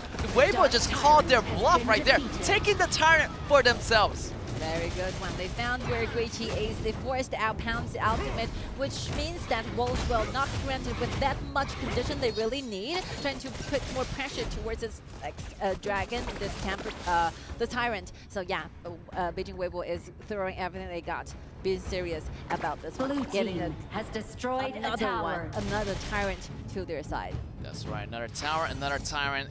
And they're doing quite well. Lincoln, you know, providing that psychological warfare, knowing the fact that you can't see me where I am at, but I can see you where you at. So yeah, great job on Lincoln, just, you know, providing that fear into their eyes right now. Still looking for a perfect rhythm. I mean, they have the go advantage, they have the Tyrant, they're making some pushes happen. Maybe why not take the double dragon later on? You know, speaking of psychological like threats, I think Chengdu is dealing the same. From now on, I think it's been 12 minutes. He has held his ultimate till now. He doesn't use his ultimate for even one time. We're still waiting for the very first second contract on this game. But still, if you're holding your ultimate on your hand, I believe that will be given like more harder like punch towards Wolves because they cannot simply just dare to go deeper. They are always going to be so cautious, you know, who's going to be the target from this second contract. No one just simply dares go deeper. That's right, and they have to stay calm and collected. You know, whoever goes a little bit too deep might be risking their lives to do so, and this is going to be a crucial battle. If one ally falls, or one of them falls, you're going to have that disadvantage in numbers. So yeah, both sides are being so careful right now. The positioning is so careful. Marco Polo doing some pokes. The ultimate coming out from Fan, slowing them down a little bit. But Weibo is on the run right now. One member get caught, and he's gonna flash over the walls, gain immunity, and Zimo is gonna survive. I really liked how like Weibo is playing with the psychology at this one without using your ultimate, without showing up on the real map. I think they're getting a lot of things in back, you know, just instead of the constantly looking for those engagements which you might be possibly losing. Shane, you really want to right here. Look that launching here, 4 members. That is a really launch, great launch by Lingham. But however, they're gonna have to go after the neutral objective. That's what I'm talking about. The priority definitely is gonna be on this Overlord. Taking down the enemy definitely is not gonna be that much of a priority there. So yeah, the Dragon is gonna be on the side of Beijing.WB, doing the pushing, more power on the top. This allows them to push the top tower, which allows the Wolf to be pulling closer and closer to the base. So actually forcing the Wolves to go back and defend. I think sometimes you just have to respect Blue it. team Like, by the very has second, we think destroyed a tower. this might be it for Beijing.WB. They're pushing to the very edge of the failure by Chongqing.Wolves. But somehow they are fighting back. Use this kind of very creative, you know, way of the strategy, playing with the psychology, and actually succeeding a lot using this Eclipse, using this Musashi, without it like looking for a lot of engagements. They're just standing up front, giving you this kind of pressure so that like Wolves cannot simply just go away that easily. That's really. That's right. The Wolves have to get their mind back together. They have to do some reverse psychology here. They need to, you know, give the fact that they have psychology. I mean, they have the reverse psychology effect. So Lingham is not gonna be there. Like, you know, they have to be brave. They have to be really, you know, like predicting where this Musashi is gonna be. So yeah, instead of, you know, being really fearful, actually stand up. You know, they have the, you know, capability to do that. All they need to do is find the perfect entrance. Find the perfect opening for the Wolves to go in. What will be happening? I think obviously for Beijing.WB, you can never relax yourself before you actually get to your final goal, the crystal. Do not release your tension here. Watch out for the ultimate. Watch out for the possible enemies. And for Yao Dao, this Marco Polo have been farming up so peacefully till this very point. I think it's already fully decked out. He even got like 2 armory items ready to engage, ready to initiate. We have the Sages. He have the Sage Agenda provided by Jinren as well, and the Sacrifice Coast. They really need to soak in that like poking damage. Oh, here we go. Guichi getting absorbed right here, getting suppressed, but it's okay. Marco Polo is going to be there. Double life available on Guichi. Here we go. The Limpo jumping in. Marco Polo still following the positioning of his allies, looking for a perfect way in. He's not going to initiate, not just yet. He's just going to do some poke damage, hoping that Weibo is going to back off right now. But Weibo is not backing up because this Tyrant is going to be there and it's going to priority on the Wolves. What's it going to be? Are you going to take the Tyrant or going to go head-to-head with the Wolves here? The lips are going deeper towards Marco Polo. I think he definitely needs to step back a little bit, count his solo in HP, and using the smite to take control of this dragon in their favor. Oh, this Marco Polo jumps in. However, it backfired. Xiaoxi went crazy, taking out Yao Dao. Here's the reverse damage coming from the Weibo team. The drop. Huajin is going to get the kill. 2 members fall down. That's going to be a 0 for 2 trade in favor of Beijing.WB. So even though we're losing with the smite battle, but still we're winning on the upfront like battlefield here. The team fights will be Beijing.WB standing to the last minute, while Guichi and Yao Dao are still suffering from the resurrection on their own basis. We have to wait few seconds more for these very important guys to be revived at the back. The very ballista is here, but I think it will be very easy for Chongqing trying to clear it, but Liliana somehow have to go back to the crystal. But winning one more time, getting defeated by Beijing.WB. Miracle happens. Beijing.WB on the blue side turns back for 1 extra game. That's right, the miracle comeback, killing the game and making the team one more time, getting the point back, allowing them to survive a little bit longer here. Still match point for the Wolves, but still they're gonna be on the blue side for the next round. But still, Beijing.WB still are in the game here. They do have a chance to fight back, and they need to fight back. They need to take this game to the ultimate battle if they want to fight back. Crazy. You can never just simply underestimate any single team at this very moment. It's the top 4. It's 4 of the best teams that have been competed for over a month till now and making so far defeated all the possible enemies in their upcoming journey. And yeah, I think we'll have Beijing.WB, apart from yesterday, they finally make those combats in Game 6 perform so good in the ultimate battle. But you can see that like Chongqing.Wolves is pushing literally towards the edge of the cliff. Yeah. There's no way back for Beijing.WB, but they did it. Yeah, they did it at the very end. I mean, it was a really risky move, but letting that Yao Dao farm so well in the beginning. But actually, you know, in the very end, they actually made it through. The Musashi, the fear, the psychological warfare this Ling Heng's provided for the whole team, and that critical moment that the was afraid to start on the dragon, forcing them to like be there for such a long time. The dragon keep on resetting itself. This allows more time for Beijing.WB to build up those items, and in the very end, they overcome this battle and getting the win. That's gonna be a 3-2, 2 points for Weibo, 3 points for the Wolves. Still, they need 1 point to make it a tie in order to go into the ultimate battle. I think somehow you need to think outside the box. You know, normally in traditional way, we're gonna assume in this Eclipse to play as a very aggressive way, as a very good hand to initiate. But somehow they're reverting this in their place. They're actually using this Eclipse as a means to protect whoever is under attack right now. You can see KIC2023, why don't you come from behind? Why don't you aim for the backlines, but still will be completely stopped by Xingyu there. So yeah, I think Xingyu personally have a very advanced understanding of Eclipse. You can either play it in a very aggressively, like we usually see in the games, but also you can always switch modes to a more defensive way. Yeah, I like Xingyu's playing style, you know, the defensive play definitely, and he gets in the minds of the enemy. Yeah. Knowing like you know, get into the position of the Wolves, knowing like which are they thinking? What are they thinking at that same critical moment? So yeah, great job. And even though KIC2023, if he comes from behind, he's just gonna get suppressed by this Eclipse. And you can see that in that final battle. KIC2023 jumped in, gets suppressed, gets taken out immediately. Then Marco Polo jumped in. It was a little bit too late there because Marco Polo does have the damage, but you need to have someone to tank the damage. And Kaiser was pretty much exhausted by that point. KIC2023 got taken out. The less number advantage was a disadvantage for the Chongqing.Wolves. So yeah, in that final fight, Weibo overcome this battle and gain the win. Great job on Beijing.WB. Still in the game, they still have the chance to fight back. They still have the chance to go to the ultimate battle. The deciding factor definitely is going to be in this game number 6.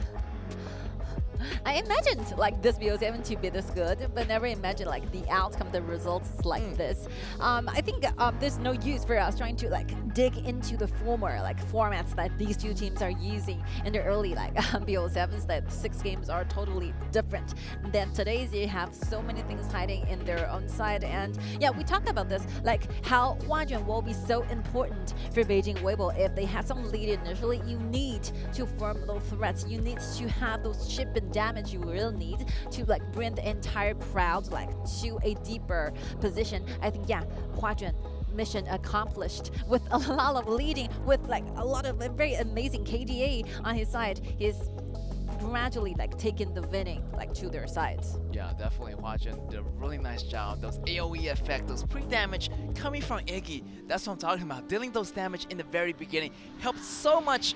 And here's gonna be Chaoxi for the MVP. I mean, Huajun set up a lot of kills for Chaoxi. Chaoxi doing the most for the team, using the shuriken, using the ultimate, and also killing, you know, this Yao Dao many times. Also, you know, gaining that top kill when he was going to the top for assistance. So a lot of these damage are coming from this farm. You know, somehow it's like yesterday, like the same thing happened. Like he failed using Slims and Caffeine, those AoB shooters, but still he will thrive using those HOK marksmen. I have no idea why, you know, it happens like this, but it's really interesting to those see. AoB hero, I feel like it's a curse on them. Like I feel like the Chaoxi is like switching into the HOK hero for better luck. So yeah, maybe no more Terry for the next match. Maybe they're gonna go with a classic HOK hero, and that might be the case for Chaoxi. So many things in there. to Chelsea to choose from. Like Garo is there, Lupa number 7, DNJ Kansuru, Huangzhong Alexa, ladies, and so many choices. Yeah, so many choices. Doesn't really need to worry about the hero pulls here. Yeah, hero pool is going to be sufficient here for Changxi. I mean, Terry is going to be an available option, but you know, since you already lost with 2 AOV hero, we might want to consider and recommend them to use a HOK hero instead. Maybe shifting that AOV hero to another position. So yeah, that might be another option here for Beijing.WB. So this is game 5.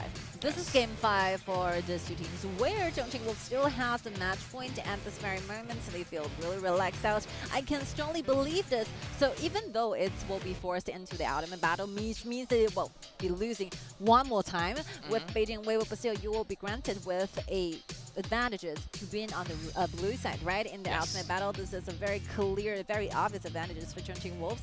And for Beijing.WB, I think, yeah, we have been going through this. Like, there's so many heroes remaining for Beijing.WB, trying to give a very good composition in Game 6. Nothing too much need to be worried.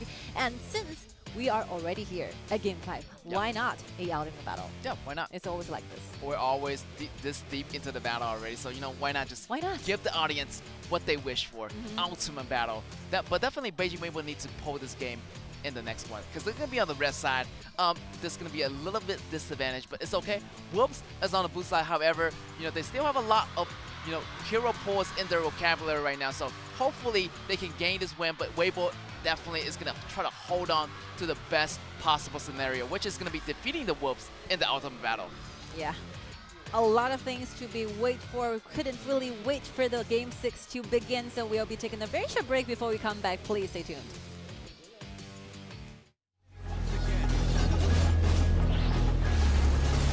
Red team has slain an enemy.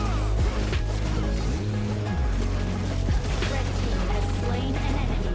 Blue team has slain an enemy. Red team has slain an enemy. Blue team has... Dark Tyrant has been defeated. Blue team killing spree.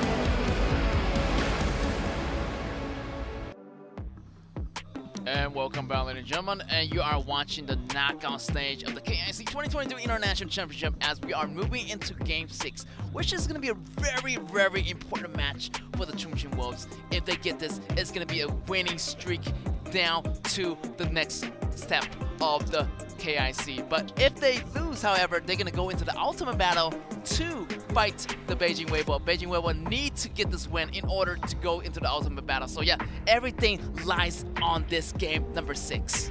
Game number 6, Chongqing.Wolves on the blue side. Oh, yeah. Chongqing.Wolves is going to be on the blue side.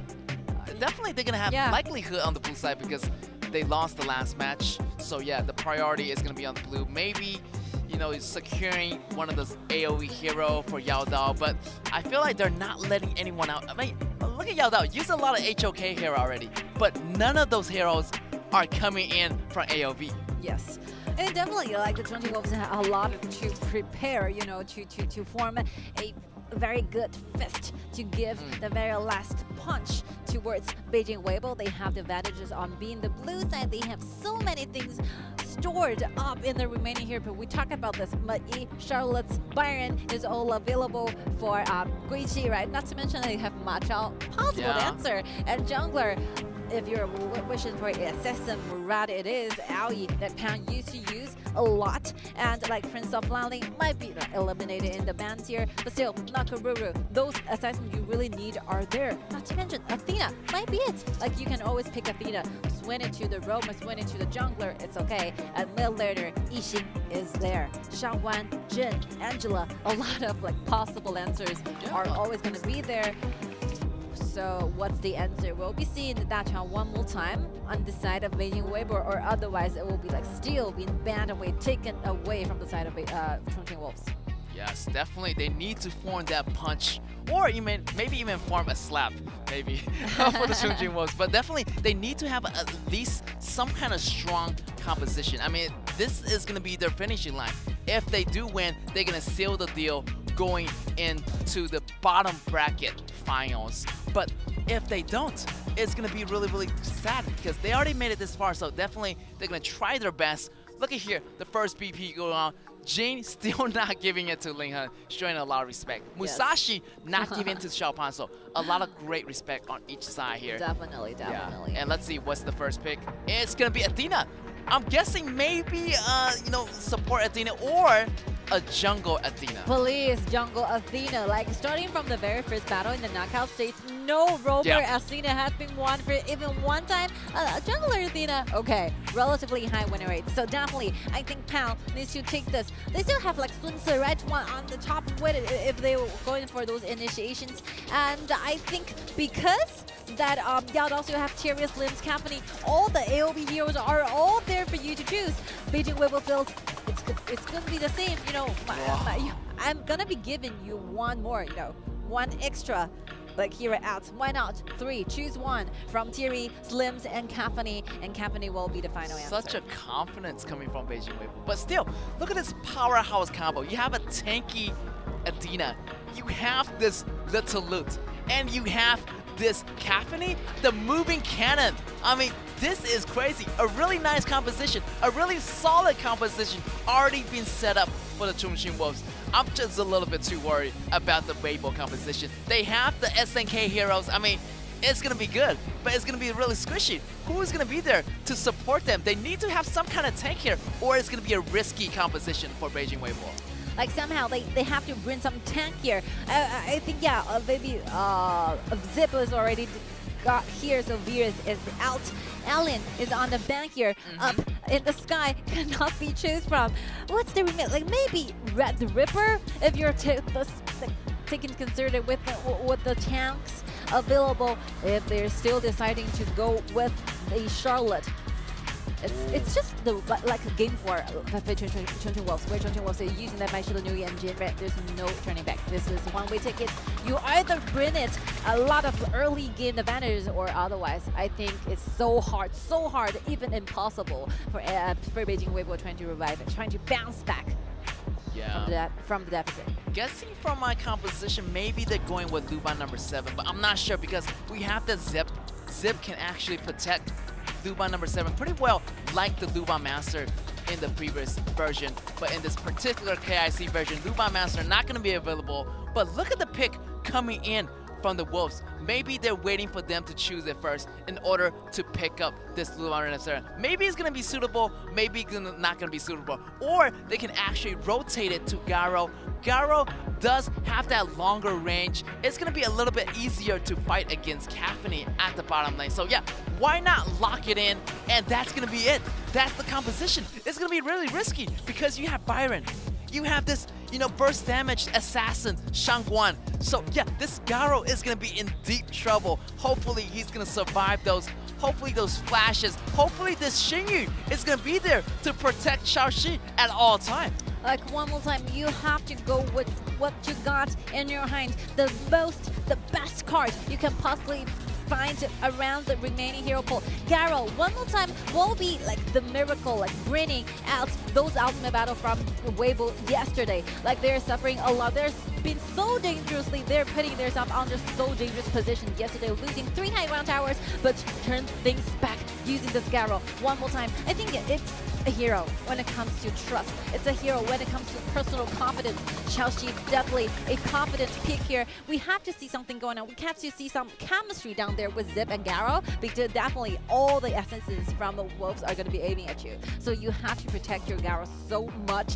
Zip, how the Zip has been played, how like Xingyu is so important a role in this one for Beijing Weibo. On the red side, I think maybe like ultimate battle is enough. You just have some feelings because there's some moments where some certain players is using some certain hero. You just have faith. That's right. I feel like the Beijing Weibo are trying to make those miraculous comebacks. Yes. And I feel like they have no way back. The back, there's only one way in. They have to go in. They have to win this fight in order to make it to the ultimate battle. So a lot of stress here for Beijing Weibo. I feel like they're going to use this stress as an energy, as a momentum to put this win into their bracket. They need this win and they need this W in order for the ultimate battle to happen. Let's dive into our game number 6. Chongqing.Wolves on the blue, Beijing Weibo on the red. This is the only hope for Beijing Weibo. They're already cornered by Chongqing.Wolves, and Chongqing.Wolves have a very good composition, aiming at the only target at the very back. Xiaoxi, Garo, we're seeing with you with the Shangguan, we're seeing Guichi with the Byron. Very good touch, very good assistance here. And yeah, let's together witness what will be happening here. I think, we still need more time for those heroes to farm up a little bit. Xiaoxi needs to farm safely. And how much of the harassments that Chongqing.Wolves is going to be given to Xiaoxi will be the problem. That's right. Here's a quick harassment. Actually taking away one monster creature from the side of the Wolves. Great advantage here. Xiaoxi going in. Oh, look at him. Huajin is in the scene, trying some great fanning ability to the side of the Wolves. Yeah, causing a lot of trouble, causing a lot of disturbance in the early games here. 1v1 on the top, level 3 versus level 2 here.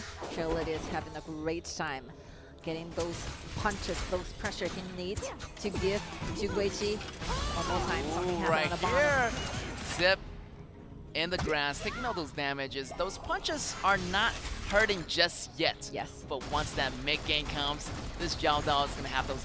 Pretty much the first item is gonna be that main item. Is gonna be that Shadow Whipper. Oh, such a long damaging distance coming in. Xiaoxi falls a little bit too low, but on the top side, Guichi is fighting two member by himself. He still managed to keep himself alive. Yeah, you can see a very quick rotation are done. Like Lincoln and Huajun are both going from the mid to the bottom, to the top, trying to give Guichi a lesson here. But Guichi kept the flash really well, safe still in his pockets. The bottom lane though, Garo struggles a lot, facing the fact that Caffeine has already had the red available on his shoulder.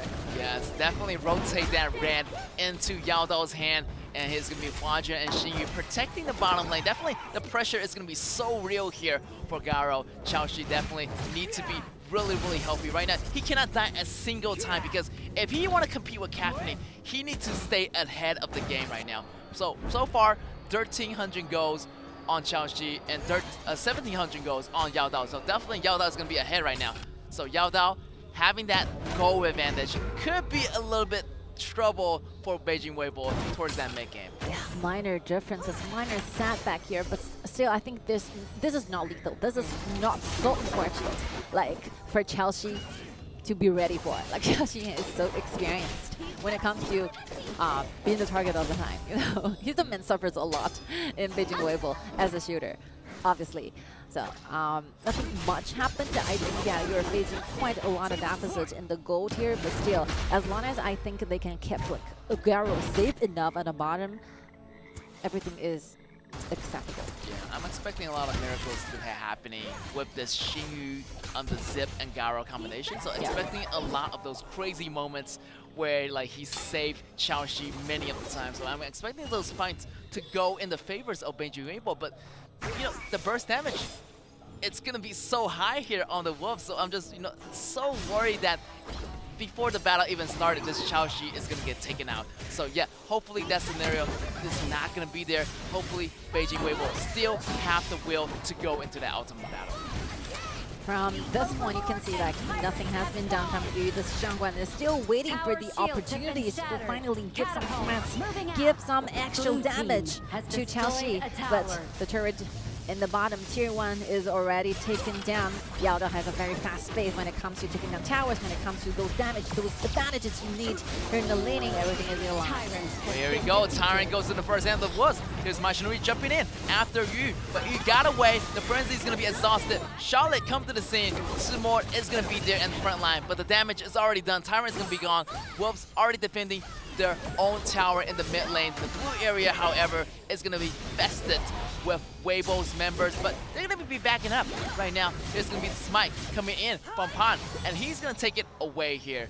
This blue fully secure on the Wolves. Yeah, I think Huajun have a very great like time control as to when will be the best second he got into the team fights. You can see like he managed to found you before you went up to skies. So like you have to go back so those bursting damage will not be there any longer.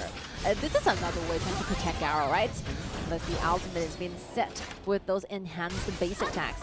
And the red buff on his pocket, Xiaoxi is dueling well. I think the most difficult part has already been passed away. Yeah, great anticipation on Huajun. I mean, he's just anticipated the battle, like what's gonna happen before it even begins. I mean, you know, using those damage, pre-damage against this Xiangguan. But look at here, they have to be careful here. The tankiness of the Xiaopan is gonna be there. A quick initiation by Zip. Xiaoxi used the flash to get out, but the first blood goes down. It's gonna be the 4-for-1 trade here for that team. Both teams doing a lot, but Caffeine is doing a lot, getting 3 kills in the pockets. That's gonna be 3-for-1 trade in favor of Chongqing.Wolves. I think Ling have such a good beginning at first. No one from Wolves have some idea that someone is standing on the right side. But still, look at how fast they actually gathering around Yishan, using the ultimate and invisibility at the same time, trying to recover like Yao Dao from the very low like, HP state, and that's it. Miracle happens, and there's just one minor damage needed from Zimo to actually get that kill, but something is missing at that very like team fights at that second. So yeah, Wolves, very amazing, incredible performance trying to counter back when you're being ambushed here, but not so lucky at this time because you're definitely going to be ambushed and cornered by all the members from Beijing.WB. That's right. And at last fight, I really love the way how Beijing.WB initiated. It was so nice, but the counterattack, the fast reaction coming in from the Wolves was impeccable. I mean, this Caffeine was everywhere, and also Yishan using those heals, gaining a lot of magical defense. And we can go back to the replays here. We can see that the Wolves pushing a little bit, but look at the sandwich formation by the Weibo. Goes in, the intimidation activated on Yishan, and here's gonna be Yu going in for the kill. Really nice control over here for the Wolves. But yeah, definitely have to be careful. The counter attack on the Wolves, it's so devastating. Because they have this Caffeine, they don't have to worry about anything that's coming in from Beijing.WB. Yeah, it's not that easy for Chelsea trying to follow with what's happening in the tier fights, right? Because if you get a very good like exposure with your scanning points, with your positioning, you might be really dangerous. Like Weiji will be always trying to find you out. So yeah, I didn't really blink for those not following up that damage by Garo. Garo gets down because you'll only be the target. You're gonna be the targets all the time. Beijing.WB still suffers from that one they have in the mid, ending up with no turrets one in the mid lane. This is gonna be quite troublesome, quite a lot.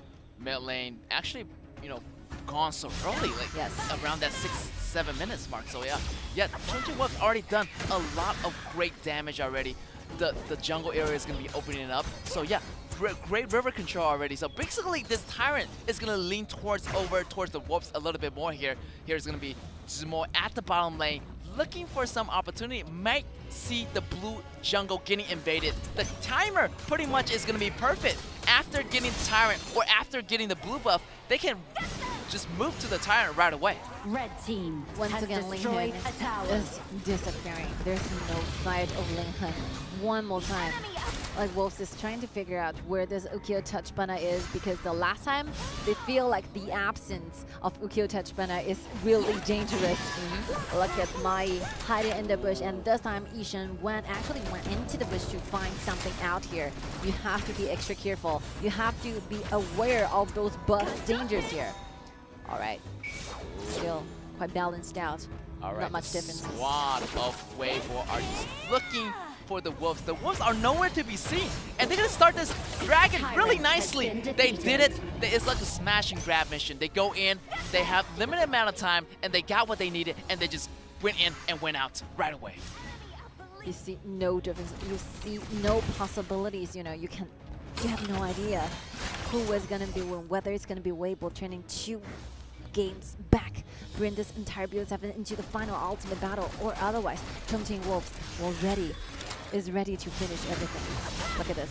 Bush, vision, fighting all the time. Blue team That's has right. In the destroyed meantime, a the tower. top tower already getting taken out, and this Wolf being really patient here, looking for the perfect opportunity and always getting their eyes on this Yao Dao, making sure this Yao Dao is going to be the perfect safe position away from the threats are coming in from Beijing Weibo. Definitely this loop is going to have that protection available. Intimidate always ready, and that support item grants the whole team so much shield. So yeah, bodyguards ready, and the support is ready to have this Yao Dao carry them. Ukiyo Touch Banner is getting this overloaded with Yarrow very quickly. You have the ultimate, he can always go back, even though he have to use a flash to go away, but the damage follows. Yao Dao catch it with the flash. Yes, Zip goes down. That's going to be trouble for the rest of the team here. And they continue to push forward. And what is this? Going in so deep, but the damage is so high on this Caffeine right now. This tower just getting evaporated. One enemy already gone, so the Wolves are continuing to push forward. Zimo versus Spawn here. And here's going to be Byron knocking up Zimo. Zimo intimidates, goes in, but it's not enough. Caffeine takes him out. 2-for-0 trade for the Wolves. Wow, Beijing Weibo is not expecting that. They're simply just given a glance at this very point, watching how fast like Wolves are getting this Tyrant. But all of a sudden, you can see like Yao Dao went crazy using the flash, gets to Jingxing. Yuxing used so much using the flash, used the ultimate, trying to go away, but doesn't make it that far. And that will be followed by Zimo's defeatness here. I think, yeah, look at the gold ranking. #1 Yao Dao with a lead with almost 9,000 gold. Favored to Caffeine, and like even though Chelsea went so hard, tried so hard trying to follow up, you can see those differences is quite massive. That's right, and Weibo are just falling behind in that goal count just a little bit, so they need a really nice opportunity to bounce back. Definitely this Caffeine is farming like an animal right now. The Sun Chaser is building a build on that Caffeine. The longer range is going to be available. So yeah, similar range to Chongqing, but Chongqing also has that Sun Chaser available as well. So he needs to remain super safe. He needs to remain really farmed up, because this Caffeine is going to have more damage at the very end. That passive of Caffeine, he's going to have more critical damage. He's going to have more attack speed, and that attack speed is going to get converted into attack damage. This Caffeine is going to be out of control if Weibo is not doing anything about it. Somehow, you can see like miracle happens from Chongqing.Wolves is pushing against the high ground tower in the mid. Beijing Weibo, well, they gave themselves enough time for this Garrow to still develop those crucial items. They really need to fight back, standing up front in their high ground tower, or otherwise they're gonna be losing. They're gonna be saying goodbye for all of us. That's right. Wolves being really patient, try to suffocate Weibo out right now. Definitely Chongqing needs to wait a little bit more. I mean, he needs a little bit more item maybe need that piercing item in order to get those damage through. But right now, Wolves are not giving them any time to breathe. Look at this, Caphne using the ultimate to clean the minions, to clean the towers. But right now, the minions are getting taken out. A little bit more time for the Beijing.WB to stay alive. Still, as long as I think that Beijing.WB standing all by themselves, you know, trying to form a very solid formation. Watch out for Yarrow, watch out for those danger.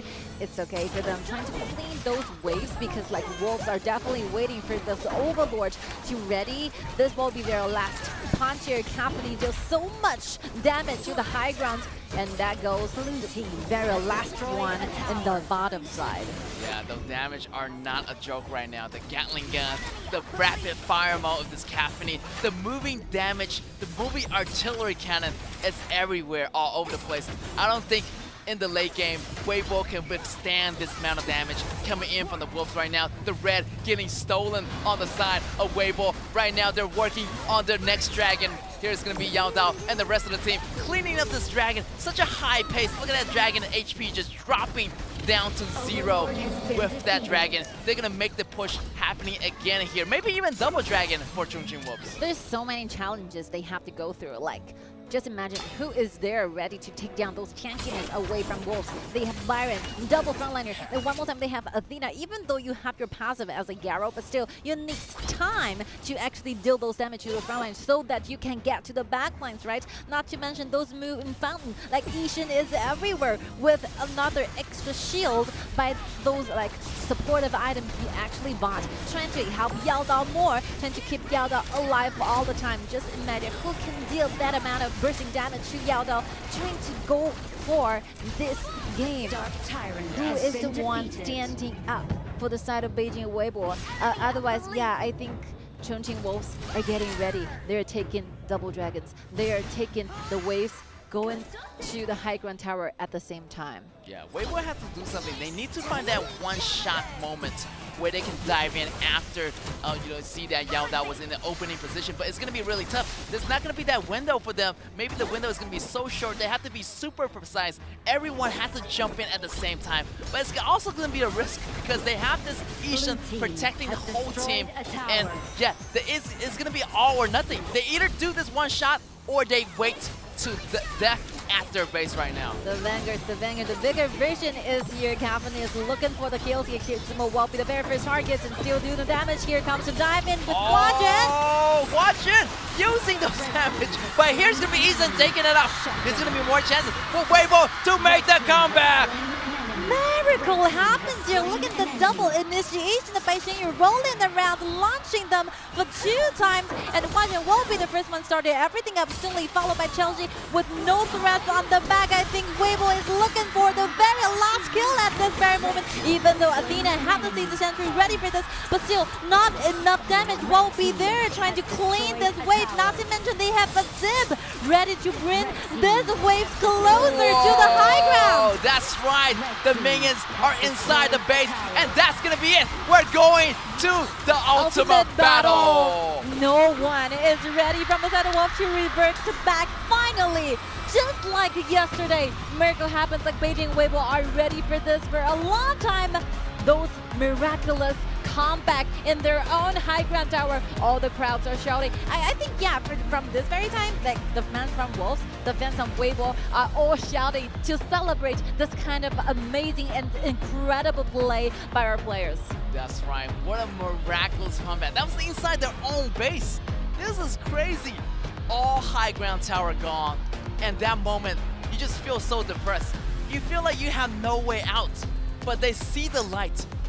WB see the light at the end of the tunnel.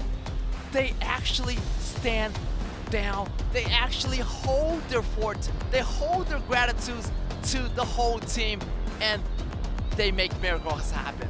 That's really crazy because just like yesterday, we thought it's gonna be the end for WB a lot of times.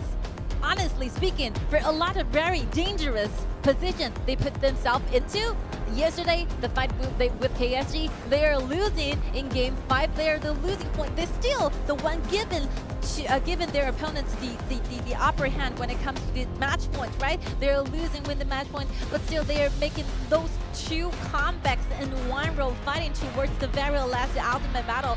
Imagine how many things you have to form in the one particular team to make it so far such a difficult challenge, but they have worked it out. We have overcome those challenges. They're facing KSG, they're doing this one more time, they're facing even better challenges, they're facing even better teams. Wolves, they're still making the same progress.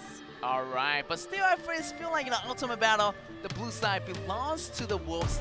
Likelihood we're gonna see that the Wolves get the choice of the blue side since they lost game number 6, so still it's gonna be an advantage for the Wolves here. But the ultimate battle definitely is going to be not much of that. Maybe no. Maybe they're going with the red side. They're choosing the red side. Wait a minute. Instead, this is a very risky move. You have to plan something out, or otherwise, is it a false alarm? Is it a false signal that you're sending? You're given to Beijing.WB because just by the fact that we think the ultimate battle, the composition will all become the same. But this kind of information is giving those dilemmas to Beijing.WB. Oh, this is so interesting that we see that they have the choice of the blue side, but they're giving it to Beijing.WB. This is unheard of. This is going to be a risky move by the Chongqing.Wolves. What's it going to be? I feel like all the audience know what's the perfect answer already. So definitely, I feel like Butterfly definitely is going to be that jungler. Maybe we can see the Fuzi combo is going to be locking down. Also, Alien, maybe Princess Frost. That's going to be the more likely answer here in this ultimate battle.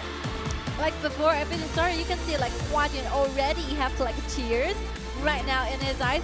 Yeah, just imagine the stress, imagine the tension, because they have been there in the same position one more time. It's not even 24 hours. Imagine the tension. Only like 12 hours before everything happens.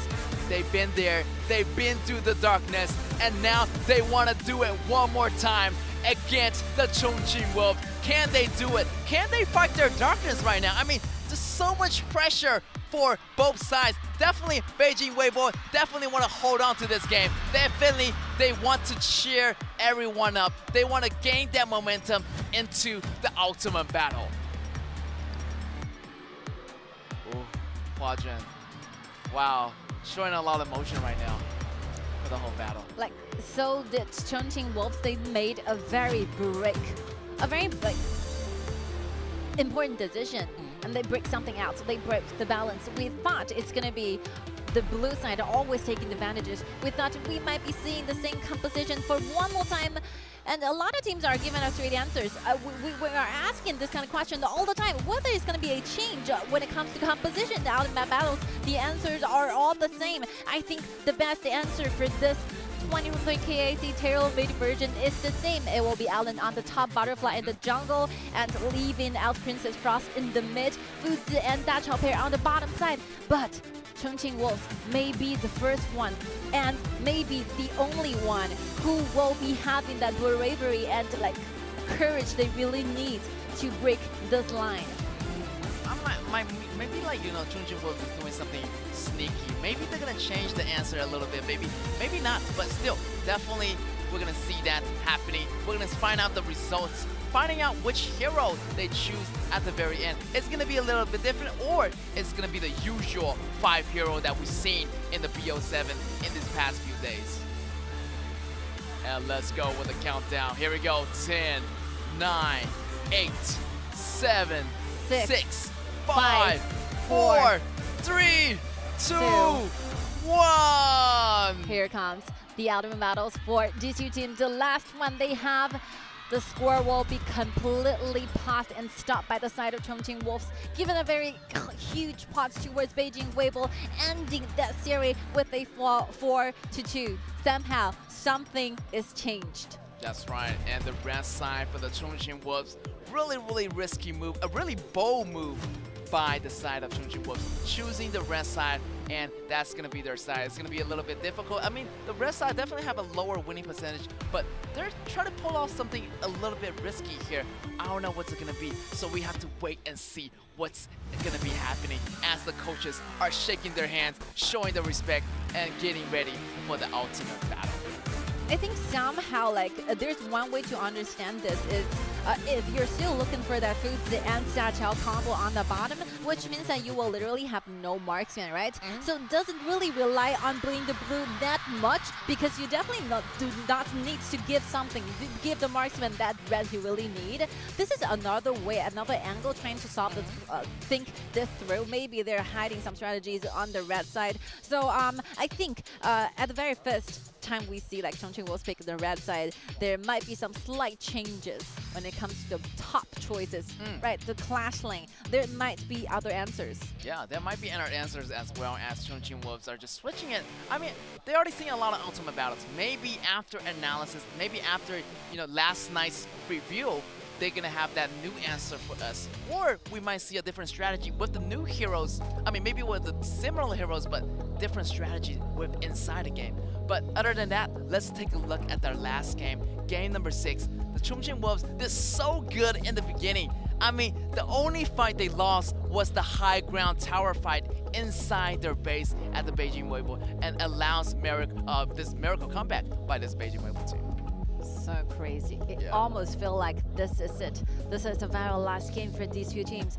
The end, like the end of story will stay the same with a 4-2 score. The same, like winning side still being Chongqing.Wolves, but something is completely different. You can see like Weibo is not giving up on the initiations. They're still looking for that way, trying to break through. What a dive with Huaju's first rotation to the backlines, initiate everything, will be soonly followed by Zimo and Lincoln together. Those bursting damage will be hugely connected to Huajun, and one man you really need to highlight, Xingyu, right? That ultimate rolling around all the time, knocking back 2 times. It's like pinballs, like he's just rolling in, rolling it back, maybe like locking them up like 2 or 3 times. I mean, there's a lot of knockups in that very exact moment, and you have the damage coming in from this Mashinui, coming in from this Yukio Tachibana. I mean, everything was just getting collapsed on top of the Wolves. Everyone just falls so fast, and sooner or later, you know, only one member was remaining standing, and that's gonna be game here for Beijing.WB, making that miraculous comeback. It feels like almost like a dream, but dream do come true right here for Beijing.WB. They have the win here in game number 6, and now they got it. They got the ultimate battle, but now it's gonna be their chance to step it up. Can they step it up to the Chongqing.Wolves? Can they get their revenge towards that KPO qualifier that they did in the spring? So yeah, it's gonna be revenge. It's gonna be that fight for definitely. Can Beijing.WB pull it back here? Let's see to find out in the ultimate battle. And also, it's a very good challenge for Chongqing.Wolves because they are winning. They're getting their match point already after match 4. So they're basically gonna be chased back 2 games in 1 row. From this, imagine the setback, imagine the frustration coming out, pouring out from the side of Chongqing.Wolves. MVP, definitely, I see nobody, no one can be this good with the zip. Team fights, 100%. Total goal, doesn't need to mention. KDA, not so important. Just wait for the highlights, just wait for the very last impact, how he actually initiate all the members from Chongqing.Wolves. Yes, a really, really nice. This will be the one. This is gonna be it. And he used the correct moment. And he has the flash, so he can change his position. So here we go, using the ultimate, rolling in immunity, knocking up all the enemies, bouncing back, knocking up again. That was like 5 enemies bouncing up like pinballs. I mean, he was just like a bowling ball, knocking down those bowling pins. And that was a perfect strike. Perfect strike, of course. Just see like how quickly their teammates follows up with those bursting damage. Look at, I can read. I can read this one. I know the word he's shouting out is like the Chinese version for incredible, amazing, right? Wow, dreamy, that feeling, dreamy. The feeling of Beijing.WB in that last fight was incredible. Talking about miraculous comeback, that's definitely is going to be one of those highlights we've seen in this KIC. Definitely top highlights from Zip. I never seen Zip doing that. Continuous CC control 2 or 3 times in a row. That was amazing. Never seen anything like that in my life. And this is a very good countering though, because you can see like with the little loot, like Wolves are going to be standing really closely because they wanted to enjoy that H recovery in that certain direction, right? They're going to be standing so closely, and that gives Xingyu that minor seconds of the opportunity to initiate. And he actually used a flash before he goes into the crowds to choose the best angle he can possibly find, trying to knock out 4, and goes back, bouncing towards the wall. He's using the wall to change direction, or otherwise Zip is going further away, right? Yeah. He needs to go against the wall so that he can bounce back one more time. I think if somehow one knocking back is missing, they cannot perform this good, right? They had the perfect amount of knockup, and everything was connected so well. I mean, everything was connected at that point, that everything was synergized. So synergized to the point that the whole team survived at the end. It was an ace, almost killing the whole team of the Chongqing.Wolves, allowing them to make the turnaround, to make the comeback possible for this ultimate battle. Honestly speaking, I think, yeah, this game is those final game level like games ever, right? High stake. I always feel like you're actually watching at a grand final. So this level of the intensity, this level of the greatness and the execution are all there. I think, yeah, maybe Chongqing.Wolves will be the one we have to worry about a little bit much more, because they're the one getting defeated 2 times. They're the one forcing into the ultimate battles.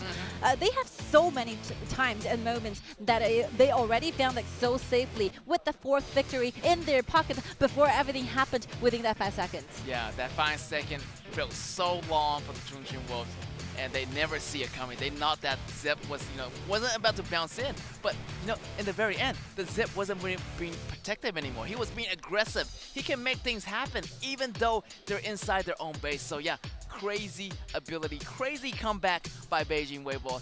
Let's see if they can do it again. I mean, they already went 2 times in a row in the last match. Why not do it again? Yes, and for the Chongqing.Wolves, one thing too we have to pay attention is that they actually choose the red side. I think no matter what will be the composition, what will be the strategy they actually use in this autumn battles, we have to appreciate those fighters and warriors who dare to take risks, who can be the very first one to challenge with the rules that we consider to be the best one in this meta. So many amazing teams on KPR are telling you this is going to be the perfect answer, but Chongqing.Wolves is the only one who dare to stand up, challenge for the rules. I appreciate all this kind of encouragement. Yeah, I like the Chongqing.Wolves style. They're really bold. I mean, they think like rules are meant to be broken, so they are being really confident about this red side choice, and I feel like they have their reasons for this. So we're gonna see that reason pretty soon. We're gonna figure it out, and we're gonna analyze their strategy of why they would choose the red side. Maybe, like Tingyu say, maybe it's not gonna be so important because they have Fuzi on the top lane versus the bottom lane. It's all gonna be the same. Maybe some slight advantages, or maybe they have some tricks they want to use in that ultimate battle. If somehow you're given like Weibo those psychologist threats, because this is way out of expectations. They're not expecting to see the Wolves given, granted with advertisements, to choose side, but ending up with the red side. So yeah, what's the reason underlying? Is there a certain change of the entire composition? Because you are so clear. It's not blind pick anymore. It's like you're giving us your answers towards your final composition. I have my time to prepare for how to counter back. Actually, from my own perspective, I think there's no composition that has no weaknesses. You're going to be given out those weaknesses in the real game. I think Alan is good enough, Fuzi and Dacho, but there's someone who can take you down very easily. If you have that time, you need to actually forming a very countering strategy, and they actually have the time. Like Chongqing.Wolves have like 1 day to rest, and facing this kind of very obvious, very fixed up composition, what's there for the coach team to do? Trying to figure out what will be the best composition ever, trying to take them down. Yeah, I feel like they have a, idea of what kind of perfect composition for them it is. Maybe they have a perfect composition to counter this composition already. So, you know, during the previous few days, they already tested out this composition. So maybe we're gonna see a slight change in the composition. But Butterfly definitely is gonna be locked down for sure. We're gonna see some other lanes maybe getting changed here on the Chongqing.Wolves side. You know, because recently we have been watching so many anime battles, somehow you're thinking like Butterfly may not be that important. Like the reason they actually win in their ultimate battle is not always because of that Butterfly. It's always Fuzi, right? Who can have a better initiations, like facing each other. So yeah, what about the rest choices? We have so many great heroes coming out from AOV, and of course we have those a very like, classical, very traditional way of the combos here. Fuzi and Nacha are not so popular before we get into the knockout stage, but here we go. We're gonna see there being the answers of the ultimate battle. So still, I think it's not fixed up. I still hope we have a lot of like different understanding towards what's going to be the best answer for the ultimate battle composition. That's right. We're going to find out pretty soon here as we are jumping into our ultimate battle. Both sides are getting ready for the battlefield. I mean, hopefully they calm themselves down because it's going to be a long battle. I feel like it's going to be a really long battle with those Fuzi, with those Dachao strategy, with those battles coming in, the teleportation here and there. So yeah, I'm expecting a long battle. So sit back and enjoy your popcorn because this ultimate battle is going to be a straight banger. So yeah, hopefully you guys enjoy it. And like speaking of the experiences, like Weibo has been doing this like just yesterday. I think yesterday it's around the time of 10 o'clock or like 11 o'clock. They're doing this ultimate battle with the KSG. What's the time now? Nearly 6. Yeah, then it's like 6 o'clock, right? 6 o'clock. And now, so just like and within this time period, they have to prepare for 6 battles in total, and they have to get everything done. They have to make sure that they have gotten this out with a very good and solid enough rest. And yeah, I think so far for Beijing Weibo, they made a lot of things that we are actually not expecting to see from them.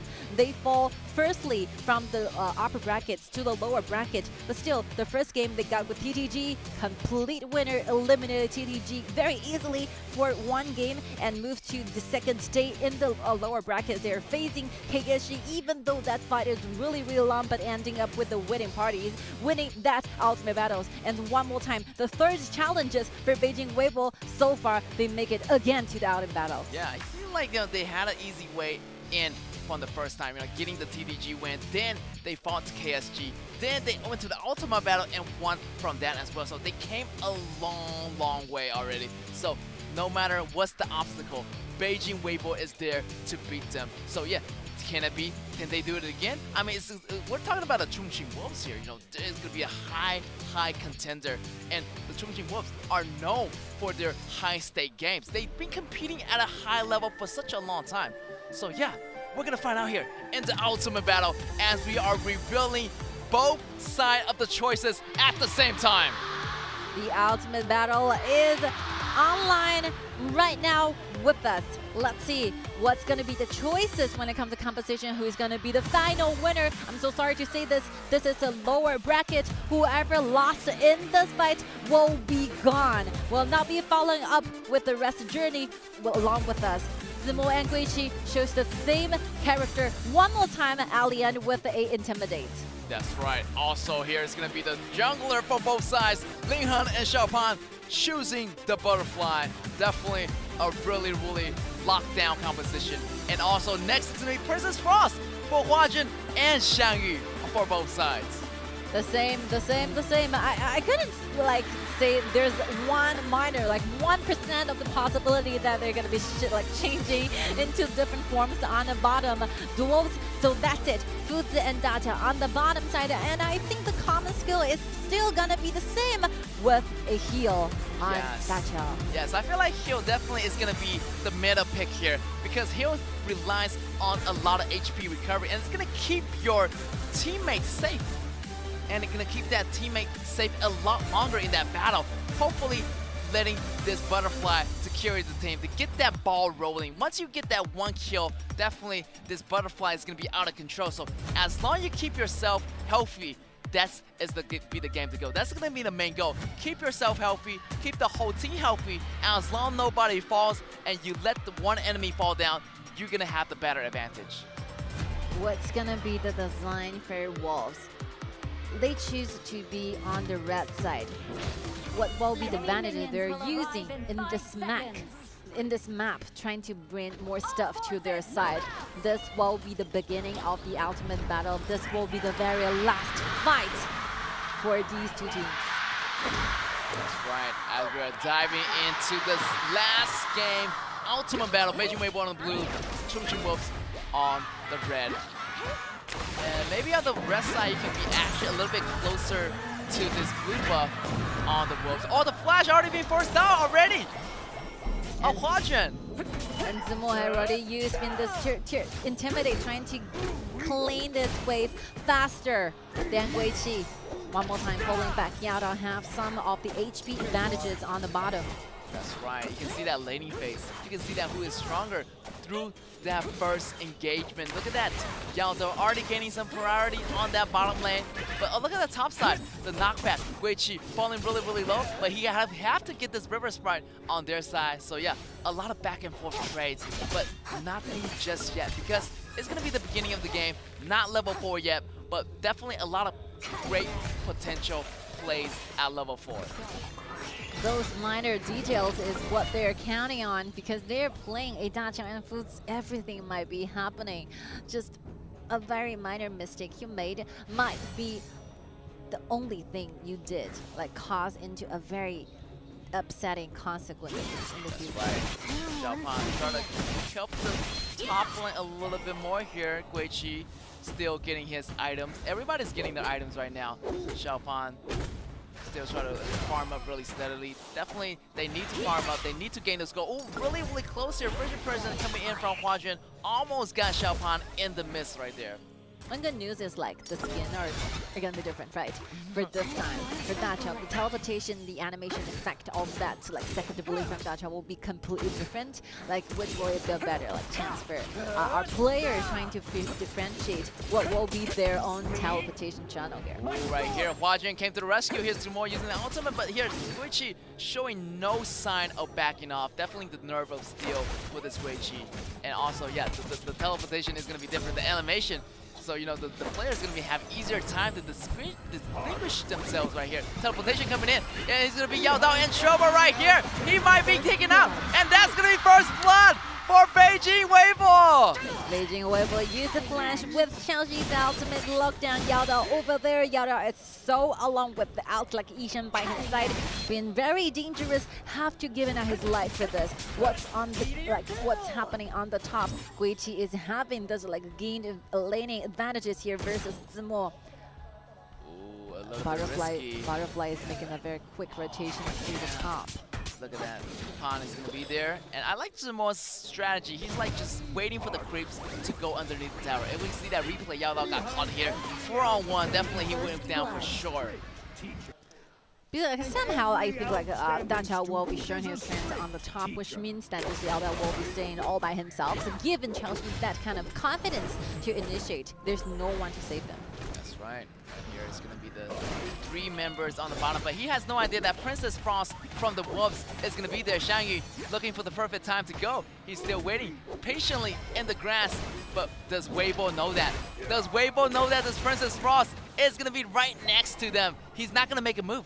He's waiting for the perfect moment, but he has to go back to base. He has to go back to the mid lane and farm up. They're still catching up quite close. You can see that the 1v1 is really interesting where they're fighting all the time, where those details are completely the same. They're actually like getting a lot of weights here. First Tyrant goes in the hands of the Wolves right here.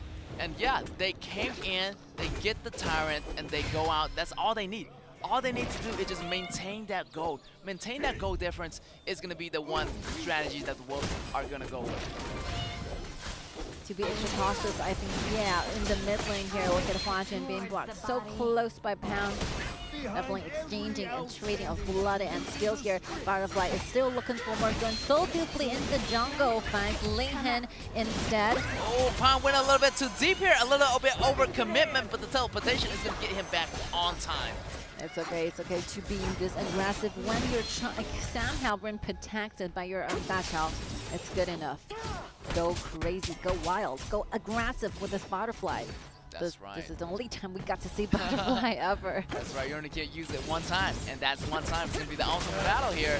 So yeah, don't you be afraid of using those butterfly, and hopefully those players are going to be enjoying themselves for this ultimate battle, because you only get to use butterfly only in the ultimate battle, most likely. One more time, Fuzi found each other in the bush here. Flashback. Deja vu here, Chelsea. Fuzi one more time facing another Fuzi. Like yesterday, the challenger is going to be Xiaojiu, right? From PSG. Today, I got to transfer back to Yadao. And not to mention, Yadao have that MVP with a Fuzi, right? Yeah. This is the second time for Chongqing to use a Fuzi back up here. Yes. And you can see that their defense items are a little bit different. You know, Glacier Buckle for on the one side, the Weibo, and more of the defense item for the sides of Chongqing.Wolves. Ominous premonition it is from Yadao, and Chelsea have this Glacial Buckler, which means that he will be given a shorter cooldown for this. Very great item choice. He'll be having like more frequent ultimate than Yadao. Yes, but the defense item by this Yadao is going to grant him more HP. Yes. So yeah, let's see which side, which item is going to have that benefit factor towards the late game. Oh, look at Chelsea going a little bit too deep here, as the members of the Wolves are already arriving at the scene. And the boots are different, like Alien, like Zimo is using this boots of resistance, while like Richie is looking more towards laning, right? He built that boots of like fortitude, trying to be tankier, staying all up in line versus Zimo.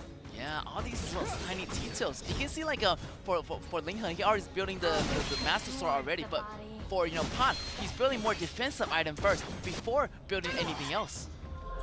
Oh, here we go. The Wolves are engaging, might going into the jungles of Beijing.WB right now. Pan looking for a positioning. The jump is going to be good. Here's going to be Zimo going in first hand. It's going to be Yao Dao almost getting taken out, but the battle's going to be happening. What's it going to be? Xiaoxi jump in. It's going to be Shaggy goes down. What about the Xiaoxi falling really, really low? Here's going to be Alien coming back, finishing Xiaoxi off.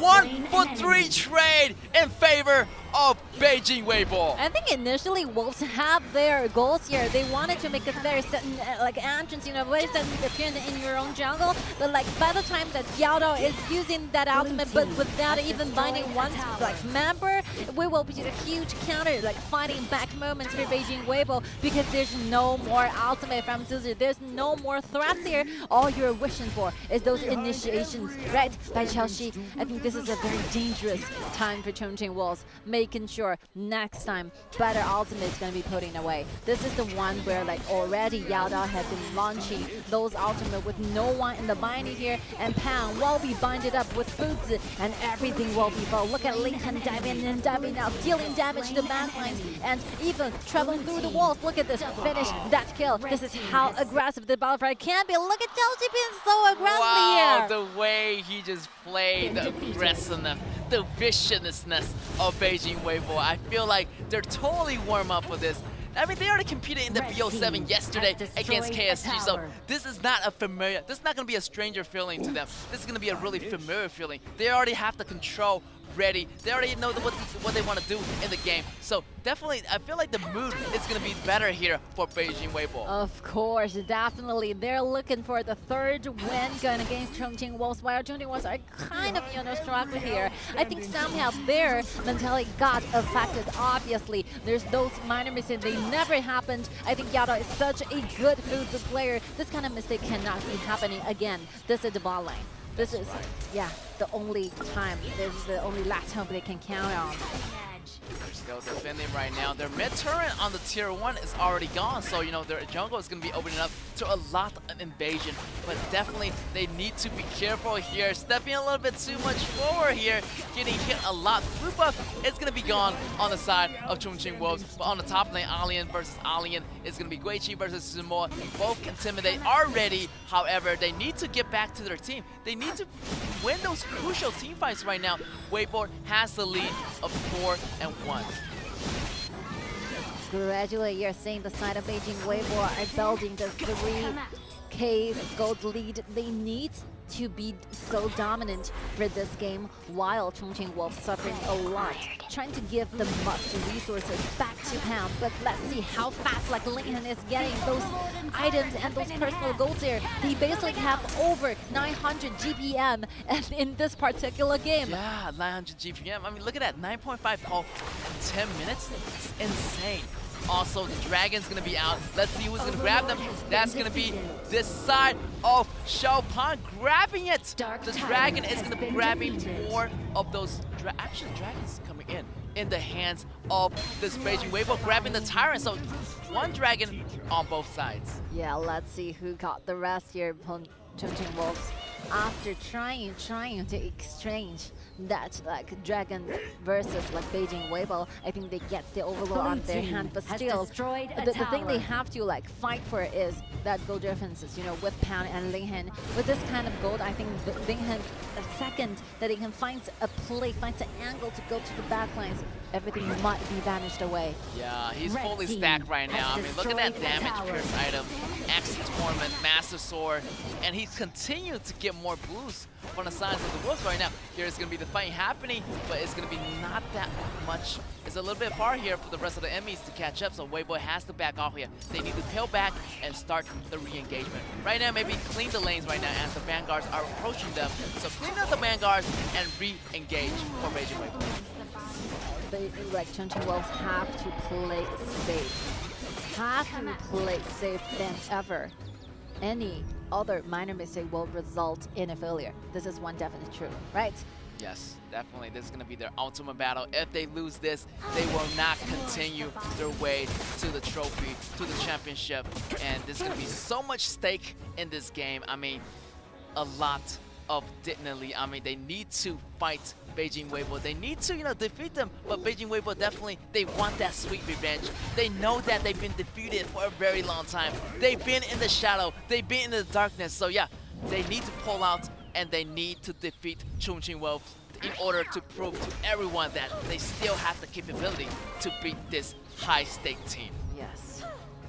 Looking for a revenge is not always the dream.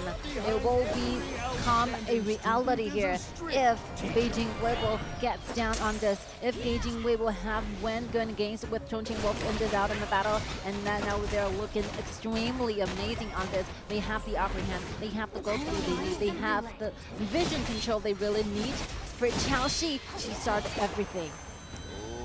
Great vision control on the side of Beijing Weibo as they have almost like 5k lead. Wow, really nice here in the beginning here.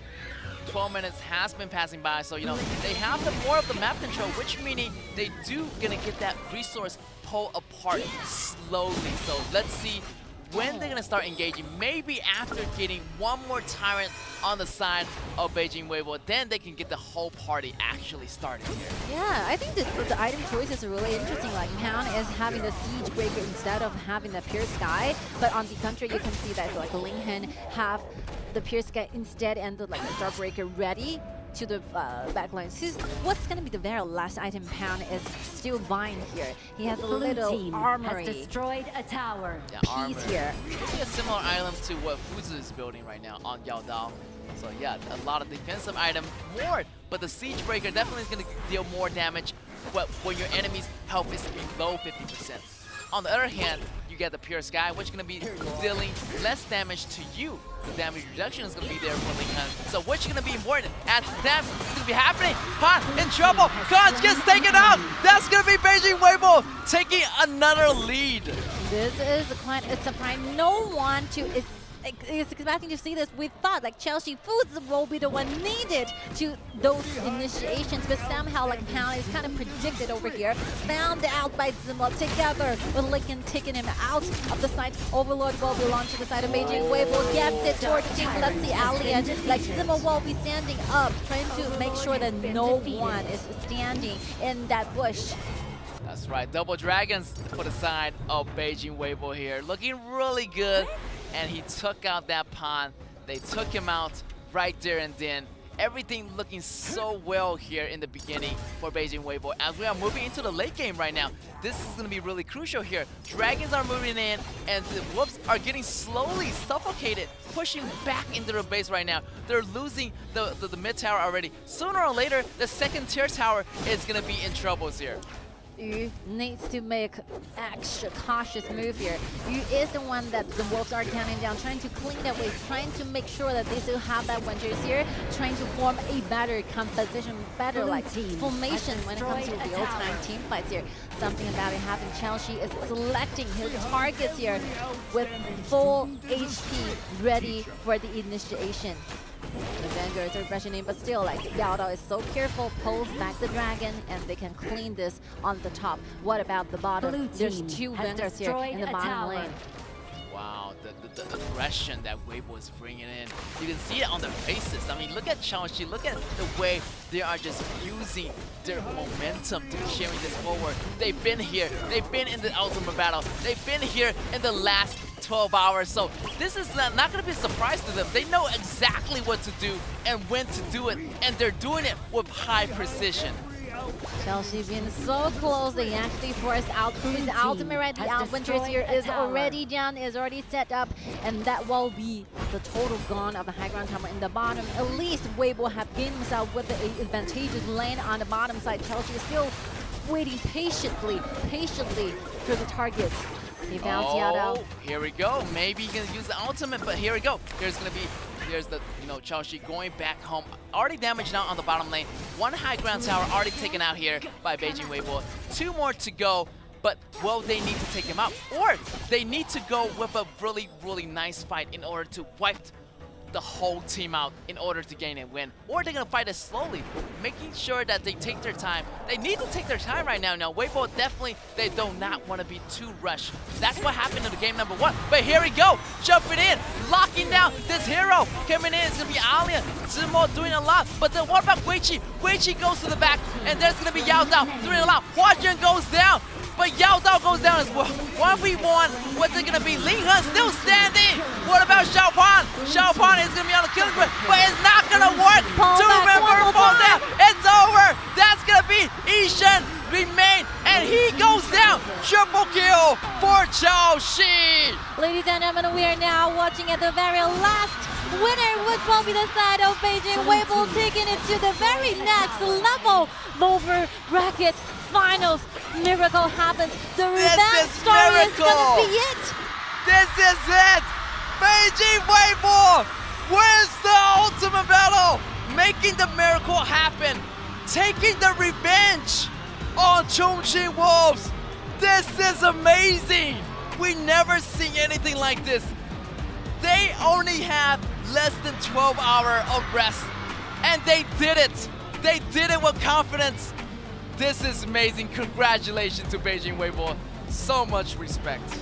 They got defeated in the very first round versus the same opponent they are facing today. They lost so much in the previous battles. They lost one time in the early stages in this year, but they fought so hard, managed to catch themselves, made progress on their own, trying to fight back, and this time such a turnover after defeating KSG yesterday. They finally make a beautiful revenge going at Chongqing.Wolves. I think the one who takes Chongqing.Wolves down will be always remembered. Their name, the team, is Beijing.WB. Bring those miracles. Things happen on the stage all the time. 3 times in one roll, travel through the entire lower brackets. And here we go. We're gonna see another amazing one tomorrow versus the one who got defeated in the second BO7 today. Let's together witness and wait for an amazing one. And that's it. This is the very last chapter for Chongqing.Wolves bringing to us in 2023 KIC. Definitely, as we talk about, they are there for every single finals in this year's tournament.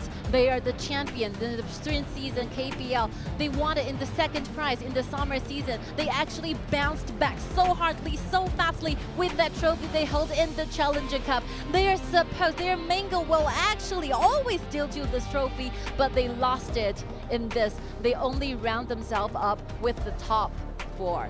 That's right, top 4, definitely they're not gonna take that a little bit too lightly. Definitely, they want that trophy. They want that momentum going forward, but sorry to say, it's gonna be the end of the journey for Chongqing.Wolves. I mean, revenge is gonna be sweet here for Beijing.WB, but you know, Chongqing.Wolves going this far already. They're just a little bit ahead. They're just a little bit more in order to go to the finals, but sadly, they end up with the 4th runner-up. That is gonna be their story for today. I mean, they had a lot of trophies in the past, and definitely they want this one, but in the very end, Beijing.WB made it the miraculous comeback. So yeah, hopefully they're gonna be okay. I mean, they had a long journey. Hopefully Chongqing.Wolves gonna come back a lot stronger next year. We always talk about the long-time runner-up, you know, because like, starting from the very first KPL season, I think Chongqing.Wolves are going to be there. They are everywhere in the finals.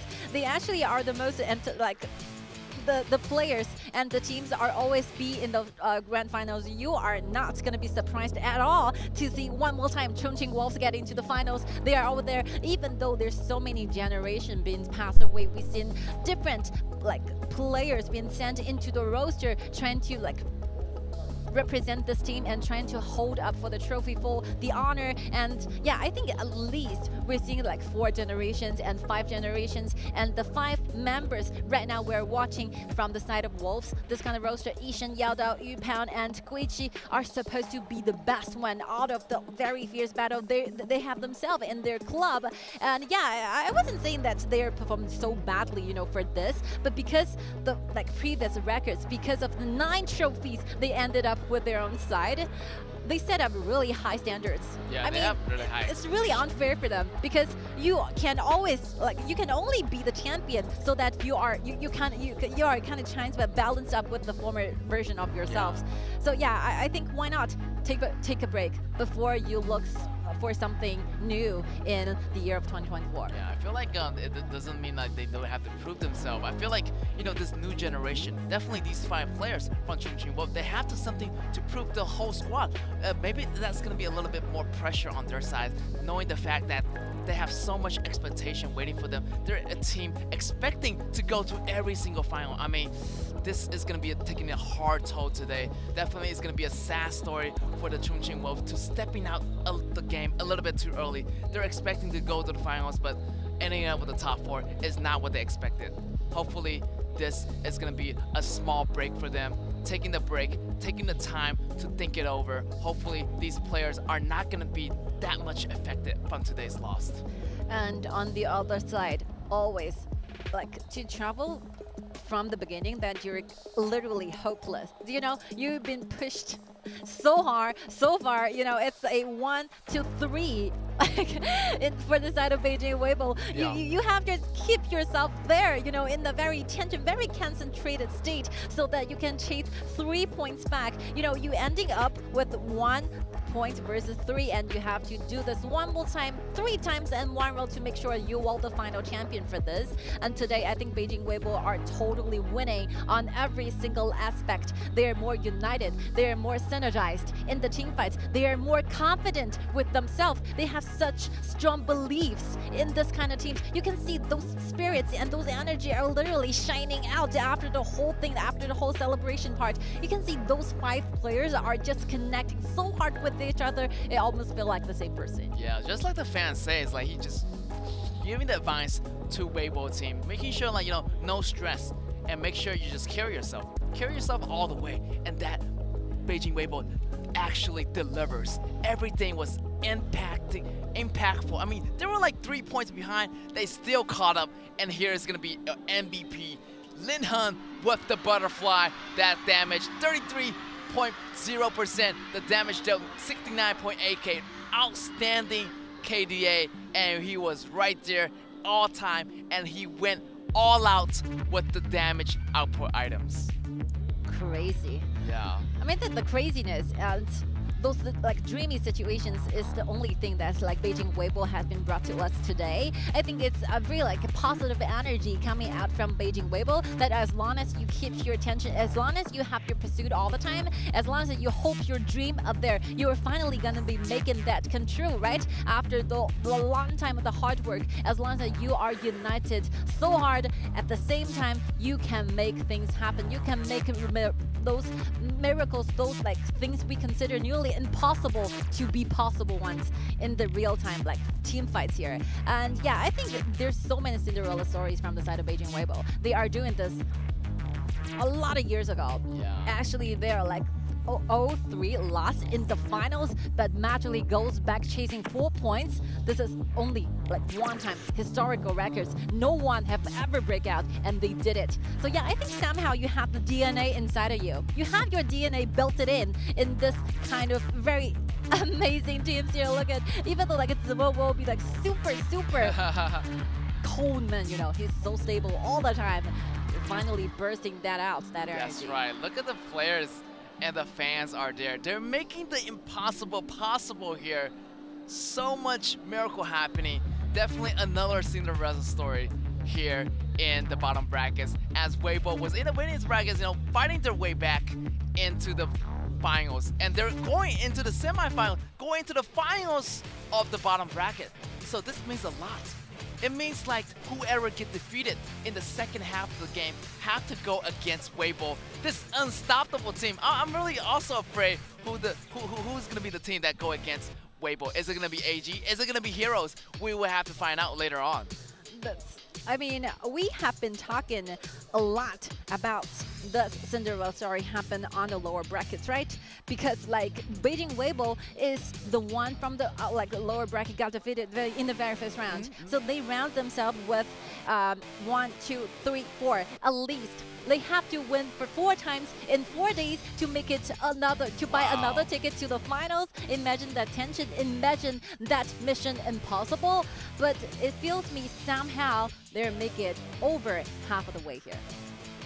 And we are ready for a post-match interview, and yeah, let's give our time to Andy. Right, ladies and gentlemen, we are here at the interview session, and we have Yisheng from Wolves. Please say hi to the audience. 打个招呼吧。Hello， 大家好，苏新南队医生。And unfortunately, we lost the game today, and just wondering what is your mentality of the team before the starting of the game？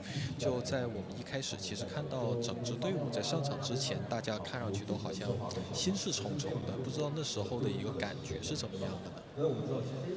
可能压力就比较大吧，压力比较大。Well, at that time, we do have a significant pressures on us. And the second question is that by using the 大乔夫子 compositions, it's not as smooth as usual. And just wondering why is that? 就我们可以看到，其实2局打大乔夫子的这个体系好像都没有想象中那么顺利，不知道是不是沟通上面出了一些问题呢？可能就有一些细节做得不太好吧。Right, it's those tiny details that haven't been, perfect, so that's why we lost the game. And the last question will be for the year 2024 KIC, what will be the preparation then? 那我们知道今年的这个版本其实有非常大的一个调整。那我们对2024年的 KIC 就是一个世冠，会不会有更多的准备呢？也非常的期待吧。And we look forward for that. And this is the after-match interview. We would like to thank Yisheng. 那这个我们就结束了。那也希望也大家好好休息一下。好，谢谢。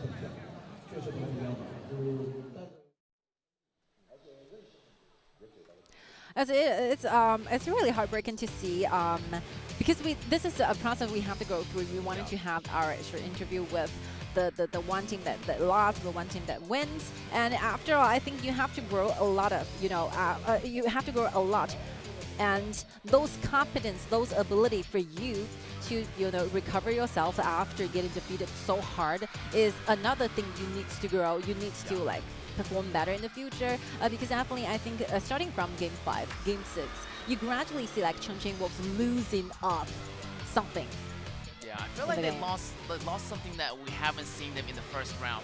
Definitely they need to overcome that. Definitely there's going to be another stage for them to go back home, take a break, and overcome this fearness. I mean, towards that late game, they were getting just a little bit afraid going into the fights with Beijing.WB. Beijing.WB just like this unstoppable momentum, so they got a little bit afraid, but I feel like they need to stand up for themselves. They can't be hiding in the shadows forever. They have to stand up, and even though with this loss, definitely not gonna bring them down. They're gonna overcome this. I know Chongqing.Wolves, they're gonna overcome all the obstacles. This loss is not just gonna be one of those obstacles. They need to overcome it. There's a lot of challenges, and I think the best thing for you is that you still have your future awaits, and there's a lot of opportunity for them trying to go another revenge. Yeah, definitely you're going to be granted with that opportunities. We still have very strong faith towards Chongqing.Wolves, and we're ready for the post-match interview with Beijing.WB, and let's see who's with us. Right, thank you very much, guys. Now we have the winner team here with us. Let's say hi to Beijing.WB Lin Heng. Hello， 大家好，我是北京微博暖阳。 And now we have Lin Heng right on the sports. The very first question will be saying that ever since the start of KIC, they have fight so much BO7s. And what is their secret of victory? 就我们从这一届 KIC 开赛到现在，其实北京微博已经打了很多场巅峰对决了。那制胜的关键点和秘诀是什么呢？可能确实我们平时在训练。 对巅峰对决的研究比较多吧，然后我们练了比较多，对。Well, to be honest, we have done quite a lot of homeworks and revisions on the ultimate battle, and that's why we won. And the second question is that the selection of the jungling hero this time is actually quite different, and what is the reason for that? 那第二个问题就是我们可以看到这一次世冠。 比起以往更多的一些，就是说野核英雄，可能选择的更多的是功能性一点的一个打野英雄。那为什么是这样的一个选择呢？可能因为这个版本那些野核确实比较强势吧，然后加上这个版本很适合野核的打野刀，就是性价比比较高，对。 Well, for me, like choosing this kind of jungling hero is because the jungling hero in this meta of the version is actually quite strong, so we can actually use these heroes and get the win from it. And then the last question is that for the 5th game, a lot of people are not looking good at Eclipse, but still got a really good result. Why is that? 就最后一个问题，就其实，在第5局我们扳回那一局的时候，是选择了一手东皇。那其实很多人也不是很看好那一个选择，但最后的一个效果非常好。那当时是一个怎么样的一个决定呢？当时就是教练，要选择的这一手东皇，他就是很自信，东皇选出来，我们这把一定能赢下来。然后我们也没有辜负他的希望，对。 And our coach actually told us, let's pick Eclipse and we can definitely win the game. And obviously, we did not let him down and we got the final victories. 那接下来我们已经正式进入到这个 final 就是总决赛了。最想遇到哪一支队伍？现在我们是进入那个败决嘛，然后目前的话还看不出来哪支队，对。 Right, obviously we don't know yet, but we still have the confidence. 那这个就是我们赛后采访，非常恭喜大家，也希望后面一切顺利。And this is the end of the interview, and back to the breaks, and see you later.